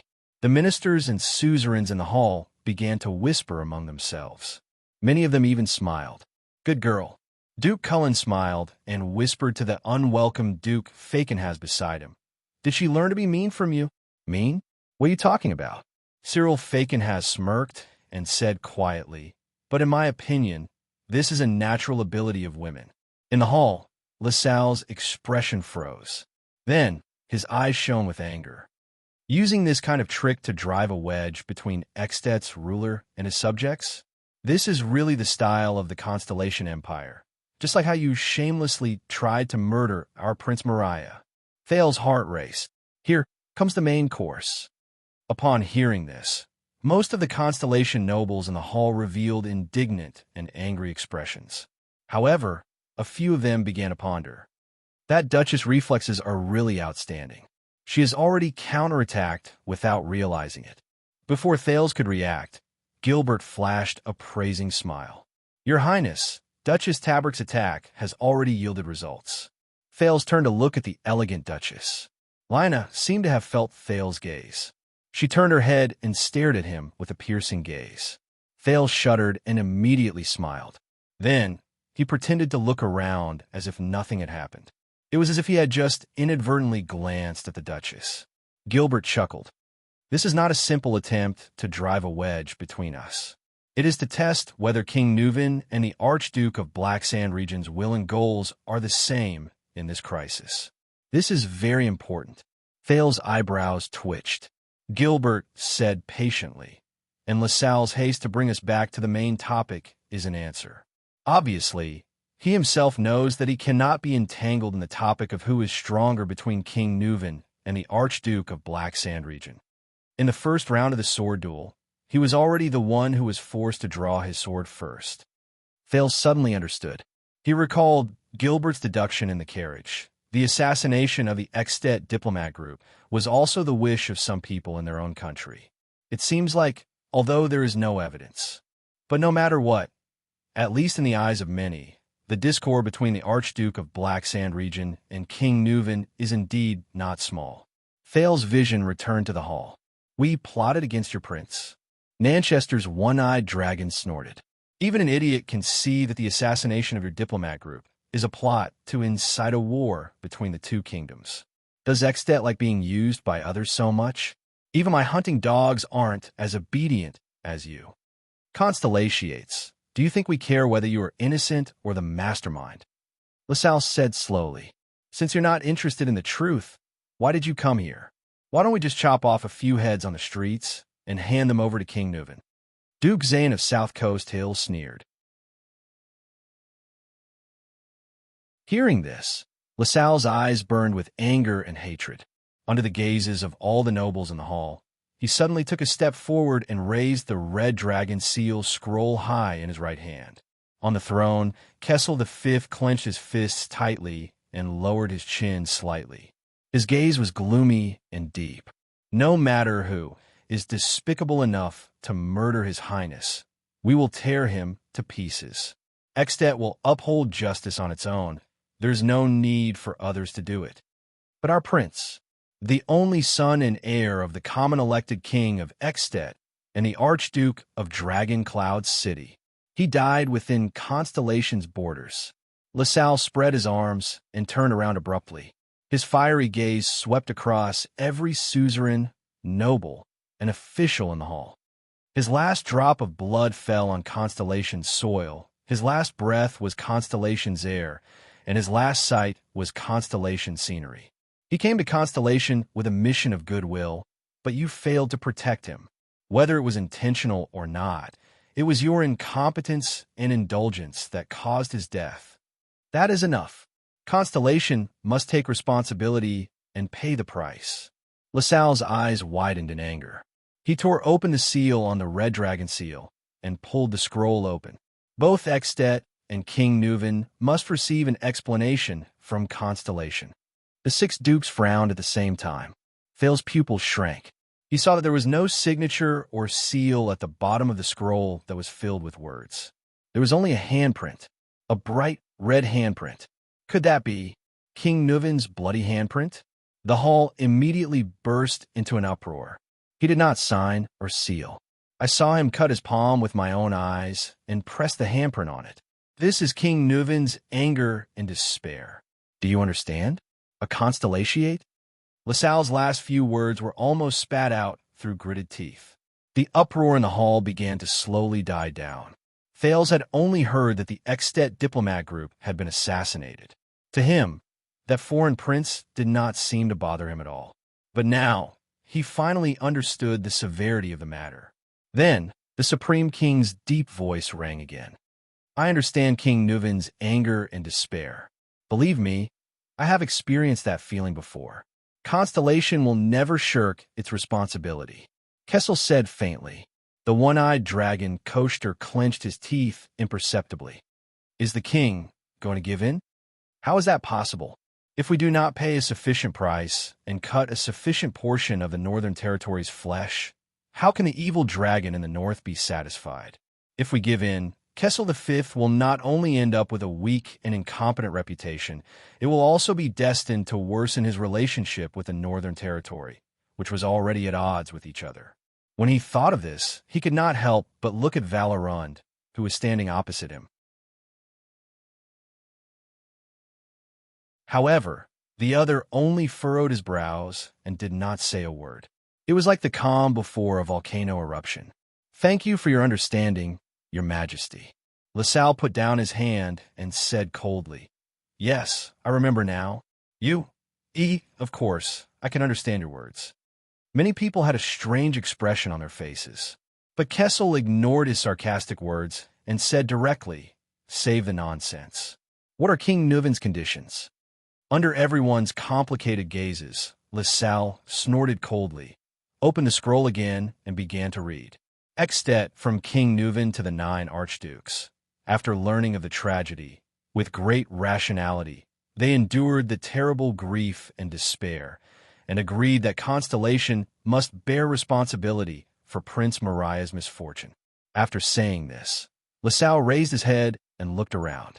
Then Kessel nodded slightly. Very reasonable. The noble Prince Mariah met with misfortune in the kingdom. It is a disgrace to all constellatiates. LaSalle's cold eyes narrowed slightly. He then lowered his head and continued to read. First, appease the dead. Constellation must return the remains of our diplomat group in a complete, dignified, and glorious manner, especially Prince Mariah's remains. Second, seek justice. Assist us in finding and handing over the murderer and the mastermind behind the scenes. Faken has snorted softly. Assist them? Oh my God, it sounds like a superior shouting at a subordinate. As if complaining, he said to Duke Cullen, who was beside him. But the latter, who was preoccupied, only stared at LaSalle solemnly. The words of Extet's emergency diplomat continued. Third, recast honor. King Kessel, please personally issue a public apology to the entire Extet kingdom. Thale's eyebrows twitched. Gilbert's words reappeared in his mind.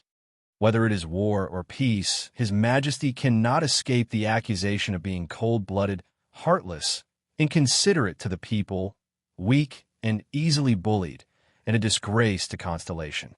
This will greatly affect the reputation and authority of His Majesty and the Jadestar royal family in the kingdom.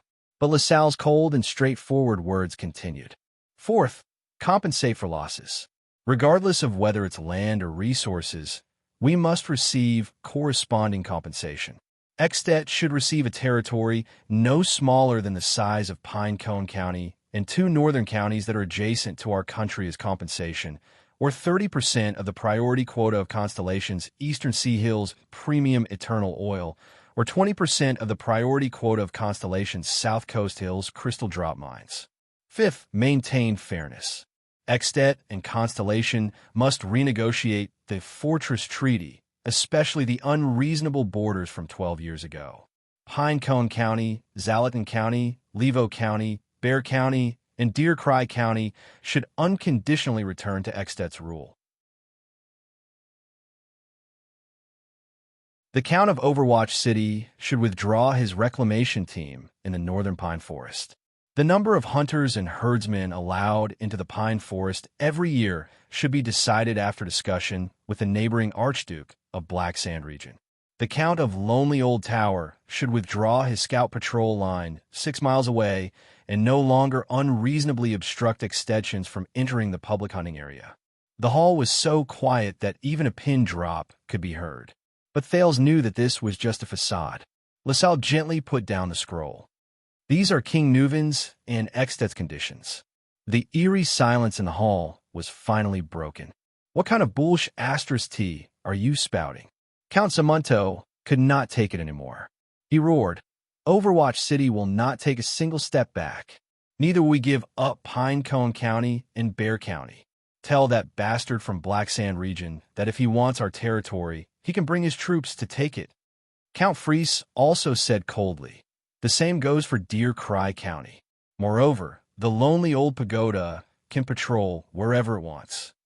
However, the Duke of the Northern Territory, who had the most authority to speak, did not say a word at this moment. He only stared at Kessel V.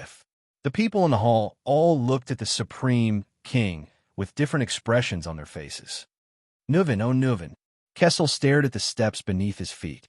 His expression was calm, as though what had happened was insignificant. Extet wants to use a dead prince in exchange for our 7 counties. Isn't it too greedy? LaSalle raised his head and stared at Kessel. Without showing any signs of weakness, he said, Extet did not just lose a prince. It also damaged our glory. We sent out a goodwill envoy, but were treated this way. Who will wash away Extet's humiliation? Who will quell the great dragon's rage? Also, Constellation, you took away a father's only son. At this point, LaSalle gritted his teeth in resentment and said, King Nuvin's only legitimate heir, who came to Constellation with friendship and peace, died in a despicable assassination. King Nuvin lost his blood kin, his only son, his only heir. Extet lost the next Archduke of Dragon Cloud City, the future hope of the Walton family. In the end, LaSalle practically roared. Despite such a blow, King Nuvin did not launch an attack in anger. Instead, he proposed conditions. Isn't this the most restrained and rational choice? The hall was filled with the nobles' indignant inhales. Kessel's tone was still calm, but it was filled with an unquestionable meaning. The first 3 conditions can be satisfied, but the 4th and 5th, the king's cold voice resounded in the hall. Constellation will not cede our land, nor is it prepared to hand over the quota of resources. If I say so, what are you going to do? Val slowly furrowed his brows. Duke Cullen sighed deeply. Fakenhaz let out an ugly laugh. Both Lina and Zayn pursed their lips and said nothing. Thales lowered his head bitterly. Is war still inevitable? Your Majesty Kessel. LaSalle laughed in extreme anger. When we came to Eternal Star, we also brought King Nuvin and the 9 Archdukes' requests. King 80 also rejected us. And then what happened? LaSalle spread his hands and looked around the hall. Many of the older suzerains, nobles, and officials tensed up. Yes, we generously dispatched our troops. Baron LaSalle's breathing quickened. His expression gradually turned cold as he gritted his teeth and said, "What it should have." He gritted his teeth and said, "The great dragon will take it himself." The people in the great assembly hall began to ponder the consequences of this sentence. 12 years ago, the flames of war and disaster that affected half of Constellation were still vivid in their minds. If justice cannot be served, fairness will unfortunately be covered in dust. LaSalle raised his right hand in an extremely oppressive manner and slowly clenched it. Of course, Extet can only choose to use war to protect our honor and His Majesty's dignity. He threatened, enunciating each word. When that time comes, it will not be a problem that can be solved with a few counties or some eternal oil. Enough, Kessel said in a seemingly profound tone. In your and King Nuven's eyes, is there no other way to resolve this matter between Constellation and the Great Dragon in a dignified manner? Do you really want to see the subjects of the two kingdoms bleed at the border? War or peace? It all depends on you, Your Majesty, LaSalle responded quickly. Are you going to tolerate humiliation and sympathize with your subjects? Or are you going to wage war at all costs? He glanced coldly at the Constellatiate vassals, especially Count Zamunto.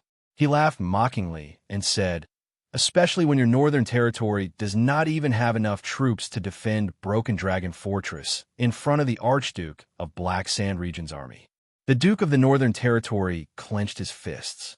During the Bloody Year, the Northern Territory faced Extet's most powerful army and suffered great damage. It was second only to Blade Edge Hill in the southwest. Gilbert sighed beside Thales's ear. There was a period of time when the Northern Territory had more widows than children. You want me to make such a difficult decision? Kessel snorted coldly. Why don't you, just like Constellation, have a new king? Your Majesty, you are the supreme king of Constellation. You are destined to bear this responsibility. LaSalle raised his head and smiled softly. If you can't do it, then, as you said, among the hall full of nobles, let someone more responsible lead Constellation. Extet will be happy to see that happen. The people in the entire meeting hall were in an uproar. Many people cursed out loud, but Extet's urgent envoy had not finished speaking. Anyway, LaSalle said viciously, the next king of Constellation is also destined to not be a Jade Star, isn't it? Many nobles looked at Kessel with a strange expression, but more people looked at Thales. This envoy still doesn't know about the national conference? Thales' mind suddenly went blank. As expected, the diplomat group was assassinated, the suzerain forced to abdicate, and the great dragon's envoy arrived. All of these were connected. If he had not appeared, this would have been a meticulously planned chain of events. Just as Gilbert had said, there were people in Constellation and Extet who had a tacit understanding with each other. Their intention was to determine the successor of the Iron Hand King and the successor of Constellation. But why did his father, Kessel, bring the topic up to this point? And the words that traveled into his ears made Thales's heart jump. So you're saying that Extet, or rather, the nobles of Extet, favor a certain noble from Constellation to be the supreme king of Constellation. Under the astonished gazes of everyone in the hall, Kessel raised his head and stared coldly at LaSalle. LaSalle smiled in disdain and said, "With all due respect, no one here meets our expectations. Extetians only admire heroes on the battlefield, even if they are our enemies. Is there anyone among you who can achieve such a condition? Yes, my vassals are either too far away or they're unwilling to send their troops." Kessel sighed for no reason. Those who can gain prestige and recognition on the battlefield. Only those who have no choice but to fight for their own territory, right? The entire hall suddenly fell silent because of the king's baffling words.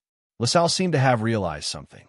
He looked at someone and gradually revealed a puzzled expression. That's not right. King Kessel, he's... While everyone was confused, the plump Duke Cullen seemed to have realized something.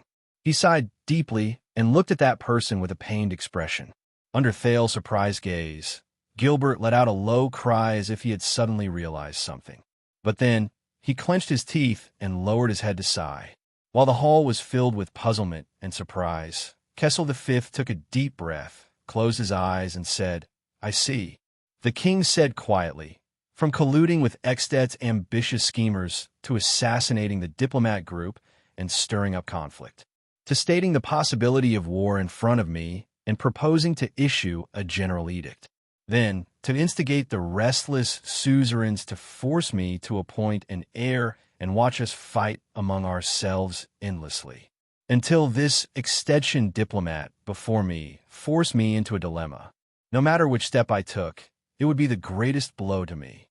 In the end, you successfully provoked the war and colluded with Extet. Of course, you could easily gain prestige on the battlefield and force me to abdicate. For this, you even sacrifice your own land, your own people, and your own country. Is that so, traitor?" The Supreme King's words were each more frightening than the last. Thales listened to everything with rapid breathing. The Iron Hand King, Kessel V, opened his eyes desolately and looked at a person at the side of the hall who had been silent for a long time. At that moment, the king's eyes were filled with darkness. "It's you," he said slowly, "the mastermind of all conspiracies." The king's deep and murky voice uttered a name that no one expected. "You're tuning in to the Eternal Immortal Ballad YouTube channel. Don't forget to subscribe and join us on this journey to catch the most captivating stories.